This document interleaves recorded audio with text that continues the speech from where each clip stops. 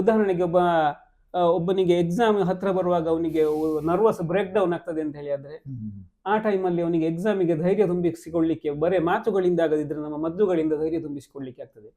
ಒಬ್ಬನಿಗೆ stage fear ಇರ್ತದೆ. Stage fear ಇದ್ರೆ ಅವನಿಗೆ ಆ ಮೆಡಿಸಿನ್ ತಗೊಂಡ್ರೆ ಸ್ಟೇಜ್ ಫಿಯರ್ ಇರುವುದಿಲ್ಲ ಅವನಿಗೆ. ಸೈಕಾಲಜಿಸ್ಟ್ಗಳು ಕೌನ್ಸೆಲಿಂಗ್ ಮಾಡಿ ನಿಮ್ಗೆ ಸನ್ನಿವೇಶವನ್ನು ಎದುರಿಸಲಿಕ್ಕೆ ಕಲಿಸ್ತಾರೆ. ಅದೇ ರೀತಿ ಸೈಕಾಲಜಿಸ್ಟ್ಗಳು ಮಾಡ್ಲಿಕ್ಕೆ ಆಗದಷ್ಟು ಇನ್ನೂ ಆಳವಾದಂತಹ ಕೆಲವು ವಿಷಯಗಳನ್ನು ನಮ್ಮ ಮದ್ದುಗಳು ಹೋಗಿ ನಿಮ್ಗೆ ಪ್ರತಿಕ್ರಿಯೆ ಕೊಡ್ಲಿಕ್ಕೆ ನಿಮ್ಮನ್ನು ಸಿದ್ಧಗೊಳಿಸ್ತದೆ, ಸನ್ನದ್ಧಗೊಳಿಸ್ತದೆ. ನೀವು ಧೈರ್ಯ ತುಂಬುವಂತದ್ದು ಅಂದ್ರೆ ನೀವೊಂದು ಕೌನ್ಸಿಲರ್ ಅಂತ ಸಹ ಹೇಳ್ಬಹುದು. ಮನುಷ್ಯನ ಎಲ್ಲಾ ಬೇರೆ ಬೇರೆ ಬೇರೆ ಬೇರೆ ಸ್ತರಗಳ ಬಗ್ಗೆ ವಿವರಣೆ ಉಂಟು. ಅದೇ ರೀತಿ ಕೆಲವು ಪೇಷಂಟ್ಗಳಿದ್ದಾರೆ, ಅವರಿಗೆ ಎಂಥ ಸೆಕೆಯಲ್ಲಿ ಕೂಡ ಅವರಿಗೆ ಹೊದಿಕೆ ಬೇಕು, ಫ್ಯಾನ್ ಬೇಡ.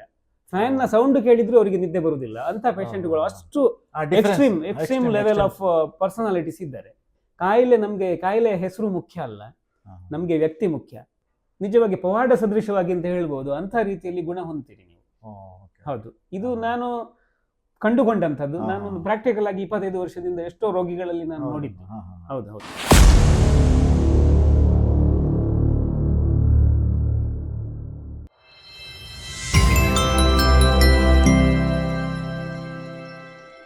ನಮಸ್ಕಾರ, ನಾನು ಸುದರ್ಶನ್ ಚಿಪ್ಲೋಣ್ಕರ್. ಸುದ್ದಿ ಸುವಿಧ ಯೂಟ್ಯೂಬ್ ಚಾನಲ್ಗೆ ನಿಮಗೆಲ್ಲರಿಗೂ ಸ್ವಾಗತ.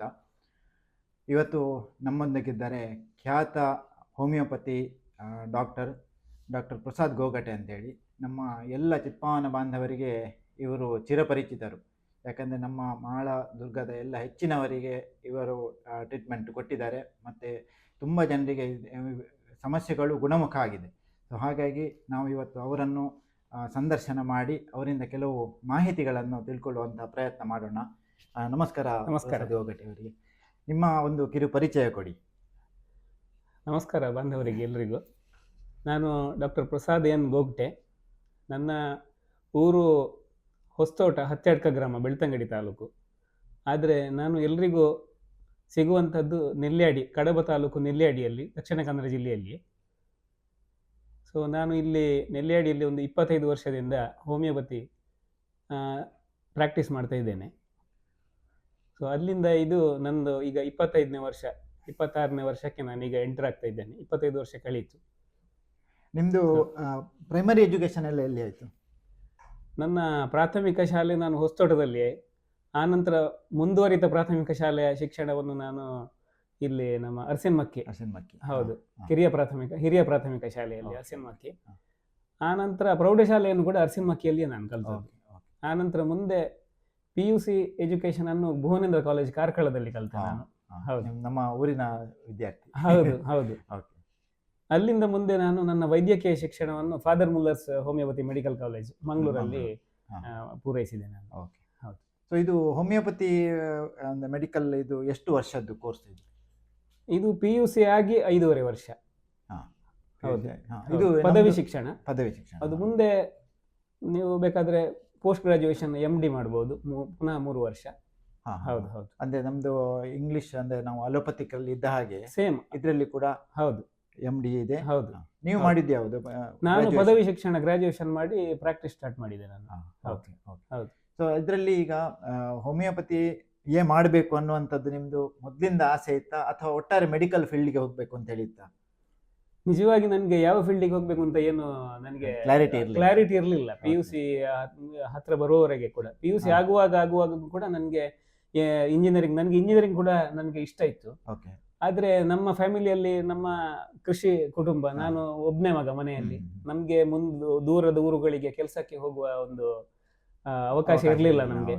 ಮಾತ್ರ ಬರೇ ಪದವಿ ಪಡ್ಕೊಂಡು ಮನೆಯಲ್ಲಿ ಕೂತ್ಕೊಳ್ಳಿಕ್ಕೆ ನನಗೆ ಇಷ್ಟ ಇರಲಿಲ್ಲ. ಯಾಕಂದ್ರೆ ಕೃಷಿಯಲ್ಲಿ ಮಾತ್ರ ಬೇಡ, ಇನ್ನೂ ಏನಾದ್ರು ಒಂದು ಸ್ವಲ್ಪ ಏನಾದ್ರು ಬೇರೆ ಎಡಿಷನಲ್ ಏನಾದ್ರು ಎಕ್ಸ್ಪ್ಲೋರ್ ಮಾಡುವ ಅಂತ ಹೇಳುವಂತ ಒಂದು ಇಂಟ್ರೆಸ್ಟ್ ಇರುವಾಗ ನನಗೆ ನನ್ನ ಕಸಿನ್, ನೀವು ಕಳೆದ ಸಲ ಒಬ್ಬ ಪಾಡ್ಕಾಸ್ಟ್ ಮಾಡಿದ್ದೀರಿ, ಡಾಕ್ಟರ್ ಋಷಿಕೇಶ್ ಅವರು ನನಗೆ ಯಾವಾಗ್ಲೂ ಒಬ್ರು ಮಾರ್ಗದರ್ಶಕ.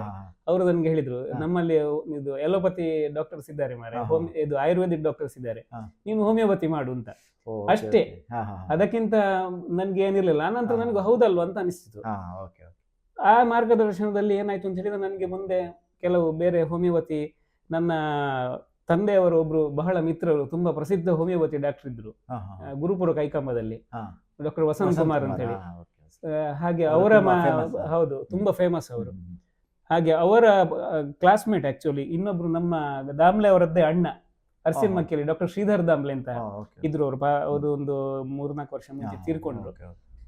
ಅವರು ನನ್ನನ್ನು ವಸಂತ್ ಕುಮಾರ್ ಅವರಲ್ಲಿ ಕರ್ಕೊಂಡು ಹೋಗಿ ಅವರಲ್ಲಿ ಮಾತಾಡಿಸಿ ನನ್ನನ್ನು ಹುರಿದುಂಬಿಸಿ ಹೋಮಿಯೋಪತಿ ಶಿಕ್ಷಣಕ್ಕೆ ನನ್ನನ್ನು ಪ್ರೇರೇಪಿಸಿ ನಾನು ಇದಕ್ಕೆ ಮುಂದುವರಿಯುವ ಹಾಗೆ ನನಗೆ ಮಾಡಿದ್ರು. ಅವರು ತುಂಬಾ ನನಗೆ ಇದು ಪ್ರೋತ್ಸಾಹ ಮಾಡಿದ್ರು.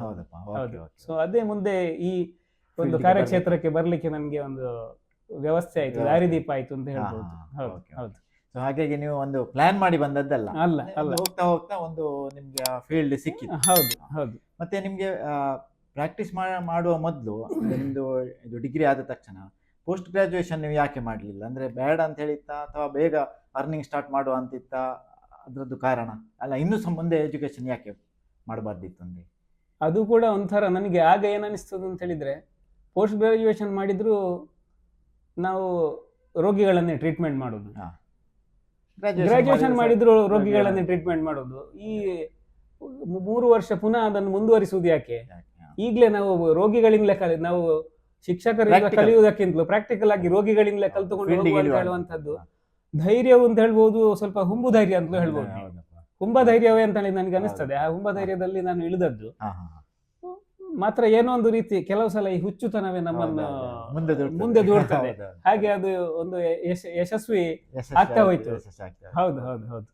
ಮತ್ತೆ ನೀವು ನೆಲ್ಯಾಡಿಯಲ್ಲಿಯೇ ಒಂದು ಕ್ಲಿನಿಕ್ ಮಾಡ್ಲಿಕ್ಕೆ ಕಾರಣ ಅಂದ್ರೆ ಮಂಗಳೂರಿನಲ್ಲಿ ಮಾಡಬಹುದಿತ್ತು. ಮತ್ತೆ ನೆಲ್ಯಾಡಿ ಅನ್ನುವಂಥದ್ದು ಒಂದು ಹಳ್ಳಿ, ಅಂದ್ರೆ ನಾವು ಹಾಗೆ ಕಂಪೇರ್ ಮಾಡ್ಲಿಕ್ಕೆ ಹೋದ್ರೆ ಹೌದು ಮಂಗಳೂರಿಗಿಂತ ಸ್ವಲ್ಪ ಕಡಿಮೆ ಡೆನ್ಸಿಟಿ ಪಾಪ್ಯುಲೇಷನ್ ಇರುವಂತಹ ಪ್ಲೇಸ್.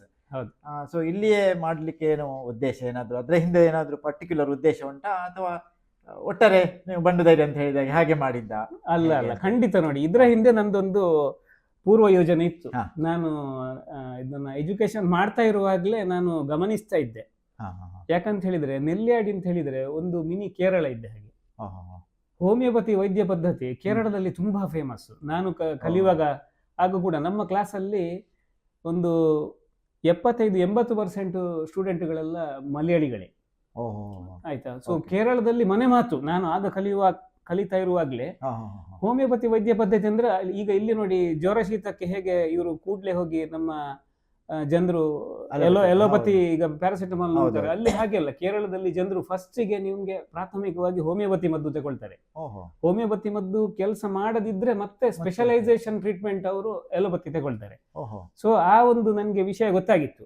ಅದರಿಂದಾಗಿ ನಾನು ನೋಡ್ತಾ ಇದ್ದೆ, ಹಾಗಾದ್ರೆ ಎಲ್ಲಿ ನಮ್ಮ ನಾನು ನೆಲೆಸಿರುವ ಅಂದ್ರೆ ಹೊಸತೋಟ ಹತ್ಯಡ್ಕಕ್ಕೆ ಹತ್ರದಲ್ಲಿ ನೆಲ್ಯಾಡಿಯ ಸುತ್ತಮುತ್ತ ತುಂಬಾ ಜನ ಇದು ಮಲಯಾಳಿ ಪಾಪ್ಯುಲೇಷನ್, ಇಲ್ಲಿ ತುಂಬಾ ಜನಸಂಖ್ಯೆ ಜಾಸ್ತಿ.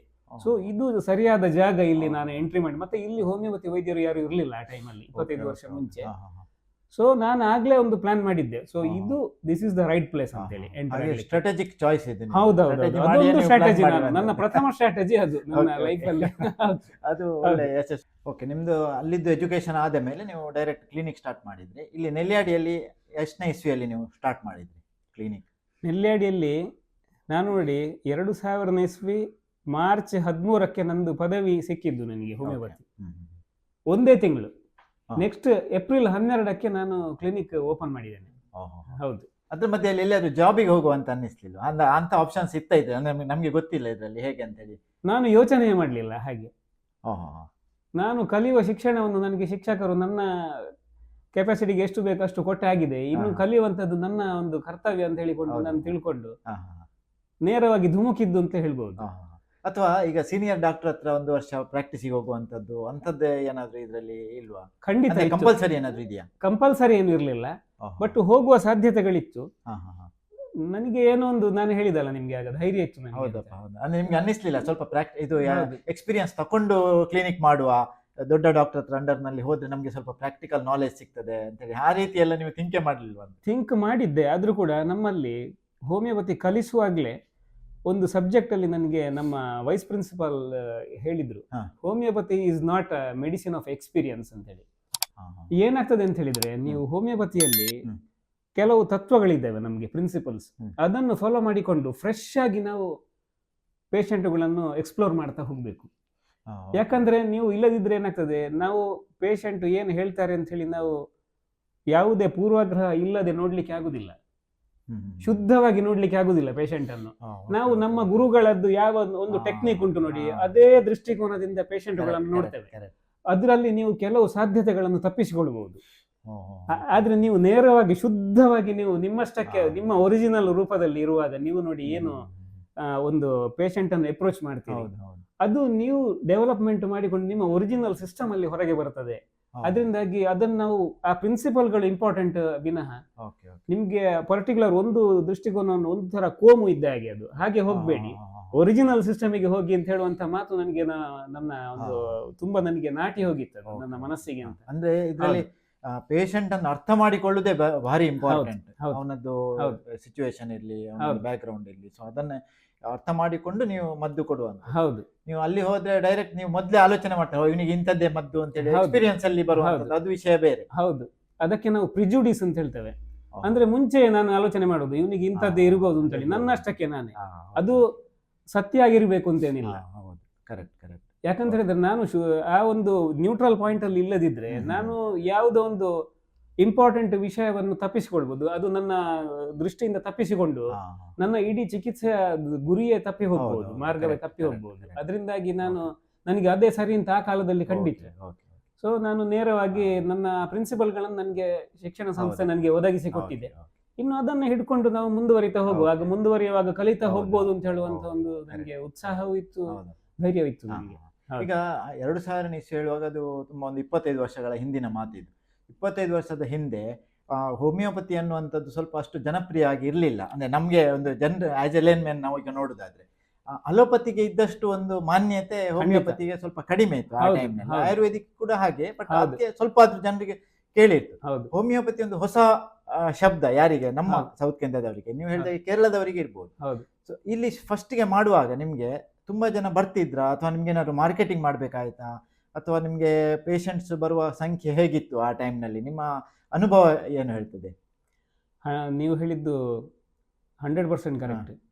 ಇಲ್ಲಿ ನಾನು ಹೋಮಿಯೋಪತಿ ಸ್ಟಾರ್ಟ್ ಮಾಡುವಾಗ ಹೋಮಿಯೋಪತಿ ಅಂದ್ರೆ ಏನು ಅಂತಲೇ ಗೊತ್ತಿರಲಿಲ್ಲ ಜನರಿಗೆ. ಸತ್ಯ ಹೇಳ್ಬೇಕು ಅಂತ ಹೇಳಿದ್ರೆ ನನ್ನ ಒಬ್ಬ ತುಂಬಾ ಆತ್ಮೀಯ ಆದರಣೀಯ ಒಬ್ರು ನಮ್ಮ ಸಮಾಜದ ಒಬ್ರು ಅವರು ಶಿಕ್ಷಕರು, ಅವರು ನನಗೆ ಹೇಳಿದ್ರು, ನೀನು ಬರೇ ಹೋಮಿಯೋಪತಿ ಪ್ರಾಕ್ಟೀಸ್ ಮಾಡಿದ್ರೆ ಆಗ್ಲಿಕ್ಕಿಲ್ಲ, ನಿನ್ನಿಂದ ಬದುಕಲಿಕ್ಕೆ, ನೀನು ಎಲ್ಲ ಮಿಕ್ಸ್ ಮಾಡಿ ಮಾಡ್ಬೇಕಷ್ಟೇ ಅಂತ.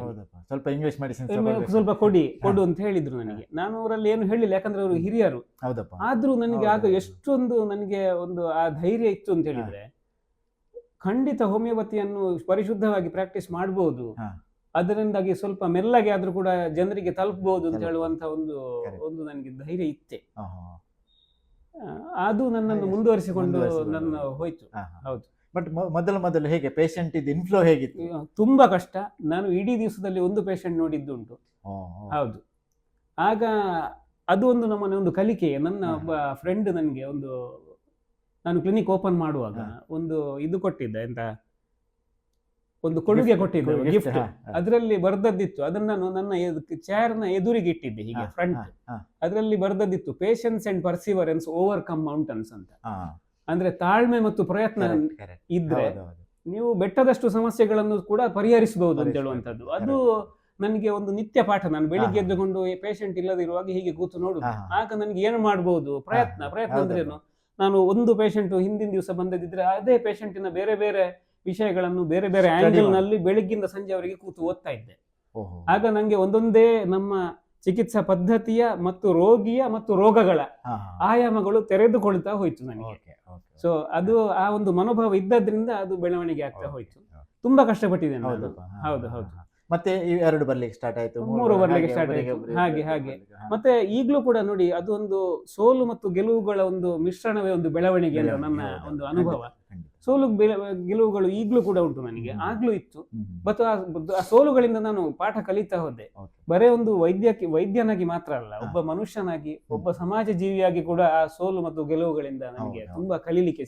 ಇದರಲ್ಲಿ ಈಗ ನಿಮ್ಗೆ ಅನ್ನಿಸಿತಾ ಇದು ಒಟ್ಟಾರೆ ಆಗ್ಲಿಕ್ಕಿಲ್ಲ, ಒಬ್ರಿಬ್ರು ಬಂದ್ರೆ ಇದು ನಮ್ಗೆ ವರ್ಕೌಟ್ ಆಗ್ಲಿಕ್ಕಿಲ್ಲ ಅಂತ ಹೇಳಿ ಯಾವ್ದಾದ್ರು ಒಂದು ತಿಂಗಳು ಹೋಗುವಾಗ, 2 ತಿಂಗಳು ಹೋಗುವಾಗ, 3 ತಿಂಗಳು ಹೋಗುವಾಗ ಹಾಗೆ ಅನ್ನಿಸಿದ್ದುಂಟಾ?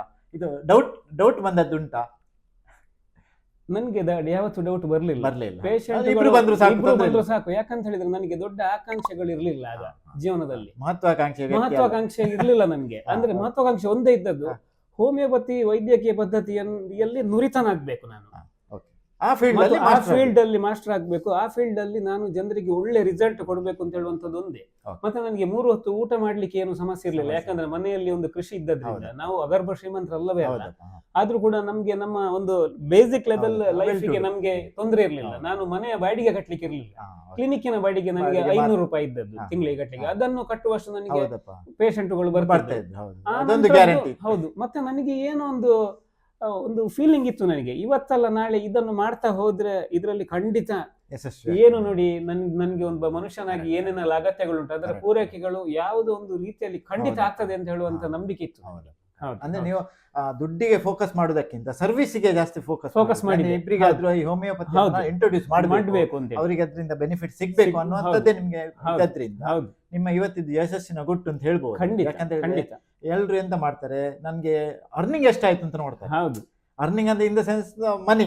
ಹೌದು, ನನ್ಗೆ ಜನರದ್ದು ಆರೈಕೆ ಎಷ್ಟು ಸಿಕ್ಕಿತು, ಜನರು ಎಷ್ಟು ಗುಣಮುಖರಾದ್ರು, ಅದು ಒಬ್ಬ ಡಾಕ್ಟರ್ ಆಗಿ ಅದು ಇಂಪಾರ್ಟೆಂಟ್ ಅಂತ ಹೇಳಿ. ಹೌದು. ಈಗ ಈ ಬೇರೆ ಚಿಕಿತ್ಸಾ ಪದ್ಧತಿಗಳು, ಈಗ ಆಯುರ್ವೇದ ಇರಲಿ ಅಥವಾ ಅಲೋಪತಿ ಇರಲಿ, ಅದಕ್ಕೂ ಹೋಮಿಯೋಪತಿಗೂ ಏನು ಡಿಫರೆನ್ಸ್? ಹೋಮಿಯೋಪತಿದು ನೀವೀಗ ಕಲಿಯುವಾಗ ಇದ್ರದ್ದು ಸಿಸ್ಟಮ್ ಹೇಗೆ, ಅದರದ್ದು ಸಿಸ್ಟಮ್ ಹೇಗೆ? ಈಗ ನೋಡಿ, ನಾನು ಗಮನಿಸಿದ್ದೇನು ಅಂತ ಹೇಳಿದ್ರೆ, ಎಲ್ಲ ಚಿಕಿತ್ಸಾ ಪದ್ಧತಿಗಳು ಎಷ್ಟೊಂದು ಅದ್ಭುತ ಅಂತ ಹೇಳಿದ್ರೆ, ನಾವು ಗಮನಿಸ್ತಾ ಹೋದ ಹಾಗೆ ಎಲ್ಲ ಚಿಕಿತ್ಸಾ ಪದ್ಧತಿಗಳು ಒಂದಕ್ಕೆ ಒಂದು ಪೂರಕ. ಯಾಕಂದ್ರೆ ಒಂದು ಎಮರ್ಜೆನ್ಸಿ ಸಿಸ್ಟಮಿಗೆ ಪೂರಕ ಅಂತ ಹೇಳಿ ಆದ್ರೆ, ಇನ್ನೊಂದು ಆಹಾರ ಮತ್ತು ನಮ್ಮ ಗಿಡಮೂಲಿಕೆಗಳನ್ನು ಯೂಸ್ ಮಾಡಿಕೊಂಡು, ಉದಾಹರಣೆಗೆ ಆಯುರ್ವೇದ ಅದು ಪೂರಕ, ಇಲ್ಲಿ ಪ್ರಕೃತಿಯ ಒಂದು ವ್ಯವಸ್ಥೆಯನ್ನು. ನಮ್ಮ ಹೋಮಿಯೋಪತಿ ಕೂಡ ಸ್ವಲ್ಪ ಮಟ್ಟಿಗೆ ಆಯುರ್ವೇದದ ಹಾಗೆ ಏನ್ ಮಾಡ್ತದೆ ಅಂತ ಹೇಳಿದ್ರೆ, ಇದರಲ್ಲಿ ನಿಮ್ಗೆ ನಿಮ್ಮ ಆಹಾರಕ್ಕೆ ಖಂಡಿತ ನಾವು ಕೂಡ ಪ್ರಾಮುಖ್ಯತೆಯನ್ನು ಕೊಡುವುದಿಲ್ಲ ಅಂತಲ್ಲ, ಕೊಡ್ತೇವೆ. ಅದಕ್ಕಿಂತಲೂ ಜಾಸ್ತಿ ನಾವು ಇನ್ನೂ ಸ್ವಲ್ಪ ಆಳವಾಗಿ ಹೋಗ್ತೇವೆ ಹೋಮಿಯೋಪತಿಯಲ್ಲಿ. ನಾವು ಏನ್ ಮಾಡ್ತೇವೆ ಅಂತ ಹೇಳಿದ್ರೆ, ಮನುಷ್ಯನ ಬೇರೆ ಬೇರೆ ಆಯಾಮಗಳುಂಟು ನೋಡಿ. ಉದಾಹರಣೆಗೆ ನಾವು ನಮ್ಮ ಒಂದು ಮಾನಸಿಕ ಆಯಾಮ, ದೈಹಿಕ ಆಯಾಮ, ಗೊತ್ತಾಯ್ತಲ್ಲ, ಹೀಗೆ ಇನ್ನು ಮತ್ತೆ ಒಬ್ಬ ಮನುಷ್ಯನಿಗೆ ನೋಡಿ, ಅವನ ವೈಯಕ್ತಿಕ ಒಂದು ಜೀವನ ಬೇರೆ, ಅವನ ಫ್ಯಾಮಿಲಿಯಲ್ ಲೈಫ್, ಸಾಂಸಾರಿಕ ಜೀವನ ಬೇರೆ, ಸಾಮಾಜಿಕ ಜೀವನ ಬೇರೆ, ವೃತ್ತಿ ಜೀವನ ಬೇರೆ, ಹೀಗೆ ಬೇರೆ ಬೇರೆ ಜೀವನಗಳಲ್ಲಿ ಅವನಿಗೆ ಒತ್ತಡಗಳಿರ್ಬೋದು, ಅವನಿಗೆ ಪ್ರಚೋದನೆಗಳು ಬೀಳ್ತಾ ಇರ್ತವೆ ಯಾವಾಗಲೂ. ಅದಕ್ಕೆ ಅವನು ಹೇಗೆ ಪ್ರತಿಕ್ರಿಯೆ ಕೊಡ್ತಾನೆ ನೋಡಿ, ಆ ಪ್ರತಿಕ್ರಿಯೆಯಿಂದಾಗಿ ಅವನ ದೇಹದ ಆರೋಗ್ಯದಲ್ಲಿ ಏರುಪೇರುಗಳಾಗ್ತವೆ. ಈ ಎಲ್ಲಾ ಆಯಾಮಗಳನ್ನು ಕುಲಂಕುಷವಾಗಿ ಗಮನಿಸಿ ಟ್ರೀಟ್ಮೆಂಟ್ ಕೊಡುವಂತಹ ಒಂದು ಅದ್ಭುತ ಒಂದು ಚಿಕಿತ್ಸಾ ಪದ್ಧತಿ ಹೋಮಿಯೋಪತಿ. ಹೌದು, ಗೊತ್ತಾಯ್ತಾ? ಯಾಕೆ ಉದಾಹರಣೆಗೆ ನಾನು ನೋಡಿದ್ದೇನು ಅಂತ ಹೇಳಿದ್ರೆ, ಈಗ ನಮ್ಮ ವ್ಯಕ್ತಿ ಒಂದು ಪರ್ಟಿಕ್ಯುಲರ್ ಒಂದು ಸನ್ನಿವೇಶಕ್ಕೆ ಅವ ಹೇಗೆ ನೋಡಿ ಸ್ಪಂದನೆ ಕೊಡ್ತಾನೆ, ಸ್ಪಂದನೆ ಕೊಡುವ ಮುಂಚೆ ಅವನಲ್ಲಿ ಅವನ ಮನಸ್ಸಿನಲ್ಲಿ ಒಂದು ಪ್ರಕ್ರಿಯೆ ನಡೀತದೆ ಅಲ್ವಾ? ಅವನು ಏನೋ ಯೋಚನೆ ಮಾಡ್ತಾನೆ, ಏನೋ ಒಂದು ಪ್ಲಾನ್ ಮಾಡ್ತಾನೆ, ಪ್ಲಾನ್ ಮಾಡಿದ ನಂತರ ಆಕ್ಷನ್. ಸೊ ಈ ಆಕ್ಷನ್ ಆಗುವ ಹಿಂದಿನ ಪ್ಲಾನ್ ಏನು ಅವನದ್ದು, ಆಗ ಅವನಲ್ಲಿ ಏನೊಂದು ಬದಲಾವಣೆ. ಉದಾಹರಣೆಗೆ ನನಗೆ ಇನ್ನೊಬ್ಬರ ಮೇಲೆ ಸಿಟ್ಟು ಬಂದ್ರೆ ನನ್ನ BP ರೈಸ್ ಆಗ್ತದೆ, ನಾನು ಬೆವರ್ತೇನೆ, ನನ್ನಲ್ಲಿ ಎಷ್ಟೋ ಕೆಮಿಕಲ್ ರಿಯಾಕ್ಷನ್ಸ್ ಅಂತ ಬದಲಾವಣೆಗಳಾಗ್ತದೆ. ಅದು ಯಾವ ರೀತಿಯಲ್ಲಿ ನಮ್ಗೆ ಕಾಣಿಸಿಕೊಳ್ತದೆ? ಸಿಟ್ಟಿನ ರೂಪದಲ್ಲಿ ಅಲ್ವಾ? ಸಿಟ್ಟಿನ ರೂಪದಲ್ಲಿ ಕಾಣಿಸಿಕೊಳ್ಬಹುದು. ನೀವು ಬೆವರ್ಬಹುದು, ನೀವು ನಡುಗಬಹುದು. ಒಬ್ಬ ಸಿಟ್ಟು ಜಾಸ್ತಿ ಬರುವಾಗ ಅವನು ಅಳುಬಹುದು ನೋಡಿ. ಆ ಎಲ್ಲ ಅವನ ಆ ಪ್ರತಿಕ್ರಿಯೆಗಳು ಉಂಟಲ್ಲ, ಆ ಸ್ಪಂದನೆ ಕೊಡುವಂತ ಕ್ರಮಗಳನ್ನು ಗಮನಿಸಿ ನಮ್ಮ ಮದ್ದುಗಳನ್ನು ನಾವು ಕೊಡ್ತೇವೆ. ಆ ಪ್ರಕ್ರಿಯೆ, ಅವನ ಪ್ರತಿಕ್ರಿಯೆಗಳೇ ನಾವು ಮದ್ದು ಕೊಡ್ಲಿಕ್ಕೆ ಆಧಾರ. ನಮ್ಮ ಮದ್ದಿನ ಆಧಾರಗಳು, ಅದನ್ನು ಗಮನಿಸಿಯೇ ನಾವು ಮೆಡಿಸಿನ್ ಕೊಡುವಂಥದ್ದು. ಎಲ್ಲಿವರೆಗೆ ನಿಮ್ಗೆ ಆಶ್ಚರ್ಯ ಆಗ್ಬೋದು ಅಂತ ಹೇಳಿದ್ರೆ, ಒಂದು ಪರ್ಟಿಕ್ಯುಲರ್ ಸನ್ನಿವೇಶವನ್ನು ನೋಡಿ, ನಾವು ಸೈಕಾಲಜಿಸ್ಟ್ಗಳು ಕೌನ್ಸೆಲಿಂಗ್ ಮಾಡಿ ನಿಮ್ಗೆ ಸನ್ನಿವೇಶವನ್ನು ಎದುರಿಸಲಿಕ್ಕೆ ಕಲಿಸ್ತಾರೆ. ಅದೇ ರೀತಿ ಸೈಕಾಲಜಿಸ್ಟ್ಗಳು ಮಾಡ್ಲಿಕ್ಕೆ ಆಗದಷ್ಟು ಇನ್ನೂ ಆಳವಾದಂತ ಕೆಲವು ವಿಷಯಗಳನ್ನು ನಮ್ಮ ಮದ್ದುಗಳು ಹೋಗಿ ನಿಮ್ಗೆ ಪ್ರತಿಕ್ರಿಯೆ ಕೊಡ್ಲಿಕ್ಕೆ ನಿಮ್ಮನ್ನು ಸಿದ್ಧಗೊಳಿಸ್ತದೆ, ಸನ್ನದ್ಧಗೊಳಿಸ್ತದೆ. ಉದಾಹರಣೆಗೆ ಒಬ್ಬನಿಗೆ ಎಕ್ಸಾಮ್ ಹತ್ರ ಬರುವಾಗ ಅವನಿಗೆ ನರ್ವಸ್ ಬ್ರೇಕ್ ಡೌನ್ ಆಗ್ತದೆ ಅಂತ ಹೇಳಿ ಆದ್ರೆ, ಆ ಟೈಮಲ್ಲಿ ಅವನಿಗೆ ಎಕ್ಸಾಮಿಗೆ ಧೈರ್ಯ ತುಂಬಿಸಿಕೊಳ್ಳಿಕ್ಕೆ ಬರೇ ಮಾತುಗಳಿಂದ ಆಗದಿದ್ರೆ ನಮ್ಮ ಮದ್ದುಗಳಿಂದ ಧೈರ್ಯ ತುಂಬಿಸಿಕೊಳ್ಳಿಕ್ಕೆ ಆಗ್ತದೆ. ಒಬ್ಬನಿಗೆ ಸ್ಟೇಜ್ ಫಿಯರ್ ಇರ್ತದೆ. ಸ್ಟೇಜ್ ಫಿಯರ್ ಇದ್ರೆ ಅವನಿಗೆ ಆ ಮೆಡಿಸಿನ್ ತಗೊಂಡ್ರೆ ಸ್ಟೇಜ್ ಫಿಯರ್ ಇರುವುದಿಲ್ಲ ಅವನಿಗೆ. ಅದು ಅವನಿಗೆ ಕೆಮಿಕಲ್ ರಿಯಾಕ್ಷನ್ ಅಲ್ಲ, ಅವನ ಮನಸ್ಸಿನ ಸಿಕ್ಸ್ತ್ ಸೆನ್ಸ್ ಅಲ್ಲ, ಸುಪ್ತ ಮನಸ್ಸಿನ ಆಳಕ್ಕೆ ಹೋಗಿ ಅವನ ಧೈರ್ಯವನ್ನು ಅವನಿಗೆ ತುಂಬಿಸಿ ಕೊಡ್ತದೆ. ಬಿಹೇವಿಯರಲ್ ಚೇಂಜಸ್ ಅನ್ನು ಮಾಡ್ತದೆ. ಅಥವಾ ನಾವು ಮದ್ದುಗಳನ್ನು ಕೆಲವು ಕಾಯಿಲೆಗಳಿಗೆ ಕೊಡುವಾಗ್ಲೂ ಆ ವ್ಯಕ್ತಿಯ ಬಿಹೇವಿಯರಲ್ ಚೇಂಜಸ್ ಅನ್ನು ನೋಡಿಕೊಂಡೇ ಕೊಡುವಂತದ್ದು. ಇತ್ತೀಚೆಗೆ ನಾನೊಂದು ಗಮನಿಸಿದಂತಹ ಒಂದು ರೋಗಿಯ ಒಂದು ಉದಾಹರಣೆ ಕೊಡ್ತೇನೆ ನಾನು. ಟೈಫಾಯ್ಡ್ ಜ್ವರಕ್ಕೆ ಒಬ್ರು ರೋಗಿ ಬಂದ್ರು. ಅವರ ಟ್ರೀಟ್ಮೆಂಟ್ ನಾವು ಕೇಸ್ ಚೆಕಿಂಗ್ ಮಾಡುವಾಗ ಅವ್ರು ಹೇಳಿದ್, ನಾನು ಹೇಳಿದೆ ನಿಮ್ಗೆ ಜ್ವರ ಉಂಟು, ಇದೆಲ್ಲ ಮಾಮೂಲಿ ನಾವು ಟೆಸ್ಟ್ ಮಾಡುವಂತದ್ದು, ಜ್ವರಕ್ಕೆ ಸಂಬಂಧಪಟ್ಟಂತದ್ದು ಎಲ್ಲ ಇನ್ವೆಸ್ಟಿಗೇಷನ್ಸ್ ಎಲ್ಲ ಮಾಡಿ ನಿಮ್ಗೆ ಹೌ ಡು ಯು ಫೀಲ್, ಏನಾಗ್ತಾ ಉಂಟು ನಿಮ್ಗೆ ಅಂತ ಕೇಳಿದೆ ಅವರ ಪೇಷಂಟ್ ಹತ್ರ. ಆಗ ಪೇಷಂಟ್ ಹೇಳಿದ್ರು, ನನಗೆ ಓಡಿ ಹೋಗುವಂತ ಅನಿಸ್ತಾ ಉಂಟು ಅಂತ.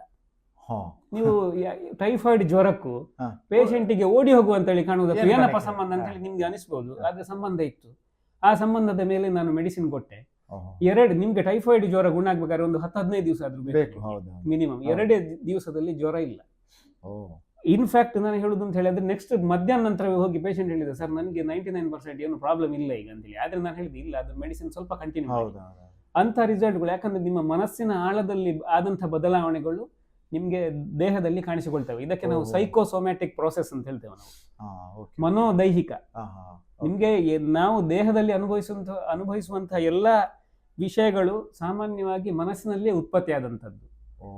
ಸೊ ನೀವು ಮನಸ್ಸನ್ನು ಬದಲಾವಣೆ ಮಾಡಿದ ಕೂಡಲೇ ನಿಮ್ಮ ದೇಹದಲ್ಲಿ ಬದಲಾವಣೆಗಳು ಆಟೋಮೆಟಿಕ್ ಆಗಿ ಹೋಗ್ತವೆ ಅಂತ ಹೇಳಿ. ಮತ್ತೆ ಅದೇ ಈಗ ಒಬ್ಬ ಪೇಷಂಟ್, ಈಗ ಯಾಕಂದ್ರೆ ನಾನು ಕೂಡ ಒಬ್ಬ ಪೇಷಂಟ್ ಆಗಿ ನಿಮ್ಮಲ್ಲಿ ಬಂದಿದ್ದೆ. ಖಂಡಿತ ಹೌದು. ನಮ್ಗೆ ಈಗ ನಿಮ್ಮದು ಒಂದು ಸಂದರ್ಶನ ಮಾಡ್ಬೇಕು ಅನ್ನುವಂಥದ್ದು ಒಂದು ಬಂದದ್ದೇ ಅಭಿಪ್ರಾಯ ಬಂದದ್ದೇ ನನ್ನ ಒಂದು ಎಕ್ಸ್ಪೀರಿಯನ್ಸ್ ಇಂದಾಗಿ. ಯಾಕಂತ ಹೇಳಿದ್ರೆ ನಿಮ್ಮ ಹತ್ರ ಹೋದ ತಕ್ಷಣ ನಮ್ಗೆ ಅಂದ್ರೆ ನಿಮ್ಮ ಮಾತುಗಳು ಕೂಡ ಒಂಥರ ಹೋಮಿಯೋಪತಿ ಮದ್ದಿನ ಹಾಗೆ ಅಷ್ಟು ಇಂಪ್ಯಾಕ್ಟ್ ಆಗ್ತದೆ ನಿಮ್ಮ ಮಾತುಗಳು. ನೀವು ಧೈರ್ಯ ತುಂಬುವಂಥದ್ದು, ಅಂದ್ರೆ ನೀವೊಂದು ಕೌನ್ಸಿಲರ್ ಅಂತ ಸಹ ಹೇಳ್ಬೋದು. ಸೊ ಅಷ್ಟು ರೀತಿಯಲ್ಲಿ ಇದು ಕೆಲಸ ಆಗ್ತದೆ. ಸೊ ಹಾಗಾಗಿ ನೀವು ಹೇಳಿದ್ದು ಕರೆಕ್ಟ್. ಅದು ಒಬ್ಬ ಪೇಷಂಟಿಗೆ ಅವನದ್ದು ಬಿಹೇವಿಯರಲ್ ಚೇಂಜಸ್ ಕೂಡ ಆಗ್ತದೆ. ಒಂದು ಡಾಕ್ಟರ್ದು ಮಾತುಗಳು ಕೂಡ ಒಂದು ಧೈರ್ಯ ತುಂಬುತ್ತದೆ, ಸೆಕೆಂಡ್ ಮದ್ದು ಕೂಡ, ಇದು ಎರಡು ಕೂಡ ಇಂಪ್ಯಾಕ್ಟ್ ಆಗ್ತದೆ. ಬಟ್ ನಾನು ನೋಡಿದ ಪ್ರಕಾರ ಈಗ ನಾನು ಬಂದ ತಕ್ಷಣ ನನ್ನ ಬಗ್ಗೆ ನೀವು ತುಂಬಾ ಎಲ್ಲ ಬರ್ಕೊಂಡ್ರಿ ಹಿಸ್ಟ್ರಿ ಅಂತ ಹೇಳಿದ್ರೆ, ನನ್ಗೆ ಐಸ್ ಕ್ರೀಮ್ ಇಷ್ಟವಾ, ಸ್ವೀಟ್ ತಿಂತೀರಾ, ಆಮೇಲೆ ನಿಮ್ಗೆ ಕೋಪ ಬರ್ತದ, ಮತ್ತೆ ನೀವು ನಿಮ್ಮ ಮನೆಯವರೊಂದಿಗೆ ಹೇಗೆ ವ್ಯವಹರಿಸ್ತೀರಿ, ಉದಾಹರಣೆಗೆ ಇಂಥದ್ದೆಲ್ಲ ನೀವು ಕೇಳಿದ್ದೀರಿ. ನಿಮ್ಗೆ ಯಾವ್ದ್ರದ್ದು ಹುಚ್ಚುಂಟು ಅಂತ ಹೇಳಿ ನಿಮ್ಮ ಹಾಬೀಸ್ ಅಂತ. ಸೊ ಇದರ ಆಕ್ಚುಲಿ ಇದಕ್ಕೂ ನಿಮ್ಮ ಮದ್ದಿಗೂ ಏನು ಸಂಬಂಧ? ನನ್ಗೆ ಈಗ ಜ್ವರ ಬಂದ್ರೆ ನೀವು ಜ್ವರಕ್ಕೆ ಮದ್ದು ಕೊಡುದು ಆಕ್ಚುಲಿ. ಸೊ ಇದನ್ನೆಲ್ಲ ನೀವು ಯಾಕೆ ಸ್ಟಡಿ ಮಾಡ್ತೀರಿ ಅನ್ನುವಂಥದ್ದು ಖಂಡಿತ ತುಂಬಾ ಒಳ್ಳೆ ಪ್ರಶ್ನೆ. ಈ ಹೋಮಿಯೋಪತಿ ವಿಷಯದಲ್ಲಿ ಮಾತಾಡುವಾಗ ಇದು ಬಹಳ ಪ್ರಮುಖವಾದಂತ ಪ್ರಶ್ನೆ ಕೂಡ. It is a brilliant question. ಯಾಕಂತ ಹೇಳಿದ್ರೆ ನಮ್ಮಲ್ಲಿ ನಮ್ಮ ಹೋಮಿಯೋಪತಿ ಕಂಡುಹಿಡಿದವ್ರು ಏನ್ ಮಾಡಿದ್ದು ಅಂತ ಹೇಳಿದ್ರೆ, ಪ್ರತಿ ಮದ್ದನ್ನು ಕೂಡ ಮನುಷ್ಯನ ಮೇಲೆ ಪ್ರಯೋಗ ಮಾಡಿ, ಈ ಹೋಮಿಯೋಪತಿ ಇರ್ಬೋದು ನಿಮಗೆ ಫಸ್ಟ್ ಸಿಸ್ಟಮ್ ಆಫ್ ಮೆಡಿಸಿನ್, ಎಲ್ಲಾ ಮದ್ದುಗಳು ಮನುಷ್ಯನ ಮೇಲೆ ಪ್ರಯೋಗ ಆಗಿಯೇ ಬಂದದ್ದು, ಪ್ರಾಣಿಗಳ ಮೇಲೆ ಪ್ರಯೋಗ ಆಗಿ ಬಂದದ್ದಲ್ಲ. ಸೊ ಪ್ರತಿ ಮದ್ದನ್ನು ನಾವು ನಮ್ಮ ಮೆಟೀರಿಯಾ ಮೆಡಿಕಾ ಅಂತ ಹೇಳಿ ಒಂದು ಬುಕ್ ಉಂಟು. ಅದರಲ್ಲಿ ಪ್ರತಿ ಮದ್ದಿನ ಬಗ್ಗೆ ಅವನ ಮನಸ್ಸಿನಿಂದ ಹಿಡಿದು ಅವನ ಕಾಲಿನ ಚರ್ಮದವರೆಗೆ, ಕಾಲು ಅಲ್ಲ, ಕಾಲುಗಳು ಅಥವಾ ಕೈಗಳಿರ್ಬೋದು, ಎಲ್ಲ ಮನುಷ್ಯನ ಎಲ್ಲಾ ಬೇರೆ ಬೇರೆ ಬೇರೆ ಬೇರೆ ಸ್ತರಗಳ ಬಗ್ಗೆ ವಿವರಣೆ ಉಂಟು. ಈಗ ನಾವು ಕೇಸ್ ಚೆಕಿಂಗ್ ಮಾಡುವಾಗ, ಒಬ್ಬ ರೋಗಿಯನ್ನು ಪರಿಶೀಲನೆ ಮಾಡುವಾಗ ನಾವು ಈ ಎಲ್ಲಾ ಆಯಾಮಗಳ ಬಗ್ಗೆ ಗಮನಿಸಿದ್ರೆ ಮಾತ್ರ ನಮ್ಗೆ ಆ ಮದ್ದು ಈ ರೋಗಿಗೆ ಹೊಂದಿಕೊಳ್ತದ ಇಲ್ವ ಅಂತ ಹೇಳಿ ಗೊತ್ತಾಗ್ತದೆ. ಅದೇ ನೀವಂದ್ರೆ ಕೇಳಿದ್ರಿ, ಅಂಗೈಯಲ್ಲಿ ಬೆವರು ಬರ್ತದ, ಸರಿ, ಆಮೇಲೆ ನಿಮ್ಗೆ ಏನಾದ್ರೂ ಹೇಳುವಾಗ ಬೇಗ ಸಿಟ್ಟು ಬರ್ತದ, ಹೌದು, ಅಥವಾ ನಿಮ್ಗೆ ಚಳಿ ಆಗ್ತದ, ಸೆಕೆ ಆಗ್ತದ, ಸೊ ಇಂಥದ್ದೆಲ್ಲ ಕೇಳಿದ್ರೆ ಅಂದ್ರೆ ನಮ್ಗೆ ಎಂತ ಅನ್ನಿಸ್ತದೆ, ಅದೆಲ್ಲ ಕಾಮನ್. ಹೌದು, ಈಗ ಚಳಿ ಆಗುದು ಕೋಲ್ಡ್ ವೆದರ್ ಅಲ್ಲಿ ಕಾಮನ್, ಇದು ಸೆಕೆ ಆಗುದು ಕಾಮನ್ ಅಂತ ನಾವು ಎಣಿಸ್ತೇವೆ. ಹೌದು. ಸೊ ನಿಮ್ಮ ಪ್ರಕಾರ ಅದ್ರಲ್ಲಿ ಕೂಡ ಡಿಫರೆನ್ಸ್ ಉಂಟಾ? ಒಬ್ಬೊಬ್ರಿಗೆ ಒಂದೊಂದು ಟೆಂಪರೇಚರ್ ಅಲ್ಲಿ ಚಳಿ ಆಗುದು, ಒಬ್ಬೊಬ್ರಿಗೆ ಒಂದೊಂದು ಟೆಂಪರೇಚರ್ ಅಲ್ಲಿ ಇದು ಬಿಸಿ ಫೀಲ್ ಆಗುದು. ಸೊ ಅದು ಉಂಟಾ ಅಂತ ನಾನು ನಿಮ್ಮ ಹತ್ರ ಕೇಳುದು. ಒಂದೇ ಲೆಕ್ಕ ಅಲ್ವಾ? 24 ಗಿಂತ ಕೆಳಗೆ ಇದ್ರೆ ಚಳಿ ಆಗ್ತದೆ, 28, 29 ಗಿಂತ ಜಾಸ್ತಿ ಇದ್ರೆ ಸೆಕೆ ಆಗ್ತದೆ ಅನ್ನೋದು. ಅದ್ರಲ್ಲಿ ಸೊ ಡಿಫರೆನ್ಸ್ ಉಂಟಾ ಅಂತ? ಖಂಡಿತ ಉಂಟು. ನೋಡಿ, ಮನುಷ್ಯನ ಶರೀರ ಎಷ್ಟೊಂದು ವಿಭಿನ್ನ ಅಂತ ಹೇಳಿದ್ರೆ, ಅಸಂಖ್ಯಾತ, ಇನ್ಫೈನೈಟ್ ನೀವು ಹೇಳ್ಬೋದು ಅಂತ ಅಷ್ಟು ಬೇರೆ ಬೇರೆ ರೀತಿಯ ಮಾನವ ಶರೀರಗಳಿದ್ದಾವೆ. ಇಲ್ಲಿ ನಾನು ಕೆಲವರಲ್ಲಿ ಕೇಳಿದ್ದು, ನನ್ನ ಪೇಷಂಟ್ಗಳು ಹೇಳಿದ್ದಾರೆ, ಎಂಚಿನ ಚಳಿ ಇತ್ತಂದ್ರೆ ಎಂಕ ಫ್ಯಾನ್ ಇಜ್ಜಂದೆ ಆಪೂಜಿ, ನನಗೆ ಫ್ಯಾನ್ ಬೇಡವೇ ಬೇಡ, ನಾನು ಅಂಗಿ ತೆಗ್ದೆ ಮಲಗೋದು ಅಂತ ಎಂಥ ಚಳಿಯಲ್ಲಿ. ಅದೇ ರೀತಿ ಕೆಲವು ಪೇಷಂಟ್ಗಳಿದ್ದಾರೆ, ಅವರಿಗೆ ಎಂಥ ಸೆಕೆಯಲ್ಲಿ ಕೂಡ ಅವರಿಗೆ ಹೊದಿಕೆ ಬೇಕು, ಫ್ಯಾನ್ ಬೇಡ, ಫ್ಯಾನ್ ನ ಸೌಂಡ್ ಕೇಳಿದ್ರು ಅವರಿಗೆ ನಿದ್ದೆ ಬರುವುದಿಲ್ಲ. ಅಂತ ಪೇಷಂಟ್ಗಳು ಅಷ್ಟು ಎಕ್ಸ್ಟ್ರೀಮ್ ಲೆವೆಲ್ ಆಫ್ ಪರ್ಸನಾಲಿಟೀಸ್ ಇದ್ದಾರೆ. ಹೌದು. ಆ ಪರ್ಸನಾಲಿಟಿಗಳಿಗೆ ನಾವು ಹೊಂದಿ ಹೊಂದಿಕೊಂಡೇ ಟ್ರೀಟ್ಮೆಂಟ್ ಕೊಟ್ರೆ ಮಾತ್ರ ವರ್ಕೌಟ್ ಆಗ್ತದೆ. ನಿಮ್ಗೆ ನಮ್ಗೆ ಕಾಯಿಲೆ ಹೆಸರು ಮುಖ್ಯ ಅಲ್ಲ, ನಮ್ಗೆ ವ್ಯಕ್ತಿ ಮುಖ್ಯ. ಹೌದು, ನಮ್ಮ ಹೋಮಿಯೋಪತಿಯಲ್ಲಿ ಮದ್ದುಗಳು ಡೈರೆಕ್ಟ್ ವ್ಯಕ್ತಿ ಕೇಂದ್ರೀಕೃತ ಒಂದು ಟ್ರೀಟ್ಮೆಂಟ್ ಮೆಥಡ್ ಇದು. ಕಾಯಿಲೆಯನ್ನು ಕೇಂದ್ರೀಕರಿಸಿ ಕೊಡುವಂತ ಟ್ರೀಟ್ಮೆಂಟ್ ಮೆಥಡ್ ಅಲ್ಲ ಇದು. ಹೌದು, ನೀವು ನನ್ನಲ್ಲಿ ಬಂದು ನನಗೆ ಇಂಥ ಒಂದು ರುಮೆಟಾಯ್ಡ್ ಆರ್ಥರೈಟಿಸ್ ಉಂಟು, ಜಾಯಿಂಟ್ ಪೈನ್ ಅಂತ ಹೇಳಿದ್ರೆ ನನ್ನಲ್ಲಿ ಮದ್ದಿಲ್ಲ, ಅದಕ್ಕೆ ನಾನು ಮದ್ದು ಕೊಡ್ಲಿಕ್ಕೆ ಆಗುದಿಲ್ಲ. ನೀವು ರುಮೆಟಾಯ್ಡ್ ಆರ್ಥರೈಟಿಸ್ ಅಂತ ಹೇಳಿದ ಕೂಡಲೇ ನಾನು ನಿಮ್ಮನ್ನು ಗುಣಪಡಿಸ್ಲಿಕ್ಕೆ ಆಗುದಿಲ್ಲ. ಅಲ್ಲ, ಆ ಕಾಯಿಲೆ ಅಂತ ಹೇಳಿ ನಮ್ಮಲ್ಲಿ ಉಂಟು, ಆ ಕಾಯಿಲೆಗೆ ನಿಮ್ಮಲ್ಲಿ 3000 ಮದ್ದುಂಟು. ನಿಮ್ಗೆ ಯಾವುದು ಕೊಡ್ಬೇಕು? ಹೌದು, ನಿಮ್ಗೆ ರುಮೆಟಾಯ್ಡ್ ಆರ್ಥರೈಟಿಸ್ ಅಲ್ಲಿ ಉದಾಹರಣೆಗೆ ನಾನು ಹೇಳಿದ್ರೆ, ನಿಮ್ಗೆ ನಾನು ಆ ರುಮೆಟಾಯ್ಡ್ ಆರ್ಥರೈಟಿಸ್ ಅಲ್ಲಿ ನಿಮ್ಮ ಅನುಭವ ಏನು, ಆ ಅನುಭವಕ್ಕೆ ಕರೆಕ್ಟ್ ಹೊಂದುವಂತ ಮದ್ದುಂಟು ನಮ್ಮಲ್ಲಿ. ಆ ಮದ್ದನ್ನು ಕೊಡುವಾಗ ನೀವು ನಿಜವಾಗಿ ಪವಾಡ ಸದೃಶವಾಗಿ ಅಂತ ಹೇಳ್ಬೋದು, ಅಂತ ರೀತಿಯಲ್ಲಿ ಗುಣ ಹೊಂದ್ತೀರಿ ನೀವು. ಹೌದು, ಇದು ನಾನು ಕಂಡುಕೊಂಡಂಥದ್ದು. ನಾನು ಪ್ರಾಕ್ಟಿಕಲ್ ಆಗಿ 25 ವರ್ಷದಿಂದ ಎಷ್ಟೋ ರೋಗಿಗಳಲ್ಲಿ ನಾನು ನೋಡಿದ್ದು.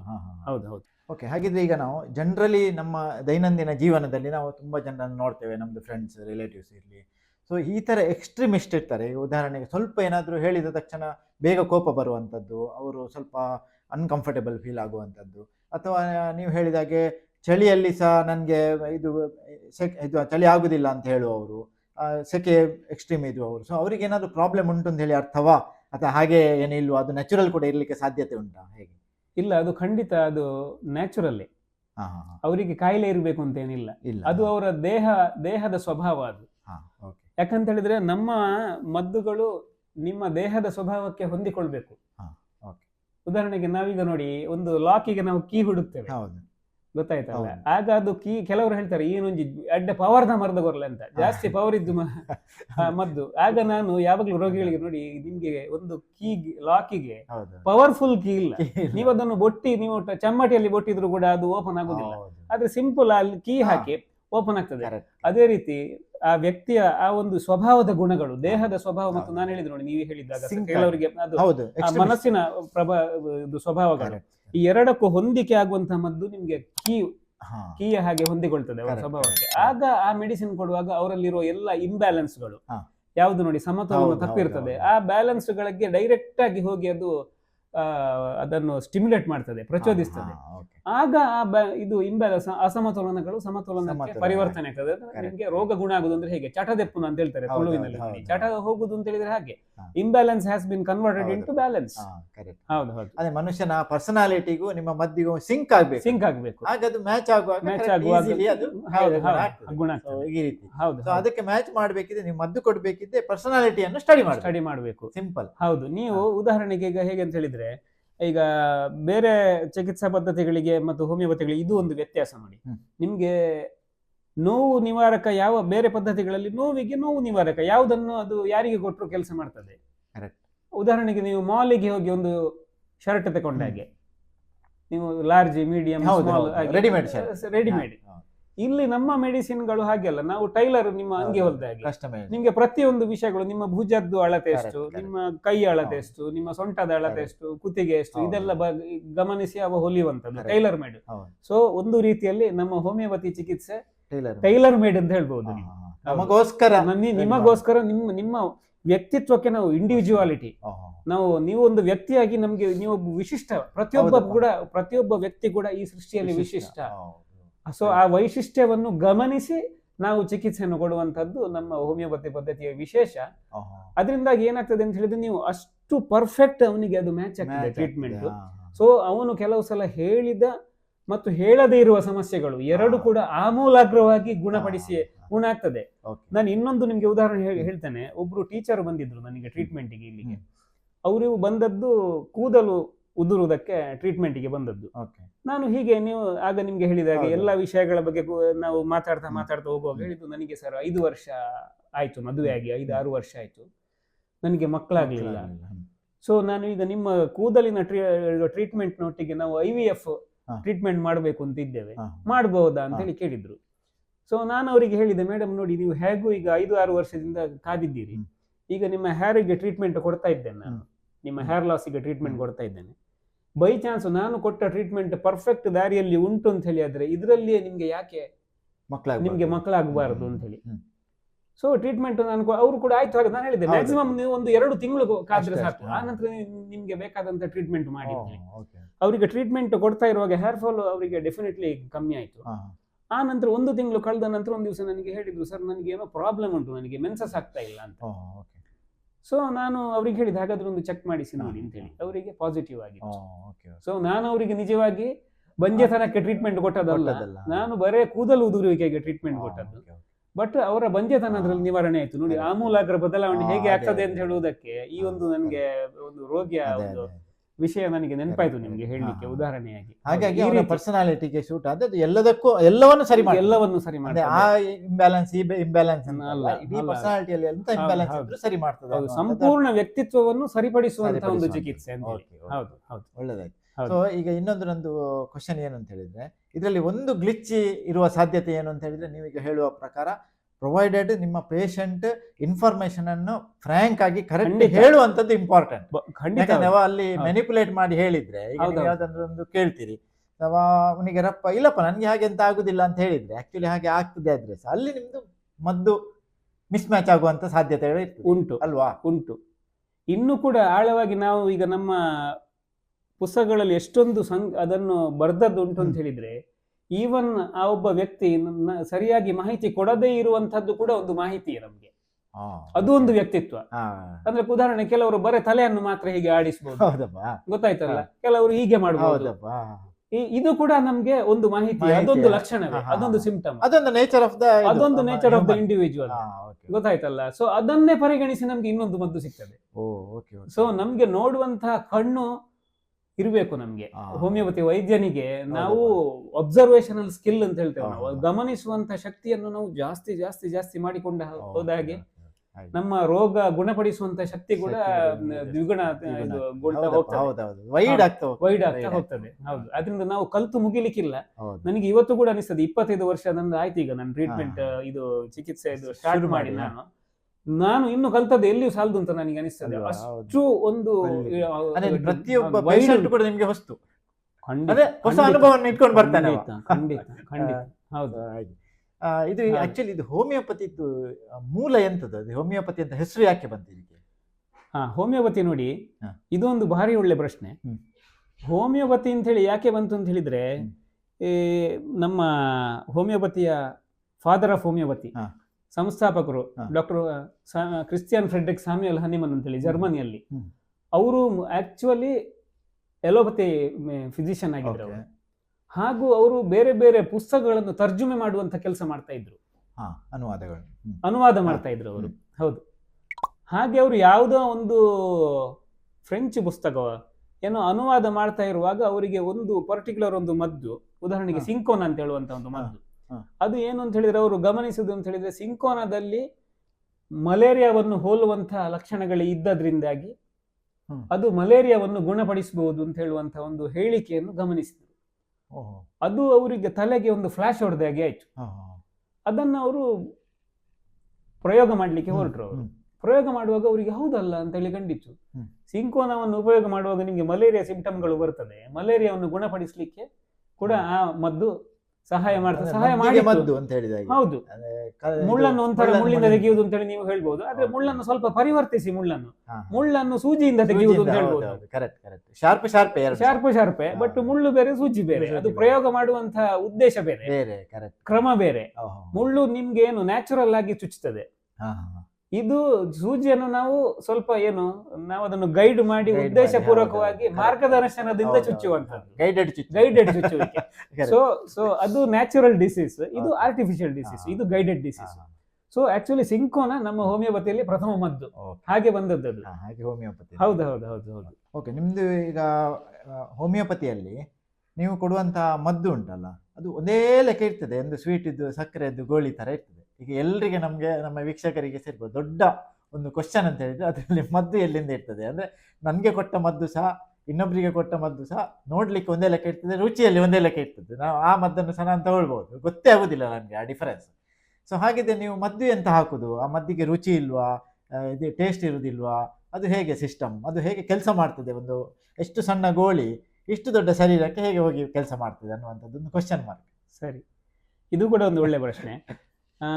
ಎಲ್ರಿಗೂ ತುಂಬಾ ರೋಗಿಗಳು ಕೂಡ ಈ ಕ್ವಶನ್ ನನಗೆ ಕೇಳ್ತಾರೆ, ನೀವು ಮೊನ್ನೆ ಕೂಡ ಇದನ್ನೇ ಕೊಟ್ಟಿದ್ದೀರಿ, ಇವತ್ತು ಕೂಡ ನೀವು ಬದಲಾವಣೆ ಮಾಡಿದ್ದೀರಿ ಅಂತ ಹೇಳ್ತಾ ಇದ್ದೀರಿ, ಹಾಗೆ ಕಾಣ್ತಾ ಉಂಟು, ನೀವು ಎಲ್ಲಿ ಎಂತ ನೀವು ಬದಲಾವಣೆ ಮಾಡಿದ್ದು ಅಂತೇಳಿ ಕೇಳ್ತಾರೆ. ನಾನು ಇದರ ಬಗ್ಗೆ ಸ್ವಲ್ಪ ವಿವರವಾಗಿ ಹೇಳ್ಬೇಕಾಗ್ತದೆ. ಈ ಹೋಮಿಯೋಪತಿ ಅಂತ ಹೇಳಿ ಬಂದದ್ದು ನಾನು ಹೇಳಿದೆ ಕ್ರಿಶ್ಚಿಯನ್ ಫ್ರೆಡ್ರಿಕ್ ಸ್ಯಾಮ್ಯುಯಲ್ ಹನಿಮನ್ ಅವರು ಹೋಮಿಯೋಪತಿಯನ್ನು ಕಂಡುಹಿಡಿದರು. ಆದ್ರೆ ಹೋಮಿಯೋಪತಿ ಬೇಸ್ ಇರುವಂತದ್ದು ಹನಿಮನ್ರ ಲಾಗಳ ಮೇಲೆ ಅಲ್ಲ, ಅವರ ಲಾ ಅಲ್ಲ. ಹನಿಮನ್ನರು ಏನ್ ಮಾಡಿದ್ರು ಅಂತ ಹೇಳಿದ್ರೆ ನೈಸರ್ಗಿಕ ನಿಯಮಗಳು, ಅಂದ್ರೆ ನೇಚರ್ಸ್ ಲಾ, ನಮ್ಮ ಪ್ರಕೃತಿಯಲ್ಲಿ ಹೇಗೆ ವಿಷಯಗಳು ನಡೀತದೆ ಅದಕ್ಕೆ ಅನುಗುಣವಾಗಿ ಚಿಕಿತ್ಸಾ ಪದ್ಧತಿಯನ್ನು ಆಯುರ್ವೇದದ ರೀತಿಯಲ್ಲಿ, ಇದು ಯುರೋಪಿಯನ್ ಪದ್ಧತಿ, ಬಟ್ ಇದು ನಿಮ್ಗೆ ಜರ್ಮನಿಯಲ್ಲಿ ಸೃಷ್ಟಿಯಾದ್ದು ಪದ್ಧತಿ. ಬಟ್ ನೀವು ನ್ಯಾಚುರಲ್ ಲಾ ಆಫ್ ಕ್ಯೂರ್ ಗೊತ್ತದಲ್ಲ, ಈ ಸೃಷ್ಟಿಯಲ್ಲಿ ಹೇಗೆ ರೋಗಗಳು ಗುಣ ಆಗ್ತದೆ ಅದನ್ನು ಗಮನಿಸಿ ಗಮನಿಸಿ ಗಮನಿಸಿ ಪ್ರಕೃತಿಯಲ್ಲಿ ನಡೆಯುವಂತಹ ಕೆಲವು ಪ್ರಕ್ರಿಯೆಗಳನ್ನು ಎಲ್ಲ ಗಮನಿಸಿ ಅದಕ್ಕೆ ಅನುಗುಣವಾಗಿ ಸಿದ್ಧಾಂತವನ್ನು ರಚಿಸಿದ್ರು. ಈಗ ಉದಾಹರಣೆಗೆ ನಾವು ಹೇಳ್ಬೋದು, ನೀವು ಕೆಲವು ವ್ಯಕ್ತಿಗಳನ್ನು ನಾವು ನೋಡ್ಬೋದು, ಅವ್ರು ನೋಡಿ ಒಬ್ಬೊಬ್ಬರಿಗೆ ಒಬ್ಬರಿಗೆ ಮಾತಾಡುವಾಗ ಹೀಗೆ ಹುಬ್ಬು ಹಾರಿಸುವ ಅಭ್ಯಾಸ ಇರ್ಬೋದು, ಒಬ್ಬರಿಗೆ ಇದು ಭುಜ ಕುಣಿಸುವ ಅಭ್ಯಾಸ ಇರ್ಬೋದು, ಕಾಲು ಅಂದಾಡಿಸುವ ಅಭ್ಯಾಸ ಇರ್ಬೋದು. ಅಂಥವರಿಗೆ ನೀವು ಏನ್ ಮಾಡಿ ಅಂತ ಹೇಳಿದ್ರೆ, ಅವರು ಮಾಡಿದ ಹಾಗೆ ಅವರಿಗೆ ನೀವು ಹೀಗೆ ಕಾಲು ಅಲ್ಲಾಡಿಸ್ತಾ ಇದ್ದಿ ಮಾರೆ, ಸರಿ ಮಾಡು ಅಂತ ಹೇಳಿದ್ರೆ ಅವರು ಮಾಡುದಿಲ್ಲ. ನೀವು ಒಮ್ಮೆ ಅವರ ಎದುರಿಗೆ ಅವರು ಕುಣಿಸಿದ ಹಾಗೆ ನೀವು ಕುಣಿಸಿ, ಆಗ ಏನಾಗ್ತದೆ ಅಂತ ಹೇಳಿದ್ರೆ ಅವರಿಗೆ ನಿಮ್ಮ ಮೇಲೆ ಸ್ವಲ್ಪ ಸಿಟ್ಟು ಬರ್ತದೆ ಅವರಿಗೆ, ಆಗ ಅವರು ಒಮ್ಮೆ ಜಾಸ್ತಿ ಕುಣಿಸಬಹುದು. ಗೊತ್ತಾಯ್ತಲ್ಲ, ಇಮಿಟೇಟ್ ಮಾಡುವಾಗ ಅವನಿಗೆ ಸಿಟ್ಟು ಬಂದು ನೀನು ಯಾರು ಮಾರೆ ಹೇಳಲಿಕ್ಕೆ ನನಗೆ ಅಂತೇಳಿ ಅವನಿಗೆ ಸ್ವಲ್ಪ ಸಿಟ್ಟು ಬಂದವ ಜಾಸ್ತಿ ಕುಣಿಸಬಹುದು. ಅವ ನಿಮ್ಮ ಎದುರಿಗೆ ಕುಣಿಸಿದ್ರು ಕೂಡ ನೀವು ಆಚೆ ಹೋದ ನಂತರ ಅವನಿಗೆ ಆತ್ಮಾವಲೋಕನ ಆಗ್ತದೆ. ಮನೆಗೆ ಹೋದ ನಂತರ ಇವರು ನನಗೆ ಇಷ್ಟು ನನ್ನನ್ನು ಕೆಳಗೆ ಮಾಡಬಾರ್ದಾಗಿತ್ತು, ಅಬ್ಸರ್ವ್ ಮಾಡಿದ್ರು ಅಂತ ಹೇಳಿ ಅದನ್ನು ಮೆಲ್ಲಗೆ ಅವ ಸರಿಪಡಿಸಿಕೊಳ್ತಾನೆ. ಇದೇ ವಿಷಯ ಹೋಮಿಯೋಪತಿ ಮದ್ದು ನಮ್ಮ ಶರೀರಕ್ಕೆ ನಾವು ರೋಗಿಗೆ ಕೊಟ್ಟಾಗ ಆಗ್ತದೆ. ಉದಾಹರಣೆಗೆ ನಾವು ಒಂದು ರೋಗಕ್ಕೆ ಹೊಂದಿಕೊಳ್ಳುವಂತಹ ಮದ್ದನ್ನು ಕೊಟ್ಟ ಕೂಡಲೇ, ಯಾಕಂತ ಹೇಳಿದ್ರೆ ನಾವು ಆ ರೋಗ ಲಕ್ಷಣಗಳನ್ನು ಗಮನಿಸಿ ಮತ್ತು ವ್ಯಕ್ತಿಯ ಲಕ್ಷಣಗಳನ್ನು ಗಮನಿಸಿ ಅವನಿಗೆ ಮ್ಯಾಚ್ ಆಗುವಂತ ಮದ್ದು ಕೊಡ್ತೇವಲ್ಲ, ಏನಾಗ್ತದೆ ಅಂತ ಹೇಳಿದ್ರೆ ಒಮ್ಮೆ ಅವನ ರೋಗ ಲಕ್ಷಣಗಳೆಲ್ಲವೂ ಇವನಿಗೆ ನಾನು ಹೇಳಿದಾಗೆ ಸಿಟ್ಟು ಬಂದ ಹಾಗೆ ನಮ್ಮ ಶರೀರ ಮತ್ತು ವ್ಯವಸ್ಥೆಗೂ ಕೂಡ ಸಿಟ್ಟು ಬರ್ತದೆ ಒಮ್ಮೆ. ಸೊ ಅದು ಒಮ್ಮೆ ಜಾಸ್ತಿ ಆಗ್ತದೆ ರೋಗ ಲಕ್ಷಣಗಳು. ಜ್ವರ ಇದ್ದವನಿಗೆ ಜ್ವರ ಜಾಸ್ತಿ ಆಗ್ತದೆ, ತಲೆ ಇದ್ದವನಿಗೆ ತಲೆನೋವು, ಸಣ್ಣದಿದ್ದವನಿಗೆ ಭಯಂಕರ ಒಮ್ಮೆ ವಾಂತಿ ಆಗುವಷ್ಟು ತಲೆನೋವು ಬರ್ಬೋದು. ಸೊ ಒಮ್ಮೆ ಸಿಸ್ಟಮ್, ಅದಕ್ಕೆ ಹೋಮಿಯೋಪತಿಗೆ ಅಗ್ರವೇಶನ್ ಅಂತ ಹೇಳುವುದು. ಹಾಗೆ ಆದ್ರೆ ನಾವು ಅದಕ್ಕೆ ಮುಂಚೆ ಹೇಳಿಟ್ಟಿರ್ತೇವೆ ನಿಮ್ಗೆ ಹೀಗೆ ಆಗ್ಬಹುದು ಅಂತ ಹೇಳಿ. ಯಾಕಂತ ಹೇಳಿದ್ರೆ ರೋಗಿಗೆ ಅದು ಒಮ್ಮೆ ಏನಪ್ಪ ನನ್ನ ಮೆಡಿಸಿನ್ ತಗೊಂಡ ಕೂಡಲೇ ರೋಗ ಜಾಸ್ತಿ ಆಯ್ತು ಅಂತ ಹೇಳಿ ಅವನಿಗೆ ಕಂಡ್ರು ಕೂಡ ನಮ್ಗೆ ಒಂದು ಶುಭ ಸುದ್ದಿ, ನಮ್ಮ ವೈದ್ಯರುಗಳಿಗೆ ನಮ್ಮ ಮೆಡಿಸಿನ್ ಕರೆಕ್ಟ್ ಟ್ರ್ಯಾಕ್ ಅಲ್ಲಿ ಉಂಟು, ಅವನಿಗೆ ಕರೆಕ್ಟ್ ಮ್ಯಾಚ್ ಆಗಿದೆ, ಅವನಿಗೆ ಎಲ್ಲಿ ಅದು ತಿವಿಬೇಕಿತ್ತು ಅಲ್ಲಿಗೆ ತಿವಿತ ಆಗಿದೆ ಅಂತ ಹೇಳಿ. ಸೊ ಅದು ಮತ್ತೆ ಅದನ್ನು ನಾವು ಅವಕಾಶ ಮಾಡಿ ಕೊಡ್ತಾ ಹೋದ ಹಾಗೆ ಅದು ಅವನನ್ನು ಗುಣಪಡಿಸ್ತಾ ಹೋಗ್ತದೆ. ನಾನಾಗಿ ಹೇಳಿದಲ್ಲ, ಅವನ ಅಭ್ಯಾಸವನ್ನು ಮೆಲ್ಲಗೆ ಕಮ್ಮಿ ಮಾಡ್ತಾ ಬರ್ತಾನೆ. ಹಾಗೆ ನಮ್ಮ ವ್ಯವಸ್ಥೆ, ನಮ್ಮ ಶರೀರದಲ್ಲಿರುವಂತಹ ಗುಣಪಡಿಸುವ ವ್ಯವಸ್ಥೆಗಳು ಕೂಡ ತಮ್ಮನ್ನು ತಾವು ಸರಿಪಡಿಸಿಕೊಳ್ತಾ ಹೋಗಿ ಇಡೀ ಶರೀರವನ್ನು, ರೋಗವನ್ನು ಗುಣಪಡಿಸಿಕೊಳ್ಳುತ್ತದೆ. ಇದು ನಮ್ಮ ಹೋಮಿಯೋಪತಿ ಮೆಡಿಸಿನ್ ಕೆಲಸ ಮಾಡುವಂತಹ ವಿಧಾನ. ಇದು ನಾನು ಸ್ವಲ್ಪ ಟೆಕ್ನಿಕಲ್ ವಿಷಯ ಹೇಳಿದ್ದು ನಿಮಗೆ. ಈಗ ನೀವು ಪ್ರಾಕ್ಟಿಕಲ್ ವಿಷಯ ನೀವಾಗಿ ಹೇಳಿದ್ದು ನಾನು ಹೇಳ್ತೇನೆ. ಒಂದೇ ರೀತಿ ನಿಮ್ಗೆ ಪಿಲ್ಸ್ ಉಂಟು. ಈಗ ಪಿಲ್ಸ್ ಅಂತ ಹೇಳುವಂತದ್ದು ನಾನು ಎಲ್ರಿಗೂ ಇದು ನಾನು ಕೊಡ್ಬೇಕಾದಂತಹ ಮಾಹಿತಿ, ಇದು ಉಪಯುಕ್ತ ಜನರಿಗೆ. ಯಾಕಂತ ಹೇಳಿದ್ರೆ ಆ ಗುಳಿಗೆಗಳಲ್ಲಿ ಮದ್ದಿರುವುದಿಲ್ಲ, ನಾವು ಅದಕ್ಕೆ ಡೈಲ್ಯೂಷನ್ಸ್, ದ್ರಾವಣಗಳು ಅಂತ ಹೇಳ್ತೇವೆ ನಾವು. ಹೋಮಿಯೋಪತಿ ಬೇರೆ ಬೇರೆ ಮದ್ದಿನ ಪವರ್ಗಳಲ್ಲಿ ದ್ರಾವಣಗಳು ಬರ್ತವೆ. ಆ ದ್ರಾವಣಗಳನ್ನು ಈ ಗುಳಿಗೆಗಳ ಮೇಲೆ ಹಾಕಿ ಗುಳಿಗೆಗಳನ್ನು ದ್ರಾವಣದಲ್ಲಿ ಅದ್ದಿ ಕೊಡುವಂತದ್ದು. ಅಷ್ಟು ಡೈಲ್ಯೂಟೆಡ್. ಯಾಕಂತ ಹೇಳಿದ್ರೆ ನಿಮ್ಗೆ ಆಯುರ್ವೇದಕ್ಕೆ ಮತ್ತು ಹೋಮಿಯೋಪತಿಗೆ ನೋಡಿ ಇಲ್ಲಿ ಸಣ್ಣ ಒಂದು ವ್ಯತ್ಯಾಸ ಬರ್ತದೆ. ಇಲ್ಲಿ ಆಯುರ್ವೇದದಲ್ಲಿ ಗಿಡಮೂಲಿಕೆಗಳನ್ನು ಸ್ವಲ್ಪ ರಾ ಆಗಿ ಯೂಸ್ ಮಾಡ್ತಾರೆ, ಆಯ್ತಾ. ಇಲ್ಲಿ ನಾವು ಅದರಿಂದ ಆಕ್ಟಿವ್ ಪ್ರಿನ್ಸಿಪಲ್ ಅಂತ ಹೇಳ್ತೇವೆ. ಈ ರೋಗ ಗುಣಪಡಿಸುವಂತ ನೀವು ಸ್ವಲ್ಪ ಇದನ್ನು ಇನ್ನೂ ನಾನು ಕ್ಷಮಿಸಬೇಕು, ನೀವು ಟೆಕ್ನಿಕಲ್ ಆಗಿ ನಾನು ಹೇಳುವುದು ಒಂದು ಕ್ವಾಂಟಮ್ ಲೆವೆಲ್ ಅಲ್ಲಿ, ಕ್ವಾಂಟಮ್ ಮೆಕ್ಯಾನಿಕ್ಸ್ ಅಂತ ಹೇಳಿ ನಾವು ಹೇಳ್ತೇವೆ. ಆ ರೀತಿ ನಿಮ್ಗೆ ಒಂದು ಗ್ರಾಸ್ ಮತ್ತು ಸಟಲ್ ಲೆವೆಲ್ ಅಂತ ಹೇಳ್ತೇವಲ್ಲ, ಆದ್ರೆ ಇದು ಸಟಲ್ ಲೆವೆಲ್ ಗೆ ಹೋಗ್ತದೆ. ನಿಮ್ಗೆ ಸೂಕ್ಷ್ಮಾತಿ ಸೂಕ್ಷ್ಮ ಸಂವೇದನೆಗಳನ್ನು ಉಪಯೋಗಿಸಿಕೊಂಡು ಆ ಸಂವೇದನೆಗಳನ್ನೇ ನಾವು ತೆಗೆಯುವಂತದ್ದು ಆ ಮದ್ದಿನಿಂದ. ನಿಮ್ಗೆ ಈಗ ಉದಾಹರಣೆಗೆ ನಾನು ನಕ್ಸೋಮಿಕ ಅಂತ ಹೇಳ್ತೇವೆ, ಕಾಯರದ ಮರ, ಕಾಯರು ಉಂಟಲ್ಲ, ಆ ಅಂಶವನ್ನು ನಮ್ಮ ನಕ್ಸೋಮಿಕ ಮದ್ದಿನಲ್ಲಿ ನೀವು ಒಮ್ಮೆ ನಾವು ರೆಡಿ ಮಾಡಿದ ನಂತರ ಕಂಡು ಹಿಡಿಲಿಕ್ಕೆ ಸಾಧ್ಯ ಇಲ್ಲ. ಗೊತ್ತಾಯ್ತಲ್ಲ, ಅದು ನಮ್ಮ ಆ ದ್ರಾವಣದೊಳಗೆ ಅದರ ಆ ವೈಬ್ರೇಷನ್ಗಳು ಮಾತ್ರ ಇರ್ತದೆ ನಿಮ್ಗೆ. ಕಂಪನಗಳು ಅಂತ ಹೇಳ್ಬೋದು. ಅಂದ್ರೆ ನಾನು ಇನ್ನು ನಿಮ್ಗೆ ಅಂದ್ರೆ ಇನ್ನು ಡೀಟೇಲ್ ಉಂಟದು, ಅದನ್ನು ನಾವು ಜನಸಾಮಾನ್ಯರಿಗೆ ಗೊತ್ತಾಗುವ ಹಾಗೆ ಹೇಳ್ಲಿಕ್ಕೆ ಸಾಧ್ಯ. ಆ ಕಂಪನಗಳ ಮಟ್ಟದಲ್ಲಿ ಇರ್ತದೆ ಅದು. ಅದರಿಂದಾಗಿ ಬರೇ ಕಂಪನಗಳನ್ನು ನಾವು ಮೆಡಿಸಿನ್ ರೂಪದಲ್ಲಿ ನಮ್ಮ ಗುಳಿಗೆಗಳಿಗೆ ಹಾಕಿ ಕೊಡುವಂತದ್ದು. ಗುಳಿಗೆಗಳನ್ನು ಕೊಡುದು ಯಾಕೆ ಅಂತ ಹೇಳಿದ್ರೆ, ನಮ್ಮ ಹನಿಮಂತ್ರದ್ದು ಭಾರಿ ಯಾವಾಗ್ಲೂ ಉದ್ದೇಶ ಇತ್ತು. ಅವರ ಕಾಲದಲ್ಲಿ ಟ್ರೀಟ್ಮೆಂಟ್ ಮೆಥಡ್ಗಳು ಹೇಗಿತ್ತು ಅಂದ್ರೆ ಬಹಳ ಕ್ರೂರ. ಉದಾಹರಣೆಗೆ ನಿಮ್ಗೆ ಲೀಚಿಂಗ್ ಅಂತ ಹೇಳ್ತೇವೆ ನಾವು, ಇದನ್ನು ಯಾವುದು ನಮ್ಮ ಲೀಚ್ಗಳನ್ನು ಬಿಡುವಂತದ್ದು, ಅದು ಉಂಬೂರು ಅಂತ ಹೇಳ್ತೇವೆ ತುಳುವಿನಲ್ಲಿ, ಕನ್ನಡ ನನಗೆ ಶಬ್ದ ನೆನಪಾಗ್ತಾ ಇಲ್ಲ. ಅಥವಾ ಹೀಗೆ ಬೇರೆ ರೀತಿ ಅಂದ್ರೆ ಸ್ವಲ್ಪ ಹಿಂಸಾತ್ಮಕವಾದಂತ ಪದ್ಧತಿಗಳು. ಅದಕ್ಕೆ ಅವರಿಗೆ ಬಹಳ ಬೇಸರ ಆಗಿತ್ತು. ಈ ಮಾನವನಿಗೆ ರೋಗಕ್ಕಿಂತ ಜಾಸ್ತಿ ನಮ್ಮ ಚಿಕಿತ್ಸೆಗಳೇ ಜಾಸ್ತಿ ಹಿಂಸೆಯನ್ನು ನೆರಳಾಟ ಚಿಕಿತ್ಸೆಯಿಂದಾಗಿ ಜಾಸ್ತಿ ಆಗ್ತಾ ಉಂಟು. ಅದರಿಂದಾಗಿ ನಾವು ಇದು ಸರಿಯಲ್ಲ, ಮಾನವನಿಗೆ ಇಂಥ ಚಿಕಿತ್ಸೆ ಇರಬಾರ್ದು, ಯಾವುದೋ ಒಂದು ಅವನನ್ನು ಸಮಾಧಾನ ಪಡಿಸಿಕೊಳ್ಳುವ, ಸಮಾಧಾನದಿಂದ ಅವರಿಗೆ ಒಂದು ಹುರಿದುಂಬಿಸುವಂತಹ ಒಂದು ಟ್ರೀಟ್ಮೆಂಟ್ ಮೆಥಡ್ ನಾವು ಡೆವಲಪ್ ಮಾಡಬೇಕು ಅಂತ ಹೇಳುವ ಉದ್ದೇಶ. ಅದಕ್ಕೆ ಅವರು ನಮ್ಮಲ್ಲಿ ಒಂದು ಆರ್ಗನಾನ್ ಆಫ್ ಮೆಡಿಸಿನ್ ಅಂತ ಹೇಳಿದ್ರು. ನಮ್ಗೆ ಒಂದು ಗ್ರಂಥ ಅದು, ನಮ್ಗೆ ಹಿಂದೂಗಳಿಗೆ ಭಗವದ್ಗೀತೆ ಇದ್ದ ಹಾಗೆ ನಮ್ಗೆ ಹೋಮಿಯೋಪತಿ ವೈದ್ಯರುಗಳಿಗೆ ಆರ್ಗನಾನ್ ಆಫ್ ಮೆಡಿಸಿನ್ ಅಂತ ಹೇಳುವಂತ ಅದೊಂದು ನಿಮ್ಗೆ ಇದು ಅದೊಂದು ಮಾರ್ಗದರ್ಶಕ ಸೂತ್ರಗಳನ್ನು ಹೊಂದಿರುವಂತ ಒಂದು ಅದರಲ್ಲಿ ಕೊಟ್ಟಿದ್ದಾರೆ ಅವರು. ಯಾವುದು ನಮ್ಮ ಒಬ್ಬ ವೈದ್ಯನ ಉದ್ದೇಶ ಏನು ಅಂತ ಹೇಳಿ, ಗುರಿ ಏನಿರಬೇಕು, rapid, gentle and permanent restoration of health ಅಂತ ಹೇಳಿ. ರ್ಯಾಪಿಡ್ ಅಂತ ಹೇಳಿದ್ರೆ ತ್ವರಿತ, ಜೆಂಟಲ್ ಅಂದ್ರೆ ಅದು ನಿಮ್ಗೆ ಬಹಳ ಒಂದು ಸುಲಭ ರೀತಿಯಲ್ಲಿ ಒಂದು ಮೃದುವಾಗಿ ನಿಮ್ಮನ್ನು ಡೀಲ್ ಮಾಡ್ಬೇಕಾದ್ರೆ, ಕಠೋರವಾಗಿ ಸ್ಮೂತ್ಲಿ, ಹೌದು, ಕಠೋರವಾಗಿ ಡೀಲ್ ಮಾಡಬಾರ್ದು ಪೇಷಂಟ್ ಅನ್ನು.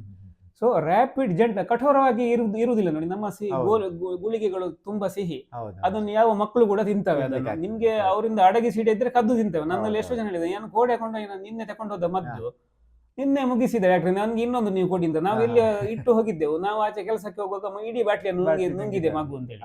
ಹಾಗೆ ಅದಕ್ಕೆ ಅದು ಅಷ್ಟು ಸ್ಮೂತ್, ನಿಮ್ಗೆ ಅದನ್ನು ತೆಕೊಳ್ಳುವ ಅಂತ ಹೇಳಿ ನೀವು ಮದ್ದನ್ನು ತಿಂತಾನೆ ಅಂತ ನಿಮ್ಗೆ ಅನಿಸ್ಲೇಬಾರ್ದು. ಅಷ್ಟು ನಿಮ್ಗೆ ಒಂದು ಸಾಫ್ಟ್ ಆಗಿ ನಿಮ್ಮ ಶರೀರದ ಒಳಗೆ ಹೋಗ್ಬೇಕು ಮದ್ದು ಅಂತ ಹೇಳಿ. ಸೊ ರ್ಯಾಪಿಡ್, ಜೆಂಟಲ್ ಮತ್ತೆ ಪರ್ಫೆಕ್ಟ್ ಮ್ಯಾಚ್ ಆದ್ರೆ, ನಾನು ನಿಮ್ಗೆ ಹಾಗೆ ಹೇಳಿದ್ದು ನೋಡಿ, ಟೈಫಾಯ್ಡ್ ಪೇಷಂಟ್ ಇದು ಉದಾಹರಣೆ ಕೊಟ್ಟಿದ್ದೆ. 10 ದಿವಸದ ಇದು ರೋಗ ನಿಮ್ಗೆ 2 ದಿವಸದಲ್ಲಿ ಗುಣ ಆಗ್ತದೆ. ನಾನಿಲ್ಲಿ ಕೆಲವು ಪೇಷಂಟ್ಗಳಿಗೆ ಇಲ್ಲಿ ಟ್ರೀಟ್ಮೆಂಟ್ ಕೊಟ್ಟು ಹೊರಗೆ ಹೋಗುವಾಗ ನನಗೆ ಈಗ ಕಮ್ಮಿ ಆಯ್ತು ಅಂತ ಹೇಳಿದ್ದನ್ನು ನಾನು ಗಮನಿಸಿದ್ದೇನೆ. ಅಷ್ಟು ಫಾಸ್ಟ್ ಕೂಡ ಗುಣ ಆಗ್ತದೆ. ಈಗ ಅಂದ್ರೆ ಎಷ್ಟೋ ಜನರ ಮನಸ್ಸಿನಲ್ಲಿ ಉಂಟು, ಹೋಮಿಯೋಪತಿ ನಿಮ್ಗೆ ನಿಮ್ಗೆ ವರ್ಷಗಟ್ಟಲೆ ಬೇಕು ನಿಮ್ಗೆ ಗುಣ ಆಗಲಿಕ್ಕೆ ಅಂತ ಹೇಳಿ. ಅಂತದ್ದಿಲ್ಲ. ನಿಮ್ಗೆ ಕೆಲವು ರೋಗಗಳು ಗುಣವಾಗುವ ಕ್ರಮವೇ ನಿಮ್ಗೆ ಸ್ಲೋ ಇದ್ರೆ ಅದು ಸ್ಲೋ ಆಗಿ ಇಲ್ಲ. ಉದಾಹರಣೆಗೆ ವಾಂತಿ, ಭೇದಿ, ಜ್ವರ ಎಲ್ಲ ನಾನು 10 ನಿಮಿಷ 15 ನಿಮಿಷದಲ್ಲಿ ಗುಣ ಆದದ್ದನ್ನು ನಾನು ಕಣ್ಣಾರೆ ಕಂಡಿದ್ದೇನೆ. ಎಷ್ಟೋ ಈಗಲೂ ಕೂಡ ಕಾಣ್ತಾ ಇದ್ದೇನೆ ನಾನು. ಹೌದು, ಅಷ್ಟು ಇಫೆಕ್ಟಿವ್ ಆಗಿ ಕೆಲಸ ಮಾಡ್ತದೆ. ಆದ್ರೆ ಒಂದೇ ಒಂದು ಕಂಡೀಷನ್ ಅಂದ್ರೆ ರೋಗಿಗೆ ಹೊಂದಿಕೊಳ್ಬೇಕು. ಓಕೆ, ಇನ್ನೊಂದು ನಮ್ಗೆ ಸಣ್ಣ ಡೌಟ್ ಏನು ಅಂತ ಹೇಳಿದ್ರೆ, ಈಗ ನಮ್ಮ ಕೇಸಲ್ಲಿ ನಾವು ಒಂದ್ಸಲ ಇಲ್ಲಿ ಬಂದಿದ್ದೆವು. ಒಂದ್ಸಲ ಏನಾಯ್ತು ಅಂತ ಹೇಳಿದ್ರೆ, ನಿಮ್ಮ ಮದ್ದು ನಾವು ಇಟ್ಕೊಂಡು ಹೋಗಿದ್ದೆವು. ಆಕ್ಚುಲಿ ಅದನ್ನು ನಮ್ಮ ಮಗ ಸಣ್ಣದಿರುವಾಗ ಎಲ್ಲವನ್ನು ಒಂದೇ ದಿನದಲ್ಲಿ ಇಡೀ ಬಾಟ್ಲಿ ಖಾಲಿ ಮಾಡಿದೆ. ನಾವು ಇಲ್ಲದಿರುವಾಗ ಮರು ದಿವಸಕ್ಕೆ ಬಾಟ್ಲಿ ಖಾಲಿ ಆಗಿದೆ. ನಮಗೆ ಗೊತ್ತು ಸಹ ಆಗಲಿಲ್ಲ. ಮರು ದಿವಸಕ್ಕೆ ನಮಗೆ ಗೊತ್ತಾದ, ನೋಡುವಾಗ ಬಾಟ್ಲಿ ಖಾಲಿ ಆಗಿದೆ. ಸೊ ಬಟ್ ನೀವು ಹೇಳಿದ್ರೆ ಒಂದು ಕಾಫಿ ಕುಡಿಲಿಕ್ಕೆ ಹೇಳಿ, ಕಾಫಿ ಕುಡಿ, ಅವನಿಗೆ ಏನಾಗುದಿಲ್ಲ ಅಂತೇಳಿ. ಈಗ ನೀವು ಹೇಳಿದ್ರೆ ಅದು ತುಂಬ ಕಾನ್ಸಂಟ್ರೇಟೆಡ್ ಇರ್ತದೆ ಮದ್ದು, ಆ ದ್ರಾವಣಗಳು, ಅದನ್ನು ಹಾಕಿ ಕೊಡುದು ಅಂತ. ಅಲ್ಲಿ ಓವರ್ ಡೋಸ್ ಆಗುದಿಲ್ವಾ ಮಕ್ಕಳಿಗೆಲ್ಲ? ಯಾಕೆ, ಅಥವಾ ಆಗುದಿಲ್ಲ, ಯಾಕೆ ಆಗುದಿಲ್ಲ? ಹಾಗಿದ್ರೆ ಅದರಲ್ಲಿ ಮದ್ದೇ ಇಲ್ಲ ಅಂತ ಅರ್ಥ ಅಲ್ವಾ? ಅಲ್ಲಿ ನಮಗೆ ಸ್ವಲ್ಪ ಅಂದ್ರೆ ಪೇಷಂಟ್ಸ್ಗೆ ಡೌಟ್ ಬರ್ತದೆ, ಹಾಗೆ ಇದು ಎಂತ ಮದ್ದಪ್ಪ ಅಂತ. ಹೌದು, ಇದು ಕೂಡ ತುಂಬಾ ಇಂಪಾರ್ಟೆಂಟ್. ನಿಮ್ಗೆ ಹೋಮಿಯೋಪತಿ ಮದ್ದು ಹೇಗೆ ಕೆಲಸ ಮಾಡ್ತದೆ ಅಂತ ಹೇಳಿದ್ರೆ, ಅದು ಕೀ ಅಂಡ್ ಲಾಕ್ ಸಿಸ್ಟಮ್ ನಾನು ಹೇಳಿದೆ. ನೀವು 4 ಮಾತ್ರೆ ತಕೊಳ್ಳಿ, 14 ಮಾತ್ರೆ ತಕೊಳ್ಳಿ, ನಿಮ್ಗೆ ಆಕ್ಷನ್ ಒಂದೇ ಆ ಟೈಮಲ್ಲಿ. ಉಳಿದದ್ದು ನಿಮ್ಗೆ ಒಂದು ಮಾತ್ರೆ ವೇಸ್ಟ್ ಅಷ್ಟೇ. ಯಾಕಂದ್ರೆ ನಿಮ್ಗೆ ಕೀ ಒಂದು ಲಾಕಿನೊಳಗೆ ಎಷ್ಟು ನೋಡಿ ಹೋಗ್ತದೆ, ಒಂದೇ ಕೀ ಮಾತ್ರ. ನಿಮ್ಮಲ್ಲಿ ಒಂದೇ ಲಾಕಿಗೆ ಮ್ಯಾಚ್ ಆಗುವಂತದ್ದು 5 ಕೀ ಇರ್ಬೋದು, ಆದ್ರೆ ಒಮ್ಮೆ ಹೋಗುದು ಒಂದೇ ಕೀ. ಅದರಿಂದಾಗಿ ನೀವು ಎಷ್ಟು ಮಾತ್ರೆಗಳನ್ನು ತಿಂದ್ರು ಕೂಡ ನಿಮ್ಗೆ ಡೋಸೇಜ್ ಹೋಗುದು ಒಂದೇ ನಿಮ್ಮ ಶರೀರದೊಳಗೆ. ಸೊ ನಿಮ್ಗೆ ಅದು ಅಷ್ಟೇ ಕೆಲಸ ಮಾಡ್ತದೆ, ಅದಕ್ಕಿಂತ ಜಾಸ್ತಿ ಕೆಲಸ ಮಾಡುದಿಲ್ಲ. ಕೆಲವು ಸಲ ನಾವು ಸೆಕೆಂಡ್ ಡೋಸ್ ಪುನಃ, ಈಗ ಉದಾಹರಣೆಗೆ ಒಮ್ಮೆಲೆ ತಿನ್ನುವುದಕ್ಕೂ 15 ನಿಮಿಷ ಕಳೆದು ಪುನಃ ತಗೊಳ್ಳೋದಕ್ಕೆ ವ್ಯತ್ಯಾಸ ಉಂಟು. ಆಗ ನಿಮ್ಗೆ ಸಮಸ್ಯೆ ಆಗ್ಬಹುದು. ಹೌದು, ಅದೇ ಮಗು ಒಂದು ವೇಳೆ ಪ್ರತಿ 10 ನಿಮಿಷಕ್ಕೊಂದ್ಸಲ ತಗೊಂತ ಹೋದ್ರೆ ಸಮಸ್ಯೆ ಆಗ್ತದೆ. ಆಗ ನಿಮ್ಗೆ ನಾನು ಆಗ ಹೇಳಿದ ಹಾಗೆ ಹೋಮಿಯೋಪತಿ ಅಗ್ರವೇಷನ್ ಆಗ್ಬಹುದು. ನಿಮ್ಗೆ ಮದ್ದಿನ ಲಕ್ಷಣಗಳನ್ನು ಮಗು ತೋರಿಸಿಕೊಳ್ಳಿಕ್ಕೆ ಸ್ಟಾರ್ಟ್ ಮಾಡಬಹುದು. ಆಗ ನಾವು ಸಾಮಾನ್ಯವಾಗಿ ಅದಕ್ಕೆ ಒಂದು ಆಂಟಿಡೋಟ್ ಮೆಡಿಸಿನ್ ಇರ್ತದೆ. ಅಥವಾ ನೀವು ಸಾಮಾನ್ಯವಾಗಿ ಎಲ್ಲ ಮೆಡಿಸಿನ್ ಗಳಿಗೆ ಕಾಫಿ ಆಂಟಿಡೋಟ್, ಸ್ಟ್ರಾಂಗ್ ಕಾಫಿ ಕೊಟ್ರೆ ಮೆಡಿಸಿನ್ ಆಂಟಿಡೋಟ್ ಆಗ್ತದೆ. ಅದಕ್ಕೆ ನಾವು ಸಾಮಾನ್ಯವಾಗಿ ಇಂಥ ಸಮಸ್ಯೆಗಳು ಬಂದ ಕೂಡಲೇ ಹೆದರಿಕೆ ಬೇಡ ಅಂತ ಹೇಳಿ ನೀವು ಒಂದು ಸ್ಟ್ರಾಂಗ್ ಒಂದು ಕಾಫಿ ಕೊಟ್ಟು ಬಿಡಿ ಅಂತ ಹೇಳ್ತೇವೆ. ಮತ್ತೆ ನಾನೊಂದು ಅಬ್ಸರ್ವ್ ಮಾಡಿದ್ದೇನೆ, ನೀವು ಮದ್ದು ಕೊಡುವಾಗ ಒಂದು ಕಾಫಿ ಕುಡಿಬೇಡಿ, ಮತ್ತೆ ನೀರುಳ್ಳಿ ಇದು ತಗೊಳ್ಬೇಡಿ ಅಂತ ಹೇಳಿದ್ರೆ ಅದಕ್ಕೂ ಇದಕ್ಕೂ ಏನು ಸಂಬಂಧ? ಹೌದು, ನಮ್ಮ ಹೋಮಿಯೋಪತಿ ಮೆಡಿಸಿನ್ಗಳಿಗೆ ನೋಡಿ, ಕೆಲವು ಸ್ಟ್ರಾಂಗ್ ಸ್ಮೆಲ್ಗಳು, ಪರಿಮಳ ಅಥವಾ ವಾಸನೆಗಳು, ಅಥವಾ ಮ್ಯಾಗ್ನೆಟಿಕ್ ಪವರ್, ಉದಾಹರಣೆಗೆ ನಾವು ಹೇಳ್ತೇವೆ ಕರೆಂಟಿನ ವೈರ್ ಹತ್ರ, ಮ್ಯಾಗ್ನೆಟ್ ಹತ್ರ, ಪರ್ಫ್ಯೂಮ್ ಹತ್ರ ಎಲ್ಲ ಮೆಡಿಸಿನ್ಗಳನ್ನು ಇಡ್ಬೇಡಿ ಅಂತೇಳಿ. ಇವೆಲ್ಲ ನಮ್ಮ ಹೋಮಿಯೋಪತಿ ಮೆಡಿಸಿನ್ಗೆ ಆಂಟಿಡೋಟ್. ಯಾಕಂತ ಹೇಳಿದ್ರೆ ಅದು ತುಂಬಾ ಸೂಕ್ಷ್ಮ ಸಂವೇದನಕಾರಿ ಮೆಡಿಸಿನ್ಗಳು ಹೋಮಿಯೋಪತಿ. ಸೊ ಏನ್ ಮಾಡ್ತದೆ ಅಂತ ಹೇಳಿದ್ರೆ, ಇಂಥ ಸ್ಟ್ರಾಂಗ್ ಪ್ರಚೋದನೆಗಳು ನಮ್ಮ ಮದ್ದಿನ ಪವರ್ ಅನ್ನು ಆಲ್ಟರ್ ಮಾಡಬಹುದು. ಸೊ ಅದಕ್ಕೆ ಬೇಕಾಗಿ ನಾವು ಹೇಳ್ತೇವೆ, ನೀವು ಮೆಡಿಸಿನ್ ತಗೊಳ್ಳೋದಿದ್ರೆ, ನೀವು ಉದಾಹರಣೆಗೆ ನೀರುಳ್ಳಿ ಬೆಳ್ಳುಳ್ಳಿ ತಿಂದಿದ್ರೆ ಒಂದು ಅರ್ಧ ಗಂಟೆ ಬಿಟ್ಟು ಸ್ವಲ್ಪ ಒಳ್ಳೆ ನೀರಿನಲ್ಲಿ ಬಾಯಿ ಮುಕ್ಕಳಿಸಿ ಉಗುಳಿ ಮತ್ತೆ ನಮ್ಮ ಮದ್ದನ್ನು ತಗೊಳ್ಳಿ. ಸ್ಮೆಲ್ ಹೋಗ್ಬೇಕು, ಆಗ ನಮ್ಮ ಮದ್ದಿನ ಕೆಲಸ ಸರಿಯಾಗಿ ಆಗ್ತದೆ. ಇಲ್ಲದಿದ್ರೆ ಅದರ ಮದ್ದಿನ ಕೆಲಸಕ್ಕೆ ಸ್ವಲ್ಪ ತೊಂದರೆ ಆಗ್ಬಹುದು. ಹಾಗಿದ್ರೆ ಇದು ಕೂಡ ಲವಂಗ, ಯಾವುದು ಕೂಡ ಟೂತ್ ಪೇಸ್ಟ್ ಸಮೇತ ನಾವು ನೋಡಿ ಹೇಳ್ತೇವೆ, ಟೂತ್ ಪೇಸ್ಟ್, ಟೀ, ಕಾಫಿ, ನೀರುಳ್ಳಿ, ಬೆಳ್ಳುಳ್ಳಿ, ಎಲೆ ಅಡಿಕೆ, ಧೂಮಪಾನ, ಯಾವುದು ಕೂಡ ಸ್ಮೆಲ್, ಅಥವಾ ನಿಮ್ಮ ಮದ್ದನ್ನು ಸಮೇತ ನಾವು ಹೇಳ್ತೇವೆ, ನೀವು ಪರಿಮಳ ದ್ರವ್ಯಗಳು ಇರುವ ಹತ್ರ, ಅಥವಾ ನೀವು ಮೊಬೈಲ್ ಫೋನ್ ಹತ್ರ, ಆಯ್ತಾ ಅಂತ, ಅಥವಾ ನಿಮ್ಮ ಕರೆಂಟ್ ಸ್ವಿಚ್ನ ಹತ್ರ, ಅಲ್ಲಿ ಎಲ್ಲ ಇಡಬೇಡಿ ನಿಮ್ಮ ಮೆಡಿಸಿನ್ಗಳನ್ನು ಅಂತ ನಾವು ಹೇಳ್ತೇವೆ. ಸ್ವಲ್ಪ ಈ ಎಲ್ಲ ವಸ್ತುಗಳಿಂದ ಸ್ವಲ್ಪ ದೂರವಾಗಿ ಇಡಿ ಮದ್ದುಗಳನ್ನು ಅಂತ ಹೇಳಿ. ಅದು ಡೈರೆಕ್ಟ್ ಅದರ ಒಂದು ಪವರ್ನೊಳಗೆ ಬರುವುದು ಬೇಡ. ಆಮೇಲೆ ಈಗ ಹೋಮಿಯೋಪತಿ ಮದ್ದಿನಲ್ಲಿ ಪಥ್ಯ ಅಂತ ಹೇಳಿ ಇರ್ತದೆ. ಈಗ ಆಯುರ್ವೇದಿಕ್ ನಲ್ಲಿ ಮೇನ್ ಅದರಲ್ಲಿ ಪಥ್ಯವೇ, ಆಹಾರದ ಒಂದು ಇದು ಸಮತೋಲನ ಅಥವಾ ಆಹಾರದ ಒಂದು ಕಂಟ್ರೋಲೇ ಅದಕ್ಕೆ ಮೇನ್ ಮದ್ದು ಅಂತ ಹೇಳಿ ನಾವು ಯೂಶುವಲಿ ಹೇಳುವಂಥದ್ದು. ಅಂದ್ರೆ ಆಯುರ್ವೇದಿಕ್ ಡಾಕ್ಟರ್ ಹತ್ರ ಪಥ್ಯ ಗ್ಯಾರಂಟಿ ಇರ್ತದೆ ಅಂತೇಳಿ. ಸೊ ಅದೇ ರೀತಿ ಹೋಮಿಯೋಪತಿಯಲ್ಲಿ ಸಹ ಉಂಟಾ, ಅಥವಾ ಇದರಲ್ಲಿ ಯಾವುದೇ ಆಹಾರದ ಇದೇ ಇಲ್ವಾ, ಹೇಗೆ? ಉಂಟು, ಹೋಮಿಯೋಪತಿಯಲ್ಲಿ ಕೂಡ ನಿಮಗೆ ಪಥ್ಯ ಉಂಟೆ. ಯಾಕಂತ ಹೇಳಿದ್ರೆ ನಾವು ಟ್ರೀಟ್ಮೆಂಟ್ ಮಾಡುವಾಗ ಕೆಲವು ಕಾಸ್ಗಳನ್ನು ತೆಗಿಬೇಕಾಗ್ತದೆ. ಮೇಂಟೈನಿಂಗ್ ಕಾಸ್ ಅಂತ ಹೇಳ್ತೇವೆ. ಅಂದ್ರೆ ಉದಾಹರಣೆಗೆ ನಿಮಗೆ ಡಸ್ಟ್ ಅಲರ್ಜಿ, ನಾವು ಟ್ರೀಟ್ಮೆಂಟ್ ಕೊಡ್ತಾ ಇರುವಾಗ್ಲೂ ನೀವು ಆ ಡಸ್ಟಿಗೆ ಎಕ್ಸ್ಪೋಸ್ ಆಗ್ತಾ ಇದ್ರೆ ಮದ್ದು ಕೆಲಸ ಮಾಡ್ಲಿಕ್ಕೆ ಉಪದ್ರ ಮಾಡ್ತದೆ, ಅದು ಸ್ಲೋ ಆಗ್ತದೆ. ಯಾಕಂತ ಹೇಳಿದ್ರೆ ಆ ಒಂದು ಮಟ್ಟದಲ್ಲಿ ಕೆಲಸ ಮಾಡ್ಲಿಕ್ಕೆ ಬಿಡುವುದಿಲ್ಲ. ಅದನ್ನು ನಾವು ತೆಗೆಯದಿದ್ರೆ ನಿಮ್ಮ ಗುಣವಾಗುವಂತಹ ಒಂದು ಪ್ರಕ್ರಿಯೆ ಉಂಟಲ್ಲ, ಅದು ಅಷ್ಟೊಂದು ಇಫೆಕ್ಟಿವ್ ಆಗಿ ಇರುವುದಿಲ್ಲ, ಪರಿಣಾಮಕಾರಿಯಾಗಿ ಇರುವುದಿಲ್ಲ. ಅದರ ಪರಿಣಾಮ ಸ್ವಲ್ಪ ಕಮ್ಮಿ ಆಗ್ತದೆ. ಸೊ ಅದರಿಂದಾಗಿ ಖಂಡಿತ ನಮ್ಮ ಆಯುರ್ವೇದದಷ್ಟು ಅಲ್ಲದೆ ಇದ್ರೂ ಕೂಡ ನಮ್ಮಲ್ಲಿ ಕೂಡ ಪಥ್ಯಕ್ಕೆ ಮಹತ್ವ ಉಂಟೆ. ಒಂದು ಪಥ್ಯ ಮಾತ್ರ ಅಲ್ಲ, ಎಲ್ಲಿವರೆಗೆ ಈಗ ಆಯುರ್ವೇದದಲ್ಲಿ ಕೂಡ ಇರ್ಬೋದು, ನಮಗೆ ಗೊತ್ತಿಲ್ಲ. ಪಥ್ಯ ಅಂತ ಹೇಳಿದ್ರೆ ನಮ್ದು ಬರೀ ಆಹಾರಕ್ಕೆ ಮಾತ್ರ ಸೀಮಿತವಾಗಿ ಇರುವುದಿಲ್ಲ. ಈಗ ನೀವು ನಿದ್ದೆಗೆಡುವಂತಹದ್ದು ಮಾಡಬಾರ್ದು ಅಂತ ಹೇಳ್ತೇವೆ ನಾವು, ಮತ್ತೆ ಅದು ಒಂದು ಪಥ್ಯವೇ. ಅಥವಾ ನೀವು ಯಾವ ರೀತಿಯ ಸನ್ನಿವೇಶಗಳಿಗೆ ನೀವು ಒಳಗಾಗ್ತೀರಿ, ಎಕ್ಸ್ಪೋಸ್ ಆಗ್ತೀರಿ, ಇದೆಲ್ಲವೂ ಇಂಪಾರ್ಟೆಂಟ್. ಅದರಿಂದಾಗಿ ನಾನು ಹೇಳಿದೆ ನೋಡಿ ನಿಮ್ಗೆ, ನಿಮ್ಮ ವೈಯಕ್ತಿಕ, ಸಾಂಸಾರಿಕ, ಸಾಮಾಜಿಕ, ಆರ್ಥಿಕ ಎಲ್ಲಾ ವಿಷಯಗಳನ್ನು ಕೂಡ ನಾವು ಗಣನೆಗೆ ತೆಗೆದುಕೊಂಡು ಅದನ್ನು ಒಂದು ಲೆವೆಲ್ ನಲ್ಲಿ ಸೆಟ್ ಮಾಡಿ ಮೆಡಿಸಿನ್ ಹಾಕುವಂಥದ್ದು. ಆಗ ನಿಮ್ಗೆ ನಿಮ್ಮ ಸಂಪೂರ್ಣ ನೀವು ಗುಣಪಡಿಸುವಿಕೆ ನಮ್ದು ನಡೀತದೆ. ಇಲ್ಲದಿದ್ರೆ ನಾವು ಅಲ್ಲಲ್ಲಿ ಸ್ವಲ್ಪ ಒಮ್ಮೆ ನಿಮ್ಗೆ ಗುಣ ಆದ ಹಾಗೆ ಕಾಣೋದು, ಮತ್ತೆ ಸ್ವಲ್ಪ ಸಮಯ ಆಗುವಾಗ ಪುನಃ ಪ್ರಾರಂಭ ಆಗುವಂತದ್ದೆಲ್ಲ ಆಗ್ಬಹುದು. ಅಂದ್ರೆ ಇದೊಂಥರ ಮೈಕ್ರೋ ಲೆವೆಲ್ ಇಂದ ಮ್ಯಾಕ್ರೋ ಲೆವೆಲ್ ಪ್ಯಾಕೇಜ್ ಎಲ್ಲವೂ ಬಂತು. ಅದು ಇದು ಅಂತ ಹೇಳಲಿಕ್ಕಿಲ್ಲ. ಹೌದು ಹೌದು ಹೌದು ಹಾಗೆ ಹೌದು, ಸಮಗ್ರ ಒಂದು ಸಮಗ್ರ ಚಿಕಿತ್ಸೆ ಅಂತ ಹೇಳ್ಬೋದು ಎಲ್ಲದಕ್ಕೆ. ಹೌದು ಹೌದು ಹೌದು. ಮತ್ತೆ ಈಗ ನಿಮ್ಮ ಈ ಹೋಮಿಯೋಪತಿಯಲ್ಲಿ ಈಗ ನಾವು ನೋಡ್ತೇವೆ, ಇಂದಿನ ಈ ಯುಗದಲ್ಲಿ ಅಥವಾ ನಿಮ್ದು 25 ವರ್ಷದ್ದು ಈ ಎಕ್ಸ್ಪೀರಿಯನ್ಸ್ ಅಲ್ಲಿ ಲೈಫ್ ಸ್ಟೈಲ್ ಡಿಸೀಸಸ್ ತುಂಬಾ ಬರ್ತಾ ಇದೆ. ಅಂದ್ರೆ ನಮ್ದು ಈ ಸೋಷಿಯಲ್ ಮೀಡಿಯಾದಿಂದಾಗಿ, ಮೊಬೈಲಿಂದಾಗಿ ಇರಲಿ, ಅಥವಾ ನಮ್ದು ಫುಡ್ ಸ್ಟೈಲ್ ಇರಲಿ, ಶುಗರ್ ಮತ್ತೆ BP. ಸೊ ಇದು ಈಗ ನಮಗೆ ಮೇಯ್ನ್, ಮತ್ತೆ ಸ್ಟ್ರೆಸ್, ಈ 3 ವಿಷಯ ನಮ್ಮ ಇಡೀ ಜನರೇಷನ್ ಅನ್ನೇ ಹಾಳು ಮಾಡ್ತಾ ಉಂಟು, ಅಥವಾ ಮಾನವ ಕುಲಕ್ಕೆ ಒಂದು ದೊಡ್ಡ ಶಾಪ ಅಂತ ಹೇಳ್ಬೋದು. ಪ್ರತಿಯೊಬ್ಬರಿಗೆ ಇದೊಂದು ಪ್ರಾಬ್ಲಮ್ ಉಂಟು. ಸೊ ಇದಕ್ಕೆ ಹೋಮಿಯೋಪತಿಯಲ್ಲಿ ಎಷ್ಟು ಇಫೆಕ್ಟಿವ್ ಆಗಿ ಮದ್ದುಗಳು ಉಂಟು ಅನ್ನುವಂಥದ್ದು ಇದು ಮೇಯ್ನ್ ಕ್ವಶನ್. ಯಾಕಂತ ಹೇಳಿದ್ರೆ ಈಗ ಪ್ರತಿಯೊಬ್ಬರು ಸಫರ್ ಆಗ್ತಾ ಇದ್ದಾರೆ ಈ ವಿಷಯದಿಂದ. ಅಂದರೆ ನೀವೀಗ ಇಷ್ಟೆಲ್ಲ ಹೇಳಿದ್ರಿಂದ ನಾನೊಂದು ಎಂತ ಅರ್ಥ ಮಾಡಿಕೊಂಡ್ರೆ, ಮನುಷ್ಯನ ಒಂದು ಎಂತ ಅಂತ ಹೇಳಿದ್ರೆ ನಡವಳಿಕೆಯನ್ನೇ ಬದಲಾಯಿಸಬಹುದು. ಈಗ ಜಂಕ್ ಫುಡ್ ತಿಂತ ಇರುವಾಗ ಜಂಕ್ ಫುಡ್ ಬೇಡ ಅಂತ ಅನ್ನಿಸ್ಬಹುದು ಈ ಮದ್ದಿನಿಂದಾಗಿ. ಸೊ ಇಂಥ ಬದಲಾವಣೆ ಬಂದ್ರೆ ಲೈಫ್ ಸ್ಟೈಲ್ ಕೂಡ ಆಟೋಮೆಟಿಕ್ ಸರಿಯಾಗಿ ಕಾಯಿಲೆಗಳು ಕೂಡ ಗುಣ ಆಗುವಂತ ಸಾಧ್ಯತೆ ಖಂಡಿತ. ಇಲ್ಲಿ ನೀವು ಹೇಗೆ ಟ್ರೀಟ್ಮೆಂಟ್ ಮಾಡ್ತೀರಿ? ಈಗ ಒಬ್ಬ ಶುಗರ್ ಪೇಷಂಟ್ ಬಂದ, ಸೊ ಆಗದ್ದು ಹೇಗೆ ಟ್ರೀಟ್ಮೆಂಟ್, ಮತ್ತೆ ಅದದ್ದು ಇಫೆಕ್ಟಿವ್ನೆಸ್ ನಿಮ್ಮ ಎಕ್ಸ್ಪೀರಿಯನ್ಸ್ ಪ್ರಕಾರ ಹೇಗೆ? ಹೌದು, ನೀವು ನೋಡಿ ಅರ್ಧ ಉತ್ತರ ನೀವೇ ಕೊಟ್ರಿ ನಿಮ್ಮ ಪ್ರಶ್ನೆಯಲ್ಲಿ. ಸೊ ಅದೊಂದು ಅದ್ಭುತ, ಅದು ನಿಮ್ಮಿಂದಲೇ, ಅದು ಇಟ್ ಈಸ್ ನಮಗೆ ಸಹ ಕೆಲವೆಲ್ಲ ನೀವು ಹೇಳಿ ಅದೊಂದು ಒಂದು ಪ್ರತಿಭಾವಂತ ಕ್ವಶನ್.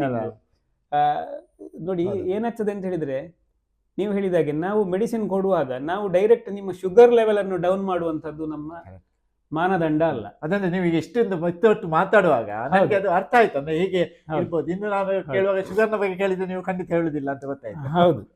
ಸೊ ನಾವು ಏನ್ ಮಾಡ್ತೇವೆ ಅಂತ ಹೇಳಿದ್ರೆ, ಆ ವ್ಯಕ್ತಿತ್ವಕ್ಕೆ ಹೊಂದಾಣಿಕೆ ಆಗುವ ಹಾಗೆ ಮೆಡಿಸಿನ್ ಹಾಕ್ತಾ ಹೋದ ಹಾಗೆ ಅವನಿಗೆ ಅದ್ರ ಒಟ್ಟಿಗೆ ನಾವು ಅವನಿಗೆ ಸ್ವಲ್ಪ ಮಾರ್ಗದರ್ಶನ ಕೊಡಬೇಕು ಲೈಫ್ ಸ್ಟೈಲ್ ಅನ್ನು. ಯಾಕಂದ್ರೆ ಲೈಫ್ ಸ್ಟೈಲ್ ಸರಿ ಮಾಡು ಅಂತ ಹೇಳಿ ಅವನಿಗೆ ಅನಿಸ್ತದೆ, ಹೇಗೆ ಅಂತ ಹೇಳುವಂತದ್ದು ನಾವು ಸ್ವಲ್ಪ ಮಾರ್ಗದರ್ಶನ ಕೊಟ್ರೆ ನಮ್ಮ ಮದ್ದುಗಳು ಅವನಿಗೆ ಸರಿಪಡಿಸಿಕೊಳ್ಳುವಂತಹ ಮನೋಭಾವವನ್ನು ತರಲಿಕ್ಕೆ ಅವನಿಗೆ ಸಹಾಯ ಮಾಡ್ತದೆ. ಆಗ ಮತ್ತೆ ಅವನ ಶರೀರದ ಸ್ಪಂದನೆ ಕೂಡ ಬದಲಾವಣೆ ಆಗ್ತದೆ. ಈಗ ಉದಾಹರಣೆಗೆ ಅವನಿಗೆ ಮಾನಸಿಕವಾಗಿ ಅವನಿಗೆ ನಾನು ಸರಿ ಮಾಡ್ತಾ ಹೋಗದ ಹಾಗೆ ನಿಮ್ಗೆ ಗುಣ ಆಗ್ತದೆ ಅಂತ ಹೇಳಲಿಕ್ಕೆ ಆಗುದಿಲ್ಲ. ಮಾನಸಿಕವಾಗಿ ಮನುಷ್ಯ ಅವನ ಮನಸ್ಸನ್ನು ಹತೋಟಿಗೆ ತಂದು ಲೈಫ್ ಸ್ಟೈಲ್ ಚೇಂಜ್ ಮಾಡಿಕೊಳ್ಬಹುದು. ಆದ್ರೆ ಆ ಲೈಫ್ ಸ್ಟೈಲ್ ಚೇಂಜ್ ಮಾಡ್ತಾ ಬಂದ ಹಾಗೆ ಅವನ ಶರೀರ ಮತ್ತು ಅದಕ್ಕೆ ಪೂರಕವಾಗಿ ಗುಣ ಆಗುವ ಹಾಗೆ ನಮ್ಮ ಮದ್ದುಗಳು ಕೆಲಸ ಅವನ ಶರೀರದಲ್ಲಿ ಹೋಗಿ ಮಾಡ್ತದೆ. ಆಗ ಶುಗರ್ನ ಅವನ ಲೆವೆಲ್ ಕೂಡ ಕಂಟ್ರೋಲ್ ಆಗ್ತಾ ಬರ್ತದೆ.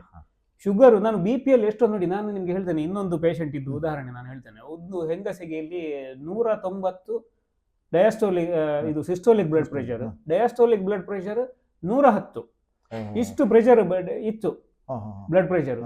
ಆ ಹೆಂಗಸಿಗೆ ನಾನು ಹೀಗೆ ಮಾತಾಡಿಸುವಾಗ ನನಗೆ ಗೊತ್ತಾಯ್ತು, ಹೆಂಗಸಿನ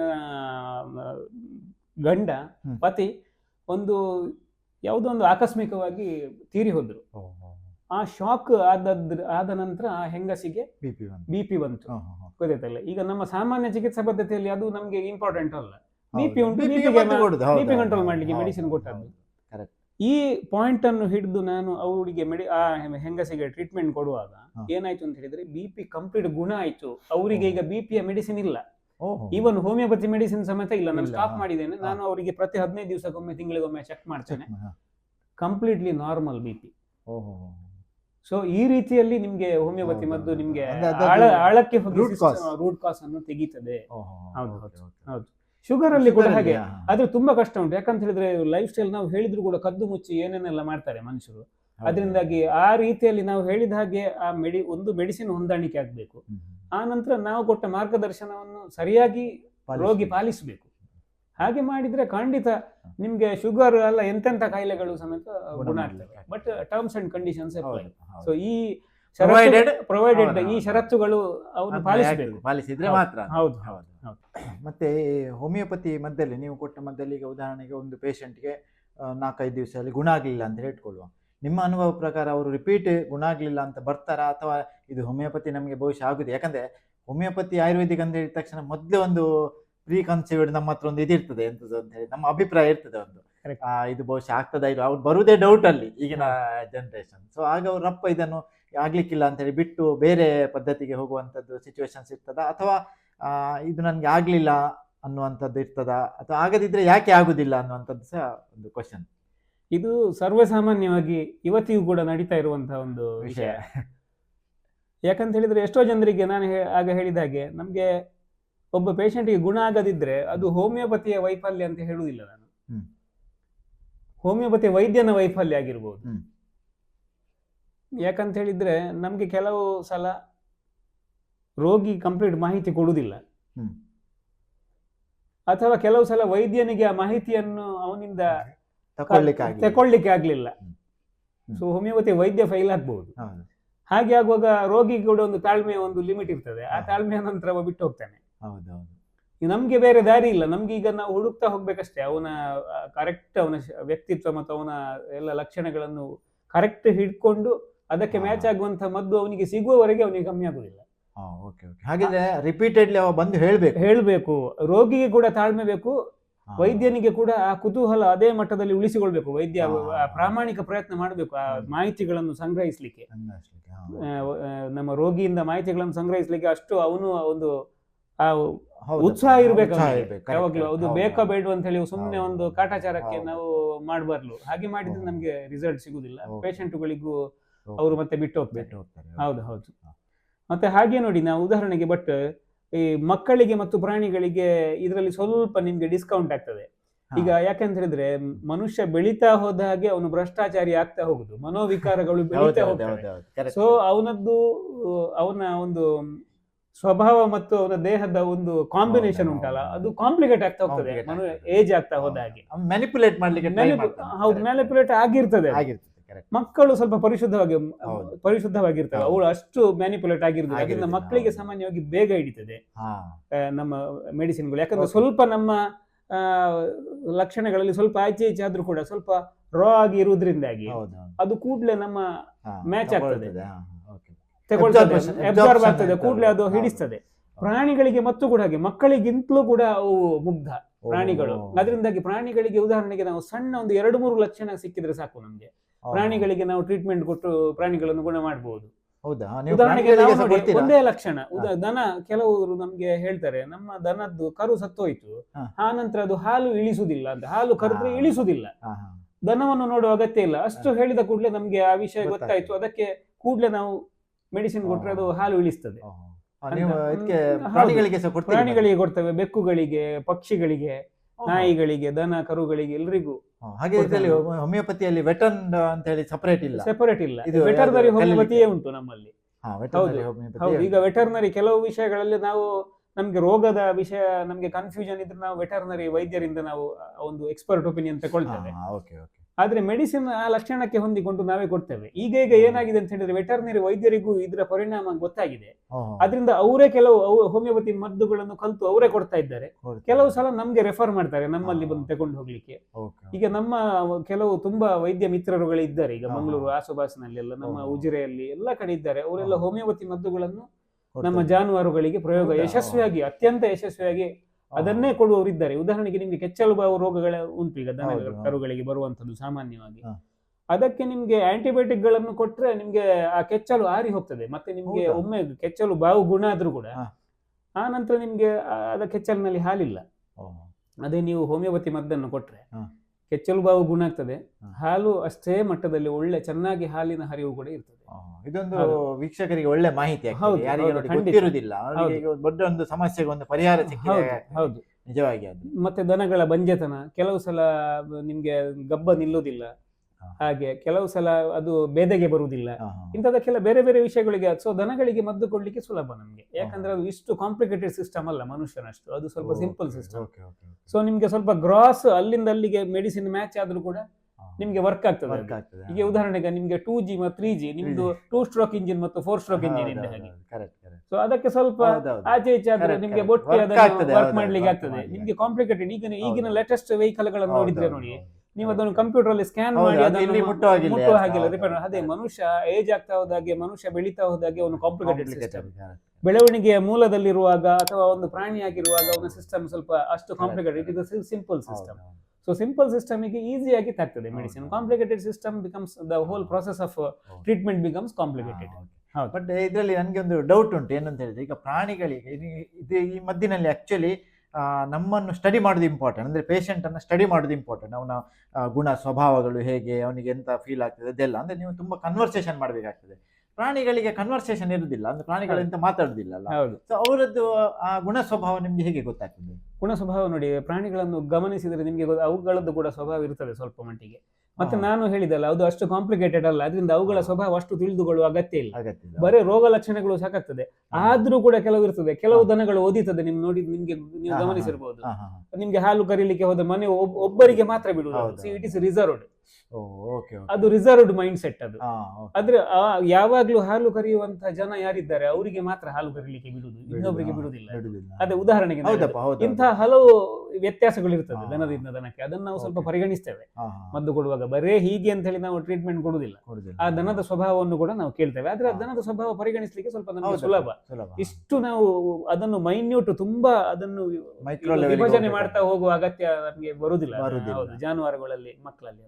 ಹೌದು ಹೌದು, ಮಕ್ಕಳಲ್ಲಿ ಅದು ಸ್ವಲ್ಪ ಕಾಂಪ್ಲಿಕೇಟೆಡ್ ಇರ್ತದೆ ಮಕ್ಕಳಲ್ಲಿ. ಬಟ್ ನಮ್ಮಲ್ಲಿ ಉಂಟು ಅದಕ್ಕೆ ತುಂಬಾ ಸಿಂಪ್ಟಮ್ ಗಳನ್ನು ಅಬ್ಸರ್ವೇಷನ್ ಮಾಡಿ. ಯಾಕಂದ್ರೆ ತಾಯಿ ಗಮನಿಸ್ತಾಳೆ ಮಗು ಹೇಗೆ ಇರ್ತದೆ, ಮಗುವಿಗೆ ಸಿಟ್ಟು ಹೇಗೆ. ಕೆಲವು ನೋಡಿ, ಸಿಟ್ಟಿನಲ್ಲಿ ಎರಡು ವಿಧ. ಉದಾಹರಣೆಗೆ, ಒಂದು ಮಗುವಿಗೆ ಸಿಟ್ಟು ಬರುವಾಗ ಹಠ ಮಾಡುವಾಗ ಎತ್ತಿಕೊಂಡ್ರೆ ಹಠ ನಿಲ್ತದೆ. ಕೆಲವು ಮಕ್ಕಳಿಗೆ ನೀವು ಎತ್ತಿಕೊಂಡ್ರು ಕೂಡ ಹಠ ನಿಲ್ಲುವುದಿಲ್ಲ. ಸೊ ಇದು ವ್ಯತ್ಯಾಸ. ಅಲ್ಲಿ ಮದ್ದು ಎರಡು ಚೇಂಜ್ ಆಯ್ತು.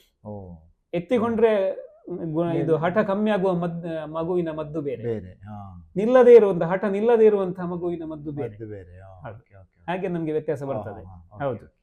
ಸೊ ಹಾಗೆ ಇನ್ನೊಂದು ಕ್ವಶನ್ ಅಂದ್ರೆ, ಈಗ ನಮ್ಗೆ ಮೈನ್ ಎಲ್ಲ ವೀಕ್ಷಕರಿಗೆ ಖಂಡಿತ ಕಾತುರರಾಗಿ ಕೇಳಲಿಕ್ಕಿರುವಂತದ್ದು ಶುಗರ್ ಇದ್ದು ಒಂದು ವಿಷಯ. ಶುಗರಿಗೆ ಮದ್ದಿಲ್ಲ, ಶುಗರ್ ಬಂದ್ರೆ ಅದಿನ್ನು ಲೈಫ್ ಟೈಮ್ ಮದ್ದು ಇದು ಯಾವುದು ಮದ್ದು ತಗೊಳ್ತಾ ಇರ್ಬೇಕು, ಕಂಟ್ರೋಲ್ ಮಾತ್ರ ಮಾಡ್ಬೋದು, ಗುಣ ಆಗುದು ಅಂತ ಇಲ್ಲ ಅನ್ನುವಂಥದ್ದೊಂದು ಉಂಟು. ಅದು ಮಿತ್ತ ಹೌದಾ ಅಲ್ವಾ ನಮ್ಗೆ ಗೊತ್ತಿಲ್ಲ, ಯಾಕಂದ್ರೆ ನಾವು ವೈದ್ಯರಲ್ಲ, ನಾವು ಹೇಳಲಿಕ್ಕೆ ಆಗುದಿಲ್ಲ. ಸೊ ನೀವು ಇದಕ್ಕೆ ಎಂತ ಹೇಳ್ತೀರಿ? ಇದು ಗುಣಪಡಿಸುವಂತಹ ಕಾಯಿಲೆಯ ಅಲ್ಲ ಗುಣಪಡಿಸ್ಲಿಕ್ಕೆ ಆಗದಿರುವಂತಹ ಕಾಯಿಲೆ, ಇದನ್ನು ಕಂಟ್ರೋಲ್ ಮಾತ್ರ ಮಾಡ್ಬೇಕು ಅನ್ನುವಂಥದ್ದು ನಂದು ಕ್ವಶನ್. 90% ಇದು ಗುಣ ಆಗದೇ ಇರುವಂತಹ ಮೇಂಟೈನ್ ಆಗುವಂತಹ ಕಾಯಿಲೆ. ಯಾಕಂತ ಹೇಳಿದ್ರೆ ನಾನಾಗ ನಿಮ್ಗೆ ಹೇಳಿದೆ ಒಂದು ಸಣ್ಣ ಒಂದು ಸೂಕ್ಷ್ಮ ಇದರಲ್ಲಿ ಒಂದು ಷರತ್ತು ಉಂಟು ಅಂತೇಳಿ. ನಾವು ಅವನ ಮನಸ್ಸು ಮತ್ತು ಅವನ ಜೀವನ ಶೈಲಿ ಎರಡನ್ನು ಬದಲಾವಣೆ ಮಾಡಲಿಕ್ಕೆ ಒಂದು ಸುವ್ಯವಸ್ಥಿತ ಮಟ್ಟದಲ್ಲಿ ಬದಲಾವಣೆ ಮಾಡಲಿಕ್ಕೆ ಆದ್ರೆ ಅವನಿಗೆ ಡಯಾಬಿಟಿಸ್ ಗುಣ ಆಗ್ತದೆ. ಅಂದ್ರೆ ಯಾವ ಏಜ್ ಅಲ್ಲಿ ಬಂದ್ರೆ ಇಲ್ಲ, ಏಜ್ ಕೂಡ ಒಂದು ದೊಡ್ಡ ಒಂದು ಇಂಪಾರ್ಟೆಂಟ್ ಪಾಯಿಂಟ್, ಅದು ಮಾನದಂಡವೇ. ಯಾಕಂತ ಹೇಳಿದ್ರೆ ನಿಮ್ಗೆ ಏಜ್ ಆಗ್ತಾ ಹೋದ ಹಾಗೆ ನಿಮ್ಮ ಜೈವಿಕ ಕ್ರಿಯೆಗಳು ಕ್ಷೀಣ ಆಗ್ತಾ ಹೋಗ್ತವೆ. ನ್ಯಾಚುರಲ್ ಪ್ರೋಸೆಸ್ ಅದು. ನಿಮ್ಗೆ ಆಗ ಅಲ್ಲಿ ಇನ್ಸುಲಿನ್ ರೆಸಿಸ್ಟೆನ್ಸ್ ಅಥವಾ ನಮ್ಮ ಪ್ಯಾಂಕ್ರಿಯಾಸ್ ಮೇದೋಜೀರಕ ಗ್ರಂಥಿಯ ಕೆಲಸ ಮಾಡುವಂತಹ ಜೀವಕೋಶಗಳದ್ದು ಐಲೆಟ್ಸ್ ಆಫ್ ಲ್ಯಾಂಗರಾನ್ಸ್ ಇರ್ಬೋದು, ಅದರಿಂದ ಹೊರಗೆ ಬರುವಂತಹ ಇನ್ಸುಲಿನ್ಗೆ ರೆಸ್ಪಾಂಡ್ ಮಾಡುವಂತ ಕೆಪಾಸಿಟಿ ಕಮ್ಮಿ ಆಗ್ತಾ ಹೋಗ್ತದೆ. ಅದು ವಯೋಸಹಜವಾದಂತಹ ಪ್ರಕ್ರಿಯೆ. ಅದನ್ನು ಗುಣ ಮಾಡ್ಲಿಕ್ಕೆ ಇಲ್ಲ. ಹೌದು, ನ್ಯಾಚುರಲ್. ಈಗ ನೋಡಿ, ಈಗಿನ ನೀವು ಯುವ ಜನರಲ್ಲಿ ನೋಡ್ತಾ ಹೋದ್ರೆ ಈಗ 30ನೇ ವರ್ಷದಲ್ಲಿ ಬರುವುದು, ಹೌದು 25ನೇ ವರ್ಷದಲ್ಲಿ ಖಂಡಿತ ಅದೆಲ್ಲ ಯಾಕೆ? ಹೌದು ಅದು ನಿಮ್ಗೆ ಅವನ life style, state of mind, ಇಂಥದ್ದೆಲ್ಲ, ಮತ್ತೆ ಆ ಒಂದು ಒತ್ತಡವನ್ನು ನಿಭಾಯಿಸುವಂತಹ ಅವನ ಒಂದು ಕೆಪಾಸಿಟಿ, ಅಥವಾ ಅವನ ಒತ್ತಡವನ್ನು ಅವನು ಯಾವ ರೀತಿಯಲ್ಲಿ ಅದಕ್ಕೆ ಪ್ರತಿಕ್ರಿಯೆ ಕೊಡ್ತಾನೆ ಅಂತ ಹೇಳುವಂತ ಅವನ ಆ ಒಂದು ಪ್ರಕ್ರಿಯೆ, ಅವನ ಸ್ಟ್ರಾಟಜಿ ಏನುಂಟು ಅದರ ಮೇಲೆ ಅವನಿಗೆ ಅದು ಇಫೆಕ್ಟ್ ಕೊಡ್ತದೆ. ಈಗ ನೋಡಿ, ಇಲ್ಲಿ ನೀವು ಒಂದು ಸೂಕ್ಷ್ಮವಾಗಿ ಗಮನಿಸಲಿಕ್ಕೆ ಹೋದ್ರೆ, ನಮ್ಮ ಇದು ಜರ್ಮನಿಯಲ್ಲಿ ಪಾಶ್ಚಿಮಾತ್ಯ ದೇಶದಲ್ಲಿ ಹುಟ್ಟಿದ್ರು ಕೂಡ ಈ ಹೋಮಿಯೋಪತಿ ಸಿಸ್ಟಮ್ ನಮ್ಮ ಭಾರತೀಯ ಸಂಸ್ಕೃತಿಗೆ ಎಲ್ಲಿಯೋ ಒಂದು ಕಡೆ ತುಂಬಾ ಹೋಲಿಕೆ ಆದ ಹಾಗೆ ನಿಮಗೆ ಕಾಣಬಹುದು. ನಮ್ಮ ಭಾರತೀಯ ಸಂಸ್ಕೃತಿಯಲ್ಲಿ ನೋಡಿ, ನಾವು ಮನಸ್ಸಿಗೆ ನಾವು ಒತ್ತು ಕೊಟ್ಟದ್ದು. ಫಸ್ಟಿಗೆ ನಿಮ್ಮನ್ನು ನೀವು ನಿಮ್ಮ ಮನಸ್ಸಿನ ಬೇರೆ ಬೇರೆ ಆಯಾಮಗಳನ್ನು ಸರಿ ಮಾಡ್ತಾ ಬಂದ್ರೆ ನಿಮ್ಮ ಇಡೀ ವ್ಯವಸ್ಥೆ ಸರಿಯಾದಂತಹ ಒಂದು ಸಮತೋಲನ ಹೇಳ್ತದೆ. ಇದೇ ವಿಷಯವನ್ನು ವೈದ್ಯಕೀಯವಾಗಿ ಪ್ರಯೋಗ ಮಾಡಿ ಯಶಸ್ವಿಯಾಗಿ ಅನುಸರಿಸಲ್ಪಡುವಂತದ್ದು ಹೋಮಿಯೋಪತಿಯಲ್ಲಿ. ಅದು ನೀವು ನೋಡ್ಲಿಕ್ಕೆ ಹೋದ್ರೆ ನಮ್ಮ ಇಡೀ ಪ್ರಪಂಚದಲ್ಲಿ, ಭಾರತದಲ್ಲಿ ಎಷ್ಟು ಯಶಸ್ವಿಯಾಗಿ ಹೋಮಿಯೋಪತಿ ನೋಡಿ ಒಂದು ಚಿಕಿತ್ಸಾ ಪದ್ಧತಿ ಅನುಸರಣೆ ಅದು ಇಂಪ್ಲಿಮೆಂಟ್ ಆಗ್ತಾ ಉಂಟು. ಆ ರೀತಿಯಲ್ಲಿ ಬೇರೆ ದೇಶಗಳಲ್ಲಿ ಇಲ್ಲ. ಅದಕ್ಕೆ ಬಹುಶಃ ನನಗೆ ಕಾಣುವಂತಹ ಕಾರಣ ಇದೆ. ಯಾಕಂದ್ರೆ ದಿಸ್ ಬ್ಯಾಕ್ ಗ್ರೌಂಡ್ ನಮ್ದು ಇಲ್ಲಿ ನಾವು ನೋಡಿ, ಇದೇ ಬ್ಯಾಕ್ ಗ್ರೌಂಡ್ಗೆ ಒತ್ತು ಆ ಮನಸ್ಸು ಮತ್ತು ದೇಹದ ಒಂದು ಕಾಂಬಿನೇಷನ್ ಗೆ ಯಾವ ರೀತಿಯಲ್ಲಿ ನೋಡಿ ನಾವು ಆಸ್ ಎ ಸಂಸ್ಕೃತಿ, ಒಂದು ಭಾರತೀಯ ಸಂಸ್ಕೃತಿಯಲ್ಲಿ ಅದೊಂದು ಒಗ್ಗಿ ಹೋಗಿದೆ ನಮ್ಗೆ. ಸೊ ಅದೇ ಸಿಸ್ಟಮ್ ನಮ್ಮ ಹೋಮಿಯೋಪತಿಯಲ್ಲಿ ಇರುವುದರಿಂದಾಗಿ ಇರಬಹುದು ನಮ್ಮ ದೇಶದಲ್ಲಿ ಇರುವಷ್ಟು ಸುವ್ಯವಸ್ಥಿತ ಯಶಸ್ವಿ ಒಂದು ಮಟ್ಟದ ಒಂದು ಹೋಮಿಯೋಪತಿ ಚಿಕಿತ್ಸೆ ಬೇರೆ ದೇಶಗಳಲ್ಲಿ ನಿಮಗೆ ಕಾಣಲಿಕ್ಕೆ ಇನ್ನೂ ಕೂಡ. ಆಕ್ಚುಲಿ ಇದು ಜರ್ಮನಿಯಲ್ಲಿ ಹುಟ್ಟಿದ, ಜರ್ಮನಿಯಲ್ಲಿಯೇ ನಮ್ಮ ದೇಶದಲ್ಲಿ ಇರುವಷ್ಟು ಯಶಸ್ವಿಯಾಗಿ ಹೋಮಿಯೋಪತಿ ಚಿಕಿತ್ಸೆ ಸಿಗುದಿಲ್ಲ ನಿಮಗೆ. ಅತ್ಯಂತ ಟಾಪ್ ಲೆವೆಲ್ ಯಶಸ್ವಿ ಚಿಕಿತ್ಸೆ ಹೋಮಿಯೋಪತಿ ನಿಮಗೆ ಸಿಗುವುದು ಭಾರತ ದೇಶದಲ್ಲಿ. ಹೌದು. ಇದಕ್ಕೆ ಕಾರಣ ಮೋಸ್ಟ್ಲಿ ನನಗೆ ಕಾಣ್ತದೆ ಇದೆ. ನಮ್ಮ ಆಧ್ಯಾತ್ಮಿಕ ಅಂದ್ರೆ ನಮ್ಮ ಸಾಂಸ್ಕೃತಿಕ ಬ್ಯಾಕ್ ಗ್ರೌಂಡ್ ಗೆ ಅದು ಮ್ಯಾಚ್ ಆಗ್ತದೆ ನಮ್ಮ ಸಿಸ್ಟಮ್ ಆಫ್ ಮೆಡಿಸಿನ್. ಹೌದು, ನಮ್ಮ ಹೋಮಿಯೋಪತಿಯ ಒಂದು ಸಿದ್ಧಾಂತ ಮತ್ತು ಭಾರತೀಯ ಸಾಂಸ್ಕೃತಿಕ ಸಿದ್ಧಾಂತ ಒಂದಕ್ಕೆ ಒಂದು ಹೊಂದಿಕೊಂಡು ಹೋಗ್ತಾ ಉಂಟು, ಕಾಂಪ್ಲಿಮೆಂಟರಿ ಅಂತ ಹೇಳಿ ನನಗೆ ಅನಿಸ್ತದೆ. ಸೊ ಇನ್ನೊಂದು ಏನಂತ ಹೇಳಿದ್ರೆ, ಈಗ ಡಯಾಬಿಟಿಸ್ಗೆ ಕಂಟ್ರೋಲ್ ಮಾಡಲಿಕ್ಕೆ ನಾವು ಈಗ ಅಲೋಪತಿಕ್ ಮದ್ದು ತಗೊಳ್ತೇವೆ, ಟ್ಯಾಬ್ಲೆಟ್ಸ್ ತಗೊಳ್ತೇವೆ, ಅದೇ ರೀತಿ ಹೋಮಿಯೋಪತಿಯಲ್ಲಿಯೇ ಕಂಟ್ರೋಲ್ ಮಾಡ್ಲಿಕ್ಕೆ ಆಗ್ತದೆ. ಆದ್ರೂ ಕೂಡ ನಾನು ಸಾಮಾನ್ಯವಾಗಿ ಹೇಳುವಂತದ್ದು, ನಿಮ್ಗೆ ಬರೇ ಕಂಟ್ರೋಲ್ ಮಾಡುವ ವಿಷಯ ಇದ್ರೆ ನೀವು ಎಲೋಪತಿಯನ್ನೇ ತಗೊಳ್ಳಿ, ಅದೇ ಒಳ್ಳೆದು. ಎಲೋಪತಿ ಟ್ರೀಟ್ಮೆಂಟ್ ಅಲ್ಲಿ ಕಂಟ್ರೋಲ್ ಮಾಡ್ತಾ ಇರುವ ಹಾಗೆ ನಮ್ಮ ಈ ಕಾನ್ಸ್ಟಿಟ್ಯೂಷನಲ್ ಮೆಡಿಸಿನ್ ಹೇಳ್ತೇವೆ ನಾವು, ಅದನ್ನು ಪ್ರಯೋಗ ಮಾಡ್ತಾ ಹೋಗಿ ಆಗ ನಿಮ್ಮ ಮನಸ್ಸು ಮತ್ತು ಶರೀರ ಸ್ವಲ್ಪ ಸ್ವಲ್ಪ ಸ್ವಲ್ಪ ಸೆಟ್ ಆಗ್ತಾ ಬಂದ ಹಾಗೆ ನಿಮ್ಗೆ ಎರಡು ರೀತಿಯಲ್ಲಿ ಪ್ರಯೋಜನ ಆಗ್ಬೋದು. ಒಂದು ಏನಾಗ್ತದೆ ಅಂತ ಹೇಳಿದ್ರೆ, ನಿಮ್ಗೆ ಎಲೋಪತಿ ಮಧ್ಯೆ ಬೇಕಾದ್ರೂ ಕೂಡ ಕಡಿಮೆ ಪವರ್ ಇದ್ದು ಸಾಕಾಗ್ಬೋದು, ಡೋಸೇಜ್ ಕಮ್ಮಿ ಸಾಕಾಗ್ಬೋದು. ಸೊ ಯಾಕಂತ ಹೇಳಿದ್ರೆ ಎಲ್ಲಾ ಮದ್ದುಗಳಲ್ಲಿ ನಿಮ್ಗೆ, ಈಗ ನಾನು ಉದಾಹರಣೆಗೆ ಎಲೋಪತಿ ಮದ್ದುಗಳಲ್ಲಿ ಸೈಡ್ ಇಫೆಕ್ಟ್ ಉಂಟೆ. ಸೊ ನಿಮ್ಗೆ ಕಿಡ್ನಿಗೆ, ಲಿವರಿಗೆ ಎಲ್ಲ ಡ್ಯಾಮೇಜ್ ಮಾಡುವಂತ ಒಂದು ಸಮಸ್ಯೆಗಳು ಇರ್ತದೆ. ಆದ್ರೆ ನಿಮ್ಗೆ ನೋಡಿ, ಆ ಮಟ್ಟದಲ್ಲಿ ಶುಗರ್ ಅನ್ನು ಕಂಟ್ರೋಲ್ ಮಾಡದೆ ಬೇರೆ ದಾರಿ ಇಲ್ಲ. ಆದ್ರೆ ಆಗ ನೀವು ಅದನ್ನು ತಗೊಳ್ಬೇಕಾಗ್ತದೆ. ಆದ್ರೆ ಅದೇ ನಿಮ್ಗೆ ನೋಡಿ, ಅದು ಕಡಿಮೆ ಮಟ್ಟದಲ್ಲಿ ಸಾಕಾದ್ರೆ ಅದೊಂದು ನಿಮ್ಗೆ ಪ್ರಯೋಜನವೇ. ಸೊ ಆ ರೀತಿಯಲ್ಲಿ ನಿಮ್ಗೆ ಪರಿಣಾಮಕಾರಿ ಆಗ್ತದೆ. ಇಲ್ಲ, ನಿಮ್ಗೆ ಕರೆಕ್ಟ್ ಆಗಿ ಮ್ಯಾಚ್ ಆಯ್ತು, ನಿಮ್ಮ ಲೈಫ್ ಸ್ಟೈಲ್ ನೀವು ಚೇಂಜ್ ಆಯ್ತು, ನಿಮ್ಮ ಮನಸ್ಸು ವ್ಯವಸ್ಥೆಗೆ ಕರೆಕ್ಟ್ ಮ್ಯಾಚ್ ಆದ್ರೆ ಗುಣವೂ ಆಗ್ಬಹುದು. ಸೊ ಒಂದು ರೀತಿಯಲ್ಲಿ ನಿಮ್ಗೆ ಪೂರಕವಾಗಿ ಮತ್ತು ಕಂಪ್ಲೀಟ್ ಕ್ಯೂರೇಟಿವ್ ಆಗಿ ಕೂಡ ಕೆಲಸ ಮಾಡಬಹುದು. ಅದರಿಂದಾಗಿ ಖಂಡಿತ ಶುಗರ್ ಮತ್ತು ಬಿಪಿ ಇದ್ದವರು ಹೋಮಿಯೋಪತಿ ಮೆಡಿಸಿನ್ ಅನ್ನು ಒಂದು ಡೈರೆಕ್ಟ್ ಆಗಿ, ಇಲ್ಲದಿದ್ರೆ ಕಾಂಪ್ಲಿಮೆಂಟರಿ ಆಗಿ ತಗೊಳ್ಳೋದು ತುಂಬಾ ನಿಮ್ಗೆ ಪ್ರಯೋಜನಕಾರಿ ಅಂತ ಹೇಳಿ ನಾನು ಹೇಳ್ತೇನೆ. ಹೌದು. ಈಗ ಈ ಹೋಮಿಯೋಪತಿ ಅಥವಾ ಆಯುರ್ವೇದಿಕ್ ನಾವು ಮದ್ದಿಗೆ ಹೋಗುವಾಗ ಹೆಚ್ಚಾಗಿ ಏನು ಅಂತ ಹೇಳಿದ್ರೆ, ಈಗ ಒಬ್ಬರಿಗೆ ಕೆಲವು ಸಮಸ್ಯೆ ಇರ್ತದೆ, ಉದಾಹರಣೆಗೆ ಡೀಪ್ ಡಿಪ್ರೆಷನ್ ಇರ್ತದೆ ಕೆಲವರಿಗೆ, ಅಥವಾ ಬೇರೆ ಒಂದು ಮಾರಣಾಂತಿಕ ಕೆಲವು ಕಾಯಿಲೆಗಳು ಇರ್ತದೆ, ಅದಕ್ಕೆ ಮದ್ದು ತಗೊಳ್ತಾ ಇರ್ತಾರೆ ಅವರು, ಅಲೋಪತಿಕ ಯಾವುದಾದ್ರು ಒಂದು ಮದ್ದು ತಗೊಳ್ತಾ ಇರ್ತಾರೆ. ಬಟ್ ಅವರಿಗೆ ಎಲ್ಲೋ ಒಂದು ಕಡೆ ನೀವು ಆಗ ಹೇಳಿದಾಗೆ ಈ ಮದ್ದಿನಲ್ಲಿ ಲಾಂಗ್ ಟರ್ಮಿಗೆ ನಮಗೆ ಸೈಡ್ ಇಫೆಕ್ಟ್ ಉಂಟು ಅಂತೇಳಿ ಅವರಿಗೆ ಸಹ ರಿಯಲೈಸ್ ಆಗಿರ್ತದೆ, ಗೊತ್ತಿರ್ತದೆ, ಅಥವಾ ಅವರು ಸಹ ಏನಾದರೂ ಇಂಥದ್ದೇನಾದರೂ ಇದು ಸೈಡ್ ಎಫೆಕ್ಟ್ ಇಲ್ಲದ್ದು ಮದ್ದುಗಳನ್ನು ಟ್ರೈ ಮಾಡುವ ಅನ್ನುವಂಥದ್ದು ಮನಸ್ಸಿರ್ತದೆ. ಬಟ್ ಅವರಿಗೆ ಒಂದು ಸಮಸ್ಯೆ ಏನಂತೇಳಿ, ಇದು ಮಾಡುವಾಗ ಅದು ತಗೊಳ್ಬೋದಾ, ಅದು ಒಂದಕ್ಕೊಂದು ಆಂಟಿಡೋಸ್ ಆಗ್ಬೋದಾ, ಅಥವಾ ಅದನ್ನು ಬಿಟ್ಟು ಇದು ತಗೊಳ್ಬೇಕಾ ಅನ್ನುವಂಥದ್ದೊಂದು ಡೌಟ್ ಇರ್ತದೆ. ಹಾಗಾಗಿ ಹೆಚ್ಚಾಗಿ ಎಂಥದ್ದು ಇಂಥ ಮೆಡಿಸಿನ್ಗೆ ಅವರು ಬರುದೇ ಇಲ್ಲ. ಕೆಲವರು ಬರ್ತಾರೆ, ಅದು ಬಿಡ್ತಾರೆ, ಏನಾದರೂ ಮಾಡ್ಕೊಳ್ತಾರೆ, ಅಥವಾ ನಿಮ್ಮ ಹತ್ರ ಸರಿಯಾಗಿ ಕೇಳುದಿಲ್ಲ ಏನು ಮಾಡಬೇಕು ಅಂತೇಳಿ. ಅದಕ್ಕೆ ನೀವು ಈಗ ಇಂಥ ರೋಗಿಗಳಿಗೆ ನೀವು ಒಂದು ಕೊಡುವಂಥ ಸ್ಪಷ್ಟ ಸಂದೇಶ ಏನು? ಈಗ ಆಲ್ರೆಡಿ ಬೇರೆ ಒಂದು ಡಿಪ್ರೆಷನ್ ಪೇಷಂಟ್ ಇರ್ಬೋದು, ಸೊ ಅಂಥವ್ರು ಇದ್ದಾರೆ, ಆ ಮಾತ್ರೆ ತಗೊಳ್ತಾ ಇದ್ದಾರೆ. ಸೊ ಅವರು ನಿಮ್ಮ ಹತ್ರ ಬಂದರೆ ಅವರು ಆ್ಯಕ್ಚುಲಿ ಹೇಗೆ ಇದನ್ನೆಲ್ಲ ಪ್ರಯತ್ನ ಮಾಡಬೇಕು ಅನ್ನುವಂಥದ್ದು. ಖಂಡಿತ ಇದು ಕೂಡ ಮುಖ್ಯ. ನೋಡಿ, ಇತ್ತೀಚೆಗಿನ ಈಗ ನಮ್ಮ ಹೋಮಿಯೋಪತಿಯಲ್ಲಿ ಬೆಳವಣಿಗೆ ಏನು ಅಂತ ಹೇಳಿದ್ರೆ, ಹೋಮಿಯೋಪತಿಯಲ್ಲಿ ಸ್ನಾತಕೋತ್ತರ ಪದವಿ ಶಿಕ್ಷಣವೇ ಉಂಟು. ಹೋಮಿಯೋಪತಿಯಲ್ಲಿ ಸೈಕಿಯಾಟ್ರಿ, MD ಸೈಕಿಯಾಟ್ರಿ. ಸೊ ಹೋಮಿಯೋಪತಿಯಲ್ಲಿ ಮಾನಸಿಕ ಸಮಸ್ಯೆಗಳಿಗೆ ಪರಿಣಾಮಕಾರಿಯಾದಂತಹ ತುಂಬಾ ಮೆಡಿಸಿನ್ಗಳು, ನಮ್ಮ ಟ್ರೀಟ್ಮೆಂಟ್ ವ್ಯವಸ್ಥೆಗಳು ಉಂಟು. ಆದ್ರೆ ಏನು ಅಂತ ಹೇಳಿದ್ರೆ, ನೀವು ಹೇಳಿದಾಗೆ ಸಡನ್ ಆಗಿ ನಾವೀಗ ಕೆಲವು ಆಂಟಿ ಡಿಪ್ರೆಸೆಂಟ್ಗಳು ಎಷ್ಟು ಡೀಪ್ ಸ್ಟ್ರಾಂಗ್ ಅಂದ್ರೆ ಲೆವೆಲ್ನ ಇದು ಸೀರಿಯಸ್ ಕಂಡೀಷನ್ ಅಲ್ಲಿ ಇರ್ತಾರೆ ಕೆಲವು ಪೇಷಂಟ್ಗಳು ಅಂತ ಹೇಳಿದ್ರೆ, ಅವರಿಗೆ ಸಡನ್ ಆಗಿ ಆಂಟಿ ಡಿಪ್ರೆಸೆಂಟ್ಗಳು, ಕೆಲವು ಎಲೋಪತಿ ಮದ್ದುಗಳನ್ನು ಸಡನ್ ನಿಲ್ಲಿಸಿ ಈ ಟ್ರೀಟ್ಮೆಂಟ್ಗಳನ್ನು ಅಪ್ಲೈ ಮಾಡಲಿಕ್ಕೆ ಸ್ವಲ್ಪ ಕಷ್ಟ. ಅದರಿಂದಾಗಿ ಏನ್ ಮಾಡ್ಬೇಕು, ಅದನ್ನು ಇರುವಾಗಲೇ ನಾವು ಪೂರಕವಾಗಿ ಇದನ್ನು ಮೆಲ್ಲಗೆ ಅವರಿಗೆ ಸೆಟ್ ಮಾಡ್ತಾ ಯಾಕಂತ ಹೇಳಿದ್ರೆ ನಾನು ಆಗ್ಲೇ ಹೇಳಿದೆ ನೋಡಿ, ವ್ಯಕ್ತಿಗೆ ನಾವೀಗ ಏನು ಈಗ ಮಾನಸಿಕ ಕಾಯಿಲೆ ಇರುವಂತಹ ವ್ಯಕ್ತಿಗಳಿಗೆ ಅವನ ದೈಹಿಕ ಲಕ್ಷಣಗಳಿಗೆ ಜಾಸ್ತಿ ಒತ್ತು ಕೊಟ್ಟು ಅವನ ದೇಹವನ್ನು ಸ್ಟಡಿ ಮಾಡಿಕೊಂಡು ಮೆಡಿಸಿನ್ ಹಾಕ್ತಾ ಸೆಟ್ ಮಾಡ್ತಾ ಹೋಗ್ತೇವೆ. ಯಾವಾಗ ನೋಡಿ ನಮ್ಮ ಮದ್ದುಗಳು ಅವನಿಗೆ ಸೆಟ್ ಆಗ್ತಾ ಹೋದಾಗೆ ಅವನ ಆ ಮಾನಸಿಕ ಸಮಸ್ಯೆಗಳು ಕಡಿಮೆ ಆಗ್ತಾ, ಹಾಗೆ ಒಂದು ಹಂತದಲ್ಲಿ ಕಂಟ್ರೋಲ್ಗೆ ಬಂದ ನಂತರ ನಿಮ್ಗೆ ಅವನಿಗೆ ಸಪೋರ್ಟಿಂಗ್ ಸಿಸ್ಟಮ್ ಉಂಟಲ್ಲ, ನಮ್ಮ ಇಂಗ್ಲಿಷ್ ಮೆಡಿಸಿನ್ ಗಳನ್ನು ಮತ್ತೆ ಕಡಿಮೆ ಮಾಡ್ತಾ ಸಡನ್ ಕಮ್ಮಿ ಮಾಡ್ತಾ ಬಂದ್ರೆ, ಈಗ ಸೈಕೋಟಿಕ್ ಸಿಂಪ್ಟಮ್ಸ್ ಇರುವವರಿಗೆ, ಕೆಲವರಿಗೆ ಇಲ್ಯೂಷನ್ ಹೇಳ್ತೇವೆ, ಅವರಿಗೆ ಬೇರೆ ಅಂತ ವಿಲಕ್ಷಣವಾದಂತಹ ಕೆಲವು ಅವರಿಗೆ ಲಕ್ಷಣ ಇದು ಇರ್ತದೆ, ಅವರಿಗೆ ಪ್ರಾಬ್ಲಮ್ಸ್ ಇರ್ತದೆ, ಅಂಥವ್ರು ಅವರ ಜೀವಕ್ಕೆ ಅಪಾಯ ತಂದುಕೊಳ್ಬಹುದು. ಅದರಿಂದಾಗಿ ನಾವು ಆ ರಿಸ್ಕ್ ತಗೊಳ್ಳಿಕ್ಕೆ ಹೋಗುದಿಲ್ಲ. ಮಾತ್ರ ಏನಾಗ್ತದೆ ಅಂತ ಹೇಳಿದ್ರೆ, ನಿಮ್ಗೆ ಇಲ್ಲದಿದ್ರೆ ಅವರು ಅದೇ ಮದ್ದನ್ನು ಲೈಫ್ ಲಾಂಗ್ ತುಂಬಾ ಡೀಪ್ ಇದು ಮತ್ತೆ ಕೂಡ ಡೋಸ್ ಜಾಸ್ತಿ ಮಾಡ್ತಾ ಹೋಗಿ ತಗೊಳ್ಳುವುದನ್ನು ನಾವು ತಪ್ಪಿಸಬಹುದು. ಕೆಲವು ತುಂಬಾ ಕೇಸುಗಳಲ್ಲಿ ಪರಿಣಾಮಕಾರಿಯಾಗಿ ಗುಣಪಡಿಸಿ ಎಲ್ಲ ಮದ್ದುಗಳನ್ನು ನಿಲ್ಲಿಸಿದ್ದು ಕೂಡ ನಾನು ನೋಡಿದ್ದೇನೆ. ಹೌದು, ಉಂಟು. ಮಾತ್ರ ಈ ಪ್ರಕ್ರಿಯೆಗಳನ್ನು ನಾನು ಹೇಳಿದಲ್ಲ, ತುಂಬಾ ಉತ್ಸಾಹದಿಂದ ಆಕ್ಟಿವ್ ಆಗಿ ನಾವು ಇನ್ವಾಲ್ವ್ ಆಗಿ ಮಾಡ್ಬೇಕು. ಹೌದೌದು, ಇದರಲ್ಲಿ ವೈದ್ಯರು ಮತ್ತೆ ಪೇಷಂಟ್ ಇದು ಕೋಆರ್ಡಿನೇಷನ್ ಮತ್ತೆ ಪೇಷನ್ಸ್ ಇನ್ವಾಲ್ವ್ಮೆಂಟ್ ತುಂಬಾ ಮುಖ್ಯ. ಹೌದು. ಇನ್ನು ನಿಮ್ಮ ಅನುಭವದಲ್ಲಿ ಯಾವುದಾದ್ರೂ ಒಂದು ದೊಡ್ಡ ಒಂದು ರೋಗಕ್ಕೆ ಸರ್ಜರಿಯನ್ನು ತಪ್ಪಿಸಿದ್ದು ನಿಮ್ಮ ಹೋಮಿಯೋಪತಿ ಮದ್ದು ತಕೊಂಡು ಏನಾದ್ರೂ ಒಂದು ಅಂತ ಇನ್ಸಿಡೆಂಟ್ ಇದೆಯಾ? ಯಾವುದಾದ್ರೂ ಒಂದು ಉದಾಹರಣೆ ಹೇಳಿ.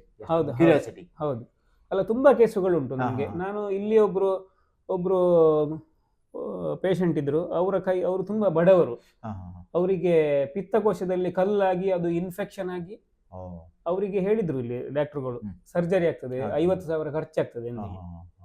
ಆಗ ಇವರಲ್ಲಿ 50,000 ಬಿಡಿ 5,000 ರೂಪಾಯಿ ಇಲ್ಲ. ಅವರು ಹೇಳಿದ್ರು, ಏನ್ ಮಾಡುದು, ನಾನೀಗ ನೀವು ಟ್ರೀಟ್ಮೆಂಟ್ ಕೊಡಿ, ಇಲ್ಲದಿದ್ರೆ ಸಾಯ್ತದೆ, ನಾನೇನ್ ಮಾಡ್ಲಿಕ್ಕೆ ಆಗುದಿಲ್ಲ ಅಂತ ಹೇಳಿ. ಸೊ ನನಗೆ ಪಾಪ ಖಂಡಿತ ಅವರ ನೋಡಿ, ನಾನು ಪಿತ್ತಕೋಶದಲ್ಲಿ ಕಲ್ಲಿಗೆ ಕರೆಕ್ಟ್ ಆಗಿ ಅವರಿಗೆ ನನ್ನ ಒಂದು ಕರೆಕ್ಟ್ ನನಗೆ ಸಿಂಪ್ಟಮ್ಗಳು ಸಿಕ್ಕಿತ್ತು, ನಾನು ಟ್ರೀಟ್ಮೆಂಟ್ ಕೊಟ್ಟೆ. ಈಗಲೂ ಕೂಡ ಪೇಷಂಟ್ ಹುಷಾರಾಗಿದ್ದಾರೆ. ಅವರು ಅವರಿಗೆ ಟ್ರೀಟ್ಮೆಂಟ್ ಯಾವುದೇ ಸರ್ಜರಿ ಇಲ್ಲದೆ ಪಿತ್ತಕೋಶದ ಕಲ್ಲು ಕೂಡ ಹೋಯ್ತು, ಅವರ ಗುಣ ಹುಷಾರಾಗಿದ್ದಾರೆ.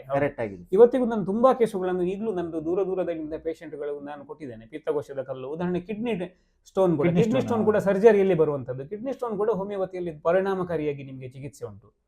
ಹೌದು, ಥೈರಾಯ್ಡ್ ನೋಡ್ಯೂಲ್ಸ್, ಥೈರಾಯ್ಡ್ ಗಡ್ಡೆಗಳು ನಿಮ್ಗೆ ಹೋಮಿಯೋಪತಿ ಮದ್ದಲ್ಲಿ ನಿಮ್ಗೆ ಹೋಗ್ತದೆ, ಕಂಪ್ಲೀಟ್ ನಿಮ್ಗೆ ಗಡ್ಡೆಗಳೇ ಗುಣ ಆಗ್ತದೆ. ಬೇರೆ ರೀತಿಯ ಗಡ್ಡೆಗಳು ನಿಮ್ಗೆ ಗುಣ ಆಗ್ತದೆ. ಹೌದು, ಎಷ್ಟು ಸಮಯ ಬೇಕು? ಈಗ ಥೈರಾಯ್ಡ್ ಗಡ್ಡೆಗೆಲ್ಲ ನಿಮ್ಗೆ 6 ತಿಂಗಳು 8 ತಿಂಗಳೆಲ್ಲ ಬೇಕು ನಿಮ್ಗೆ. ಹೌದು, ನಿಮ್ಗೆ ಒಂದು 2 ತಿಂಗಳಲ್ಲಿ ಎಲ್ಲ ಅದು ತುಂಬಾ ಸಣ್ಣದಾಗ್ತಾ ಬರ್ತದೆ. ಹೌದು, ನಿಮ್ಗೆ ಗೊತ್ತಾಗ್ತದೆ, ರಿಸಲ್ಟ್ ಗೊತ್ತಾಗ್ತದೆ ನಿಮ್ಗೆ, ಕಾನ್ಫಿಡೆನ್ಸ್ ಬರ್ತದೆ. ಹೌದು, ಈ ವಾರ್ಟ್ ಅಂತ ಹೇಳ್ತೇವೆ ನೋಡಿ ನಾವು, ಅದಕ್ಕೆ ಕನ್ನಡದಲ್ಲಿ ಏನ್ ಹೇಳ್ತೇವೆ, ಕೆಡು ಕೆಡು ಅಂತ ಕೆಡು, ಹೇಳ್ತೇವೆ, ವಾರ್ಟ್. ಹೌದೌದು. ಗೊತ್ತಾಯ್ತಲ್ಲ. ಹೌದು. ಅದನ್ನು ನಾನು ಈವನ್ ದನ ಕರುಗಳಿಗೆ ನಾವು ಕೊಡ್ತೇವೆ. ನಮ್ಮಲ್ಲಿ ಎಷ್ಟೋ ಕೇಸ್ ಉಂಟು ನಿಮ್ಗೆ. ಈಗ ಒಂದು ಉದಾಹರಣೆ, ಕೆಲವರು ನೋಡಿ ನಮ್ಮ ಡರ್ಮೆಟಾಲಜಿಯಲ್ಲಿ ಹೋದ್ರೆ ನೀವು ಆ ಕೆಡು ಅದು ವಾರ್ಟ್ ಅನ್ನು ಅವರು ಸರ್ಜರಿ ಮಾಡಿ ಕಟ್ ಮಾಡಿ ತೆಗಿತಾರೆ. ನನ್ನಲ್ಲಿ ನಾನು ನಿಮ್ಗೆ ಈಗ ತೋರಿಸ್ತೇನೆ ಬೇಕಾದ್ರೆ ಎಷ್ಟು ಪೇಷಂಟ್ ಗಳಿಗೆ ಒಬ್ಬೊಬ್ಬರಿಗೆ ಇಡೀ ಶರೀರದಲ್ಲಿ ವಾರ್ಟ್ಗಳು.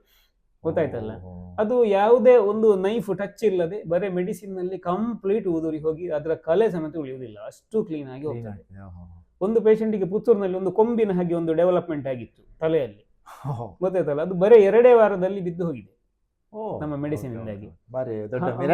ಹೌದೌದು. ಇಂಥ ಅಂದ್ರೆ ನಾವು ನೋಡಿ, ನಿಜವಾಗಿ ಅಷ್ಟೊಂದು ಸೂಕ್ಷ್ಮ, ನೀವು ಹೇಳಿದಾಗೆ ಸಣ್ಣ ಗುಳಿಗೆಗಳಲ್ಲಿ ಏನಾಗ್ತದೆ, ಅದು ಹೇಗಪ್ಪ ಇದು ನಡೀತದೆ ಅಂತ ಹೇಳಿದಾಗ ನನಗೆ ಕೂಡ ನನ್ನ ಪದವಿ ಶಿಕ್ಷಣ ಮುಗಿಸಿ ಬರುವಾಗ ನನಗೆ ಈ ಟ್ರೀಟ್ಮೆಂಟ್ ಮೆಥಡ್ ಮಾಡ್ಲಿಕ್ಕೆ ನನಗೆ ಕಾನ್ಫಿಡೆನ್ಸ್ ಇದ್ರು ಕೂಡ ಇಷ್ಟೊಂದು ಇದು ಪರಿಣಾಮಕಾರಿಯಾಗಿ ಒಂದು ರಿಸಲ್ಟ್ ಕೊಡ್ತದೆ ಅಂತ ಹೇಳಿ ನನಗೆ ಗೊತ್ತಿರ್ಲಿಲ್ಲ.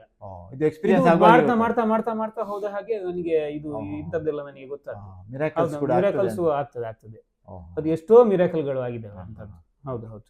ಇನ್ನು ನಿಮ್ದು ಈಗ ಈ ಡಾಕ್ಟರ್ ವೃತ್ತಿ ಜೀವನದಲ್ಲಿ, ಹೋಮಿಯೋಪತಿ ವೈದ್ಯನ ವೃತ್ತಿ ಜೀವನದಲ್ಲಿ ನಿಮ್ಗೆ ಯಾವುದಾದ್ರೂ ಒಂದು ಅತ್ಯಂತ ಖುಷಿ ಕೊಟ್ಟಂತ ಒಂದು ಕ್ಷಣ, ಮತ್ತೆ ಅತ್ಯಂತ ಫನ್ನಿ ಮೂಮೆಂಟ್ ಏನಾದ್ರು ನಿಮ್ಮ ಇದರಲ್ಲಿ, ಆಮೇಲೆ ಅತ್ಯಂತ ಒಂದು ಬೇಸರದ ಸಂಗತಿ, ಈ 3 ಒಂದು ಸಿಚುವೇಶನ್ಸ್ ಏನಾದ್ರು ಇದ್ರೆ ಒಂದು ನಮ್ಮ ವೀಕ್ಷಕರೊಂದಿಗೆ ಒಂದು ಶೇರ್ ಮಾಡಿ. ಓಕೆ. ಅಲ್ಲ, ಅಂತ ಈ ಫನ್ನಿ ಮತ್ತೆ ನಮಗೆ ಖುಷಿ ಕೊಡುವಂಥದ್ದು ಎಷ್ಟೋ ಸಂಗತಿಗಳು ನೋಡಿ. ಒಂದು ನನಗೆ ಅತ್ಯಂತ ತೃಪ್ತಿ ಕೊಟ್ಟಂತ ಒಂದು ಸಂಗತಿ ಹೇಳ್ತೇನೆ. ನನಗೆ ಕೆಲವು ತುಂಬಾ ಉಂಟು.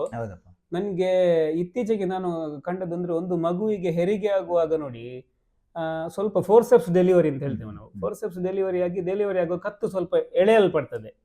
ಹಾಗೇನಾಗ್ತದೆ, ಒಂದು ಸೈಡ್ ಕೈ ಬಲವೇ ಇಲ್ಲದ ಹಾಗೆ ಆಗ್ತದೆ.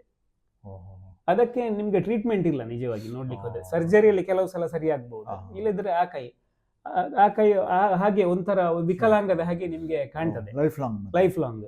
ಅಂತ ಒಂದು ಮಗುವನ್ನು ಅವರು ಅರ್ಲಿ ಟೈಮಿಗೆ ಇಲ್ಲಿ ಬಂದು ನಾನು ಟ್ರೀಟ್ಮೆಂಟ್ ಮಾಡಿ ಅದು ಕಂಪ್ಲೀಟ್ ಗುಣ ಮಾಡಿ ಆ ತಂದೆ ತಾಯಿ ಈಗಲೂ ನನಗೆ ಪ್ರತಿ ಸಲ ಆ ಮಗುವಿನ ಹುಟ್ಟುಹಬ್ಬದ ದಿವಸ ನನಗೆ ಫೋನ್ ಮಾಡಿ ಹೇಳುವಂಥದ್ದು, ಅವರು ನನಗೆ ಮಧ್ಯೆ ಮಧ್ಯೆ ಮೆಸೇಜ್ ಮಾಡಿ ನನಗೆ ವೈದ್ಯಕೀಯ ದಿನಾಚರಣೆ ದಿವಸ ನನಗೆ ಶುಭ ಸಂದೇಶ ಕಳಿಸುವಂತ, ಅದು ನನಗೆ ಒಂದು ಬಹಳ ಒಂದು ತೃಪ್ತಿ. ಯಾಕಂದ್ರೆ ಆ ಮಗುವಿನ ಇಡೀ ಜೀವನವೇ ಒಂದು ಬದಲಾವಣೆ ಆಯ್ತು ಅದರಿಂದಾಗಿ. ನನ್ನಿಂದಾಗಿಂತ ನಾನು ಹೇಳುದಿಲ್ಲ, ಖಂಡಿತ ಹೋಮಿಯೋಪತಿಯಿಂದಾಗಿ. ನಾನೊಂದು ಸೂತ್ರ ಮಾತ್ರ ಹಾಗೆ ದೊಡ್ಡ ಇದು.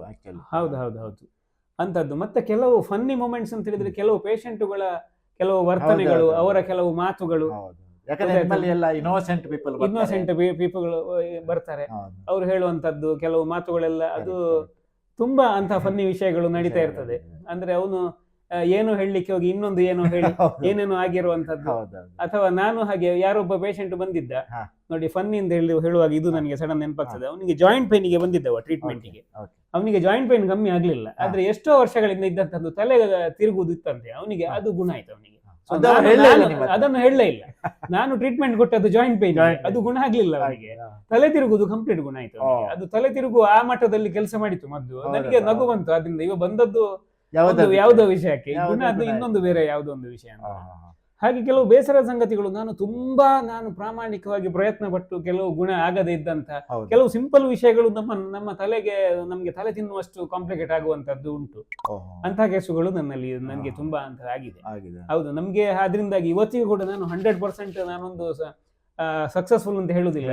ಅಲ್ಲಿ ಸಕ್ಸಸ್ ಉಂಟು, ಫೇಲ್ಯೂರ್ಗಳುಂಟು. ಬಟ್ ಸಕ್ಸಸ್ಗಳ ಸಂಖ್ಯೆ ಫೇಲ್ಯೂರ್ಗಳಿಗಿಂತ ಸ್ವಲ್ಪ ಜಾಸ್ತಿ ನಮ್ಮ ಅನುಭವ ಆಗ್ತಾ ಹೋದಾಗೆ ಜಾಸ್ತಿ ಆಗ್ತಾ ಹೋಗ್ತದೆ. ಅದರಿಂದ ಈಗಲೂ ನಾನು ಸ್ಟೂಡೆಂಟ್, ಈಗಲೂ ನಾನು ಕಲಿತಾ ಇದ್ದೇನೆ. ಹೌದೌದು. ನಾನು ಆಯ್ತು, ನಾನೆಲ್ಲವನ್ನು ನಾನೀಗ ನಿಭಾಯಿಸಬಲ್ಲೆ ಅಂತ ಹೇಳುವಂತ ಮಟ್ಟಕ್ಕೆ ನಾವು ಬರುವುದಿಲ್ಲ ಅಂತ ನನ್ನ ಒಂದು ಭಾವನೆ. ಹೊಸ ಹೊಸ ಚಾಲೆಂಜಸ್ ಬರ್ತಾ ಇರ್ತದೆ, ಹೊಸ ನಿಮ್ಗೆ ಹೌದು ಬರ್ತದೆ, ಕ್ವೆಶ್ಚನ್ಸ್ ಬರ್ತದೆ, ಹೊಸ ಅನುಭವಗಳು ಬರ್ತದೆ. ಹೌದು ಹೌದು. ಓಕೆ, ಈಗ ನಿಮ್ಮ ಈ ಅನುಭವನೆಲ್ಲ ಕೇಳಿ ನಾನು ಎಣಿಸ್ತೇನೆ ನಮ್ಮ ವೀಕ್ಷಕರಿಗೆ ಎಲ್ಲ ಒಂದು ಹೋಮಿಯೋಪತಿ ಬಗ್ಗೆ ಇದ್ದಂತಹ ಒಂದು ಪ್ರೋಸ್ ಆ್ಯಂಡ್ ಕಾನ್ಸ್, ಅಂದರೆ ಕೆಲವು ಡೌಟ್ಸ್ ಇರ್ಬೋದು, ಕೆಲವು ಒಳ್ಳೆ ವಿಷಯಗಳಿರ್ಬೋದು, ಅಥವಾ ಕೆಲವು ಸಂದೇಹಗಳು, ನನ್ನ ಕಾಯಿಲೆಗೆ ಇದು ಆಗ್ತದಾ ಇಲ್ವಾ, ಸೊ ಇದನ್ನೆಲ್ಲ ಆಲ್ಮೋಸ್ಟ್ ಕ್ಲಿಯರ್ ಆಗಿದೆ ಅಂತ ಹೇಳಿ, ಎಲ್ಲ ಡೌಟನ್ನು ಕ್ಲಿಯರ್ ಮಾಡಿದ್ದೇವೆ ಅಂತ ಹೇಳಿ ನಾವು ಎಣಿಸ್ತೇನೆ. ಮತ್ತು ನಮ್ಮ ಒಂದು ಸಮಯದ ಒಂದು ಅಭಾವ ಕೂಡ ಇದ್ದದ್ರಿಂದ, ಒಂದು ಸರ್ಟನ್ ಫ್ರೇಮ್ ವರ್ಕಲ್ಲಿ ನಾವು ಕೆಲಸ ಮಾಡಬೇಕಾದದ್ರಿಂದ ಇಲ್ಲಿಗೆ ನಾವು ಈಗ ಸಮ್ಮರೈಸ್ ಮಾಡುವ. ಕೊನೆಯದಾಗಿ ಏನು ಅಂತ ಹೇಳಿದರೆ, ಈಗ ನಾವೆಲ್ಲ ನೋಡಿದ ಹಾಗೆ, ಈಗ ನಿಮ್ಮ ಅನುಭವ ಇಲ್ಲಿ ನಾವು ಕೂಡ ನೋಡಿದ ಹಾಗೆ, ಈಗಿನ ಯುವ ಜನರಲ್ಲಿ ಹೆಚ್ಚು ಲೈಫ್ ಸ್ಟೈಲ್ ರಿಲೇಟೆಡ್ ಡಿಸೀಸಸ್ ಜಾಸ್ತಿ ಆಗ್ತಾ ಉಂಟು. ಅಂದರೆ ಇದು ಲೈಫ್ ಲಾಂಗ್ ಇರುವಂಥದ್ದು. ಕೆಲವೆಲ್ಲ ಬಿ ಪಿ ಇರ್ಬೋದು, ಶುಗರ್ ಇರ್ಬೋದು, ಸ್ಟ್ರೆಸ್ ಇರ್ಬೋದು, ಮತ್ತು ಹಾರ್ಮೋನಲ್ ಇಂಬ್ಯಾಲೆನ್ಸಸ್ ಇರ್ಬೋದು. ಸೊ ಇಂಥದ್ದೆಲ್ಲ ತುಂಬ ಬರ್ತಾ ಉಂಟು ಈಗ. ಸೊ ಇದಕ್ಕೆ ಈಗ ಈ ಯುವ ಜನತೆಗೆ ಅಥವಾ ಒಂದು ಮಿಡಲ್ ಏಜ್ನವರಿಗೆ ನೀವು ಕೊಡುವಂಥ ಒಂದು ಸಂದೇಶ ಏನು? ಅಂದರೆ ನಾವು ಯಾವ ರೀತಿ ಜೀವನವನ್ನು ನಡೆಸಿದರೆ ಸ್ವಲ್ಪ ಆರೋಗ್ಯದಾಯಕ ಜೀವನವನ್ನು ನಡೆಸ್ಬೋದು, ಆಯುಷ್ಯ ಕೂಡ ಜಾಸ್ತಿ ಇರುವಂಥ ಒಂದು ನಿಮ್ಮ ಒಂದು ಸಂದೇಶ ಏನು ಅನ್ನುವಂಥದ್ದು ನಮಗೊಂದು ಕುತೂಹಲಕಾರಿಯಾದಂಥ ವಿಷಯ. ಖಂಡಿತ ಇದು ತುಂಬಾ ಮುಖ್ಯ ಕೂಡ. ಯಾಕಂತ ಹೇಳಿದ್ರೆ ಇವತ್ತು ನಾವು ನೋಡ್ತಾ ಇರುವಂತಹ ಒಂದು ಸನ್ನಿವೇಶದಲ್ಲಿ 99% ಅಂತಲೇ ಹೇಳ್ಬೋದು ನೀವು, ಇದು ಲೈಫ್ ಸ್ಟೈಲ್ ರಿಲೇಟೆಡ್ ಡಿಸೀಸಸ್ ಇರುವಂಥದ್ದು. ಡಿಸೀಸಸ್ ಅಲ್ಲಿ ಎರಡು ರೀತಿ ನೋಡಿ. ಒಂದು, ನಿಮ್ಗೆ ಯಾವುದೋ ಒಂದು ಸಾಂಕ್ರಾಮಿಕ ಕಾಯಿಲೆಗೆ ಒಂದು ನಿಮ್ಗೆ ಅನುವಂಶೀಯವಾಗಿ ಇದು ಅಫೆಕ್ಟ್ ಕೊಡ್ತಾ ಹೋಗ್ಬೋದು. ಉದಾಹರಣೆಗೆ ನೀವು ಕೊರೋನಾ ನೋಡಿದ್ರಿ. ಕೊರೋನಾ ರೋಗ ಬಂದ ನಂತರ ಅದರ ನಂತರ ಬಂದಂತ ಜನರೇಷನ್ಗೆ ಅದರದ್ದು ಇಫೆಕ್ಟ್ ಇರ್ತದೆ ತುಂಬಾ ಸಮಯ. ಅದು ನಾವು ಏನ್ ಮಾಡ್ಲಿಕ್ಕೆ ಆಗುದಿಲ್ಲ, ಅದು ನ್ಯಾಚುರಲ್ ಡಿಸೀಸ್. ಅದೇ ರೀತಿ ಈ ಸಾಂಕ್ರಾಮಿಕ ಅಲ್ಲದೆ ಇರುವಂತದ್ದು, ಇದು ನಮ್ಮ ಜೀವನ ಕ್ರಮಗಳಿಂದ ಬರುವಂತಹ ಕಾಯಿಲೆಗಳು. ಅದು ಈಗ ಸಿಕ್ಕಾಪಟ್ಟೆ ಜಾಸ್ತಿ. ಈಗ ಕೊರೋನಾ ನೋಡಿ, ಒಂದೇ ನೀವು ಈಗ 2019 ಇಸ್ವಿಯಲ್ಲಿ ಬಂದಂತ ಬೇರೆ ಯಾವುದು ಅಂತ ಒಂದು ಪರಿಣಾಮಕಾರಿಯಾದಂತಹ ಕಾಯಿಲೆ ಬರಲಿಲ್ಲ. ಆದ್ರೆ 2019ರಿಂದ ಇವತ್ತು 2025 ಮುಗಿಯಿತು, 26ನೇ ವರ್ಷ, 26ನೇ ಇಸ್ವಿ. ಈಗಿನವರೆಗೆ ಎಷ್ಟು ನಮೂನೆಯ ಲೈಫ್ ಸ್ಟೈಲ್ ಡಿಸೀಸ್ಗಳು ಬಂದಿರಬಹುದು, ಅಸಂಖ್ಯಾತ, ನೀವು ಊಹಿಸ್ಲಿಕ್ಕೂ ಸಾಧ್ಯ ಇಲ್ಲ ನೋಡಿ. ಅಷ್ಟು ನಮೂನೆಯ ಲೈಫ್ ಸ್ಟೈಲ್ ಡಿಸಾರ್ಡರ್ಸ್. ಯಾಕಂತ ಹೇಳಿದ್ರೆ ನಿಮ್ಮ ತಂತ್ರಜ್ಞಾನಗಳು ಬೆಳವಣಿಗೆ ಆಗ್ತಾ ಉಂಟು, ಎಕ್ಸ್ಪೋಜರ್ಗಳು ನೋಡಿ. ನಮ್ಮ ಭಾರತೀಯ ಸಂಸ್ಕೃತಿಯಲ್ಲಿ ನಾವು ಆಹಾರ ಅಂತ ಹೇಳುದು ಇದಕ್ಕೆ. ಸೊ ನಾವು ಇಲ್ಲಿ ಶಿಸ್ತನ್ನು ಅಳವಡಿಸಿಕೊಳ್ಳುವಂಥದ್ದು ಬಹಳ. ಆಹಾರ ಯಾವುದು? ಆಹಾರ ಅಂದ್ರೆ ಬರೀ ನಾವು ತಿನ್ನುವುದು ಮಾತ್ರ ಅಲ್ಲ, ತಿನ್ನುವುದು, ನಾವು ಕೇಳುವುದು, ನೋಡುವುದು ಎಲ್ಲ, ಅಥವಾ ನಾವು ಸ್ಪರ್ಶಿಸುವಂಥದ್ದು ಎಲ್ಲ ಕೂಡ ಇದು ಆಹಾರ ಅಂತ ಹೇಳ್ತೇವೆ ನಾವು. ಸೊ ಇದನ್ನು ನಾವು ನಿಯಂತ್ರಣ ಮಾಡದಿದ್ರೆ ನಾವು ದೊಡ್ಡ ರೋಗಗಳಿಗೆ ಗುರಿಯಾಗುವುದು, ಸರ್ವನಾಶ ಆಗುವುದು ಖಂಡಿತ ಶತಸಿದ್ಧ ಅಂತ ಹೇಳ್ಬೋದು. ಅದರಿಂದಾಗಿ ನಾನು ಯುವ ಜನತೆಗೆ ಹೇಳಬೇಕಾದಂತ ಒಂದು ದೊಡ್ಡ ಒಂದು ಮೆಸೇಜ್ ಅಂತ ಹೇಳಿದ್ರೆ, ನಾವು ಸೋಷಿಯಲ್ ಮೀಡಿಯಾ ಮತ್ತು ನಮ್ಮ ಸಾಮಾಜಿಕ ಮಾಧ್ಯಮಗಳು ಅಥವಾ ಹಲವಾರು social media and social other things ತುಂಬಾ ನಮಗೆ ಫೀಡ್ಗಳು ಉಂಟು ಕಂಟಿನ್ಯೂಸ್. ಅದಕ್ಕೆ ಎಕ್ಸ್ಪೋಜರ್ ಆಗದೆ ನಮ್ಮಿಂದ ಜೀವನ ಮಾಡ್ಲಿಕ್ಕೆ ಸಾಧ್ಯ ಇಲ್ಲ. ಇವತ್ತು ನಾವು ನಮ್ಮ ಒಂದು ಜೀವನದ ಒಂದು ದೊಡ್ಡ ಅಂಗ, ಆದ್ರೆ ನಾವು ಅದನ್ನು ತಗೊಳ್ತೇವೆ ಅಂತ ಹೇಳುವಂಥದ್ದಕ್ಕೆ ಒಂದು ನಾವು ಡಿಸಿಪ್ಲಿನ್ ಮೇಂಟೈನ್ ಮಾಡುವಂಥದ್ದು ತುಂಬಾ ಮುಖ್ಯ. ಬ್ಯಾಲೆನ್ಸ್ ಇಲ್ಲದಿದ್ರೆ ನಿಮ್ಗೆ ಅಪಥ್ಯ ಆಗೋದು ಗ್ಯಾರಂಟಿ, ಅದರಲ್ಲಿ ಏನು ಸಂಶಯವಿಲ್ಲ. ಅದು ನಿಮ್ಮ ಮನಸ್ಸನ್ನು ಹಾಳು ಮಾಡ್ತದೆ. ನಮ್ಮ ಮನಸ್ಸನ್ನು ಹಾಳು ಮಾಡಿದ್ರೆ ಅದು ನಮ್ಮ ದೇಹಕ್ಕೂ ತೊಂದರೆ ಕೊಡ್ತದೆ ಖಂಡಿತ. ಯಾಕಂದ್ರೆ ಮನಸ್ಸು ಹಾಳಾದ್ರೆ ನಮ್ಮ ಬುದ್ಧಿ ಹಾಳಾಗ್ತದೆ, ಬುದ್ಧಿ ಹಾಳಾದ್ರೆ ನಾವು ತೆಗೆದುಕೊಳ್ಳುವ ತೀರ್ಮಾನಗಳು ತಪ್ಪಾಗ್ತದೆ, ತೀರ್ಮಾನಗಳು ತಪ್ಪಾದ್ರೆ ನಮ್ಮ ಇಡೀ ವ್ಯವಸ್ಥೆ ಹಾಳಾಗ್ತದೆ, ಅಲುಗಾಡ್ತದೆ, ಅಥವಾ ಒಂದು ನಮ್ಮನೆ ಕೆಳಗೆ ಹೋಗ್ತಾ ನಮ್ಮ ನಾಶಕ್ಕೆ ದಾರಿಯಾಗ್ಬೋದು. ಅದರಿಂದಾಗಿ ನಾವು ನೋಡಿ, ಆರ್ಥಿಕವಾಗಿ, ದೈಹಿಕವಾಗಿ, ಮಾನಸಿಕವಾಗಿ, ಸಾಂಸಾರಿಕವಾಗಿ ಈಗ ಬೇರೆ ಬೇರೆ ಬೇರೆ ಆಯಾಮಗಳಲ್ಲಿ ನಾವು ಕುಸಿತ ಹೋಗ್ತೇವೆ. ಈಗ ನಾವು ಕಾಣ್ಬೋದು ಅದನ್ನ. ನಾನೀಗ ಹೇಳಿದ್ದು ನಿಮ್ಗೆ ಅತಿಶಯೋಕ್ತಿ ಅಂತ ಹೇಳಿ ಅನಿಸ್ಲಿಕ್ಕೆ, ಯಾಕಂದ್ರೆ ನೀವು ಎಲ್ಲಿ ನೋಡಿದ್ರೆ ಸಹ ಇದ್ರ ಬಗ್ಗೆ ಇದೇ ಸಮಸ್ಯೆ. ಸೊ ಇದನ್ನು ಕಂಟ್ರೋಲ್ ಮಾಡ್ಲಿಕ್ಕೆ ಪ್ರಯತ್ನ ಮಾಡಿ. ನಿಮ್ಮಿಂದ ಕಂಟ್ರೋಲ್ ಮಾಡ್ಲಿಕ್ಕೆ ಸಾಧ್ಯ ಆಗದಿದ್ರೆ ನಮ್ಮ ಹೋಮಿಯೋಪತಿ ವೈದ್ಯರು ಇರ್ಬೋದು, ಬೇರೆ ಅಥವಾ ಬೇರೆ ಪದ್ಧತಿಗಳಲ್ಲಿ ಕೂಡ ನಾವು ಪೂರಕವಾದಂತಹ ಆ ವೈದ್ಯರನ್ನು ನೀವು ಸಂಪರ್ಕಿಸಿ ಅವರಿಂದ ಸಹಾಯ ತಗೊಳ್ಳಿ. ಆದ್ರೆ ನೀವು ಯಾವಾಗ್ಲೂ ಎಚ್ಚರದಿಂದ ಇರಬೇಕು. ನಾನು ಯಾವುದನ್ನು ನನ್ನ ಹೊರ ಪ್ರಪಂಚದಿಂದ ಅಥವಾ ನನ್ನ ಒಳಗಿನಿಂದ, ಯಾಕಂದ್ರೆ ನಾವು ಮನಸ್ಸಿನಿಂದ ನಾವು ಸ್ವೀಕರಿಸುವಂತದ್ದು ಒಳಗಿನಿಂದ. ಸೊ ಈ ಎಲ್ಲವನ್ನು ನಾನು ಎಷ್ಟು ಸ್ವೀಕರಿಸ್ತಾ ಇದ್ದೇನೆ ಅಂತ ಹೇಳುವಂತಹ ಒಂದು ಎಚ್ಚರ ಇರಬೇಕು ನಮ್ಗೆ ಯಾವಾಗ್ಲೂ. ಆ ಎಚ್ಚರದಲ್ಲಿ, ಆ ಡಿಸಿಪ್ಲಿನ್ ನಲ್ಲಿ ಇದ್ರೆ ನಾವು ಏಳಿಗೆ ಕಾಣ್ತೇವೆ, ಇಲ್ಲದಿದ್ರೆ ಅವನತಿ ಆಗ್ಬೋದು. ಅದರಿಂದ ನಾನು ಯುವ ಜನತೆ ನಮ್ಮ ಮುಂದಿನ ಒಂದು ಎಸೆಟ್, ನಮ್ಮ ನೇಷನ್ಗೆ, ನಮ್ಮ ಸಮಾಜಕ್ಕೆ. ಅದರಿಂದ ಇವರಿಗೆ ಈ ಒಂದು ಇನ್ಫಾರ್ಮೇಶನ್ ತುಂಬಾ ಮುಖ್ಯ. ನಾನು ಕೇಳಿಕೊಳ್ತಾ ಇರೋದು ಈ ನಮ್ಮ ಯುವ ಜನತೆಯಲ್ಲಿ, ದಯವಿಟ್ಟು ಈ ವಿಷಯಗಳ ಬಗ್ಗೆ ತುಂಬಾ. ನಾವು ತಿನ್ನುವ ಆಹಾರ ನೋಡಿ, ಜಂಕ್ ಫುಡ್ ನೀವು ಯಾವಾಗಾದ್ರೂ ಒಮ್ಮೆ ತಿನ್ನಿ, ತೊಂದರೆ ಇಲ್ಲ. ಬಟ್ ಜಂಕ್ ಫುಡ್ ತಿನ್ನುವುದೇ ಒಂದು ಮಾಡರ್ನೈಸೇಷನ್, ಆಧುನಿಕ ವ್ಯಕ್ತಿ ಅಂತ ಹೇಳಿ ನಾನು ಎಣಿಸಿಕೊಳ್ಬೇಕು ಅಂತ ಹೇಳಿ. ಆದ್ರೆ ನಾನು ಜಂಕ್ ಫುಡ್ ಅನ್ನೇ ಯಾವಾಗಲೂ ತಿಂತಾ ಇರಬೇಕು, ಅಥವಾ ಅದೇ ರೀತಿಯ ಜೀವನ ಶೈಲಿ, ದುಂದು ವೆಚ್ಚ ಮಾಡುವಂತದ್ದು. ಅಗತ್ಯ ಇರುವಷ್ಟು ವೆಚ್ಚ ಮಾಡಿ, ತೊಂದರೆ ಇಲ್ಲ. ಆದ್ರೆ ದುಂದು ವೆಚ್ಚ ಮಾಡುವಂತದ್ದು, ಅದನ್ನೇ ಒಂದು ಜೀವನ ಶೈಲಿಯನ್ನಾಗಿ ರೂಪಿಸಿಕೊಳ್ಳುವಂತದ್ದು, ಈ ಎಲ್ಲ ಮಾನಸಿಕ ಅಸೌಖ್ಯಗಳು, ಮನೋವಿಕಾರಗಳು ಅಂತ ಹೇಳ್ತಾರೆ, ಪರ್ವರ್ಷನ್ ಅಂತ ಹೇಳುದು ನಾವು. ಇದಕ್ಕೆ ಒಳಗಾಗಬೇಡಿ ನೀವು. ಇದಕ್ಕೆ ನೀವು ಬಲಿಯಾದ್ರೆ ಬರೀ ನಿಮ್ಗೆ ವೈಯಕ್ತಿಕವಾಗಿ ಮಾತ್ರ ನಷ್ಟ ಅಲ್ಲ, ಇಡೀ ಸಮಾಜಕ್ಕೆ ನಷ್ಟ ಆಗ್ತದೆ ಇದು. ಸೊ ಅದಕ್ಕೆಲ್ಲ ಈ ಯುವ ಜನತೆ ನೀವು ಕಾರಣರಾಗ್ತೀರಿ, ನೀವು ಅದಕ್ಕೆ ನೀವೇ ಜವಾಬ್ದಾರಿ. ಆ ಜವಾಬ್ದಾರಿ ನಿಮ್ಮ ಮೇಲೆ ಉಂಟು. ಅದರಿಂದಾಗಿ ನಾನು ಹೇಳುವಂಥದ್ದು, ಯುವ ಜನತೆ ಈ ವಿಷಯದಲ್ಲಿ ತುಂಬಾ ಕೇರ್ಫುಲ್ ಆಗಿರ್ಬೇಕು. ಯಾಕಂದ್ರೆ ಅಷ್ಟು ಇವತ್ತು ಎಕ್ಸ್ಪೋಜರ್ ಉಂಟು. ಮತ್ತೊಂದು ನಾನೊಂದು ಕೇಳಲಿಕ್ಕೆ ಮರ್ತದೆ ಹಾಗೆ ಆಕ್ಚುಲಿ, ಈ ಸಣ್ಣ ಮಕ್ಕಳಲ್ಲಿ ಈ ಆಟಿಸಮ್ ಅಂತ ಹೇಳಿ ಸ್ವಲ್ಪ, ಹೌದು, ಸೊ ಅದಕ್ಕೆ ಹೋಮಿಯೋಪತಿಯಲ್ಲಿ ಎಫೆಕ್ಟಿವ್ ಮದ್ದಿದೆಯಾ? ಉಂಟು, ಆಟಿಸಮಿಗೆ ಮೆಡಿಸಿನ್ ಉಂಟು. ಹೌದು, ಅದು ಕೂಡ ಹಾಗೆ ಅವರ ಸಣ್ಣ ಸಣ್ಣ ಸ್ವಭಾವದ ವ್ಯತ್ಯಾಸಗಳನ್ನು ಗಮನಿಸಿ ಅದನ್ನು ನಾವು ಟ್ರೀಟ್ಮೆಂಟ್ ಮಾಡ್ತಾ ಹೋಗ್ತೇವೆ. ಆಟಿಸಮ್ ಇಂಪ್ರೂವ್ಮೆಂಟ್ ಆಗ್ತದೆ. ಹೌದು, ಅದು ಕೂಡ ಪರಿಣಾಮಕಾರಿ. ಕೂಡ ನಿಮ್ಮನ್ನು ಸಂಪರ್ಕಿಸಬಹುದು. ಹೌದು. ಸೊ ನಿಮ್ಮ ಸಂಪರ್ಕ ಸಂಖ್ಯೆಯನ್ನು ಕೂಡ ನಾವು ನಮ್ಮ ಯೂಟ್ಯೂಬ್ ಇದರಲ್ಲಿ ಹಾಕ್ತೇವೆ. ಖಂಡಿತ, ಯಾರಾದ್ರೂ ನಮ್ಮ ವೀಕ್ಷಕರಿಗೆ ಕೂಡ ಒಂದು ಉಪಯೋಗ ಆಗಲಿ ಅಂತ ಹೇಳಿ. ಆಗಲಿ, ನೀವು ನಿಮ್ಮ ಈ ವೃತ್ತಿ ಜೀವನದ ಅನುಭವವನ್ನು ನಮ್ಮ ವೀಕ್ಷಕರೊಂದಿಗೆ ಎಷ್ಟು ಸಮಯದಲ್ಲಿ, ನಿಮ್ಮ ಒಂದು ಅಮೂಲ್ಯವಾದ ಸಮಯ, ನಿಮಗೆ ಕೂಡ ಒಂದು ಬ್ಯುಸಿ ಇರ್ತೀರಿ ನೀವು, ಇಂಥದ್ರಲ್ಲಿ ನಿಮ್ಮ ಒಂದು ಅಪಾಯಿಂಟ್ಮೆಂಟನ್ನು ಕೊಟ್ಟು ನಮಗೋಸ್ಕರ ಸಮಯವನ್ನು ಮೀಸಲಿಟ್ಟು ಎಲ್ಲ ಅನುಭವಗಳನ್ನು ನಮ್ಮೊಂದಿಗೆ ಹಂಚಿ ನೀವು ಇಷ್ಟೊತ್ತು ಈ ಕೊಟ್ಟಂತಹ ಒಂದು ವಿಷಯಗಳು ಅಥವಾ ಅನುಭವಗಳು ನಮ್ಮ ಎಲ್ಲ ವೀಕ್ಷಕರಿಗೆ ಒಂದು ಉಪಯೋಗ ಆಗಲಿ, ಅವರು ಕೂಡ ಅಂತ ಏನಾದರೂ ಸಮಸ್ಯೆ ಇದ್ದಲ್ಲಿ ನಿಮ್ಮಲ್ಲಿ ಬಂದು ಪರಿಹಾರವನ್ನು ಕಂಡುಕೊಳ್ಳಿ ಅಂತ ಹೇಳಿ ನಾವು ಆಶಿಸುತ್ತಾ ನಿಮಗೆ ನಮ್ಮ ಯೂಟ್ಯೂಬ್ ಚಾನಲ್ಗೆ ಬಂದು ಸಂದರ್ಶನವನ್ನು ಕೊಟ್ಟದ್ದಕ್ಕೆ ಅನಂತ ಧನ್ಯವಾದಗಳನ್ನು ಸಮರ್ಪಿಸ್ತೇನೆ. ಹಾಗೆ ನಮ್ಮ ಸುದ್ದಿ ಸುವಿಧ ವೀಕ್ಷಕರಿಗೆ ನೀವು ಕೊನೆ ತನಕ ಈ ಯೂಟ್ಯೂಬ್ ಚಾನಲನ್ನು ನೋಡಿದ್ದಕ್ಕೆ ನಿಮಗೆಲ್ಲ ಧನ್ಯವಾದಗಳು. ಮತ್ತು ನಮ್ಮ ಈ ಚಾನಲನ್ನು ನಿಮ್ಮ ಎಲ್ಲರಿಗೆ, ಫ್ರೆಂಡ್ಸಿಗೆ ಇರಲಿ, ನಿಮ್ಮ ರಿಲೇಟಿವ್ಸಿಗೆ ಇರಲಿ, ಇದನ್ನು ಶೇರ್ ಮಾಡಿ. ಯಾರಿಗಾದರೂ ಒಬ್ಬರಿಗೆ ಒಂದು ಉಪಯೋಗ ಆಗ್ಬೋದು. ನಮ್ಮ ಎಲ್ಲ ಈ ಎಪಿಸೋಡ್ಗಳಲ್ಲಿ ಏನಾದರೂ ಒಂದು ಸಂದೇಶಗಳಿರ್ತದೆ. ಒಂದು ಯಾರಾದರೂ ಒಂದು ಸಾಧನೆ ಮಾಡಿದ್ದಿರ್ಬೋದು, ಅಥವಾ ಅವರ ಸಾಧನೆಯೇ ನಿಮಗೆ ಒಂದು ಇನ್ಸ್ಪಿರೇಷನ್ ಕೂಡ ಆಗ್ಬೋದು. ಏನಾದರೂ ಒಂದು ಸಂದೇಶವನ್ನು ಇಟ್ಕೊಂಡೇ ನಾವು ಬರ್ತೇವೆ. ಸೊ ಹಾಗಾಗಿ ಇದನ್ನು ನೀವು ಒಂದು ಎಲ್ಲರಿಗೆ ಸರ್ಕ್ಯುಲೇಟ್ ಮಾಡಿ. ಹಾಗೆಯೇ ನಾವು ಒಂದು suddisuvidha.in ಅಂತ ಹೇಳಿ ಒಂದು ನ್ಯೂಸ್ ವೆಬ್ಸೈಟನ್ನು ಮಾಡಿದ್ದೇವೆ ಆಲ್ರೆಡಿ. ಸೊ ಅದಕ್ಕೆ ಕೂಡ ನೀವು ಹೋಗಿ ನೋಡಿ, ನಾವು ಆ ನ್ಯೂಸ್ಗಳನ್ನು ಅಪ್ಡೇಟ್ ಮಾಡ್ತಾ ಇರ್ತೇವೆ. ಅಥವಾ ಅದರಲ್ಲಿ ಕೂಡ ನಿಮಗೆ ಏನಾದರೂ ಜಾಹೀರಾತುಗಳನ್ನು ಕೊಡಲಿಕ್ಕಿದ್ರೆ ನಮ್ಮನ್ನು ಸಂಪರ್ಕಿಸಿ. ಹಾಗೆ ನಮ್ಮ ಈ ಪಾಡ್ಕಾಸ್ಟ್ಗಳಿಗೆ ಕೂಡ ನಾವು ಯಾರಾದರೂ ಜಾಹೀರಾತು ಕೊಡುವುದಿದ್ರೆ ಅದನ್ನು ಕೂಡ ನಮಗೆ ಸಂಪರ್ಕಿಸ್ಬೋದು. ಮತ್ತು ನಾವು ಸ್ಪಾನ್ಸರ್ಶಿಪ್ ಕೂಡ ಮಾಡ್ತೇವೆ. ಅದರ ನಿಮ್ಮ ಏನಾದರೂ ವ್ಯವಹಾರ ಇದ್ದರೆ, ಉದ್ಯೋಗ ಇದ್ದರೆ ಅದರದ್ದು ಕೂಡ ನಾವು ಅಡ್ವರ್ಟೈಸ್ಮೆಂಟನ್ನು ನಮ್ಮ ಈ ಯೂಟ್ಯೂಬ್ನಲ್ಲಿ ನಾವು ಹಾಕ್ತೇವೆ. ಸೊ ಹಾಗೆ ಏನಾದರೂ ನಿಮಗೆ ಇಂಟ್ರೆಸ್ಟ್ ಇದ್ದರೆ ಅಂತೇಳಿ, ಅದರಿಂದ ನಮಗೆ ಕೂಡ ಒಂದು ಸ್ವಲ್ಪ ಸಹಾಯ ಆಗ್ತದೆ. ಯಾಕಂದರೆ ನಮ್ಮೆಲ್ಲ ಖರ್ಚುಗಳನ್ನು ಸ್ವಲ್ಪ ಮೀಟ್ ಮಾಡಲಿಕ್ಕೆ ನಮಗೆ ಒಂದು ಸಪೋರ್ಟ್ ಮಾಡಿದಾಗ ಆಗ್ತದೆ ನಮ್ಮ ಈ ಒಂದು ವೆಂಚರಿಗೆ. ಸೊ ಹಾಗೆ ಎಲ್ಲ ನಮ್ಮ ವೀಕ್ಷಕರಿಗೆ ಕೂಡ ನಾನು ಈ ಸಂದರ್ಭದಲ್ಲಿ ಒಂದು ವಿನಂತಿಯನ್ನು ಮಾಡಿಕೊಳ್ತಾ ಇದ್ದೇನೆ. ಹಾಗೆ ನಿಮಗೆಲ್ಲರಿಗೂ ನಮ್ಮ ಈ ಸುದ್ದಿ ಸುವಿಧ ಯೂಟ್ಯೂಬ್ ಚಾನಲ್ನ ಪರವಾಗಿ ಧನ್ಯವಾದಗಳು. ನಮಸ್ಕಾರ.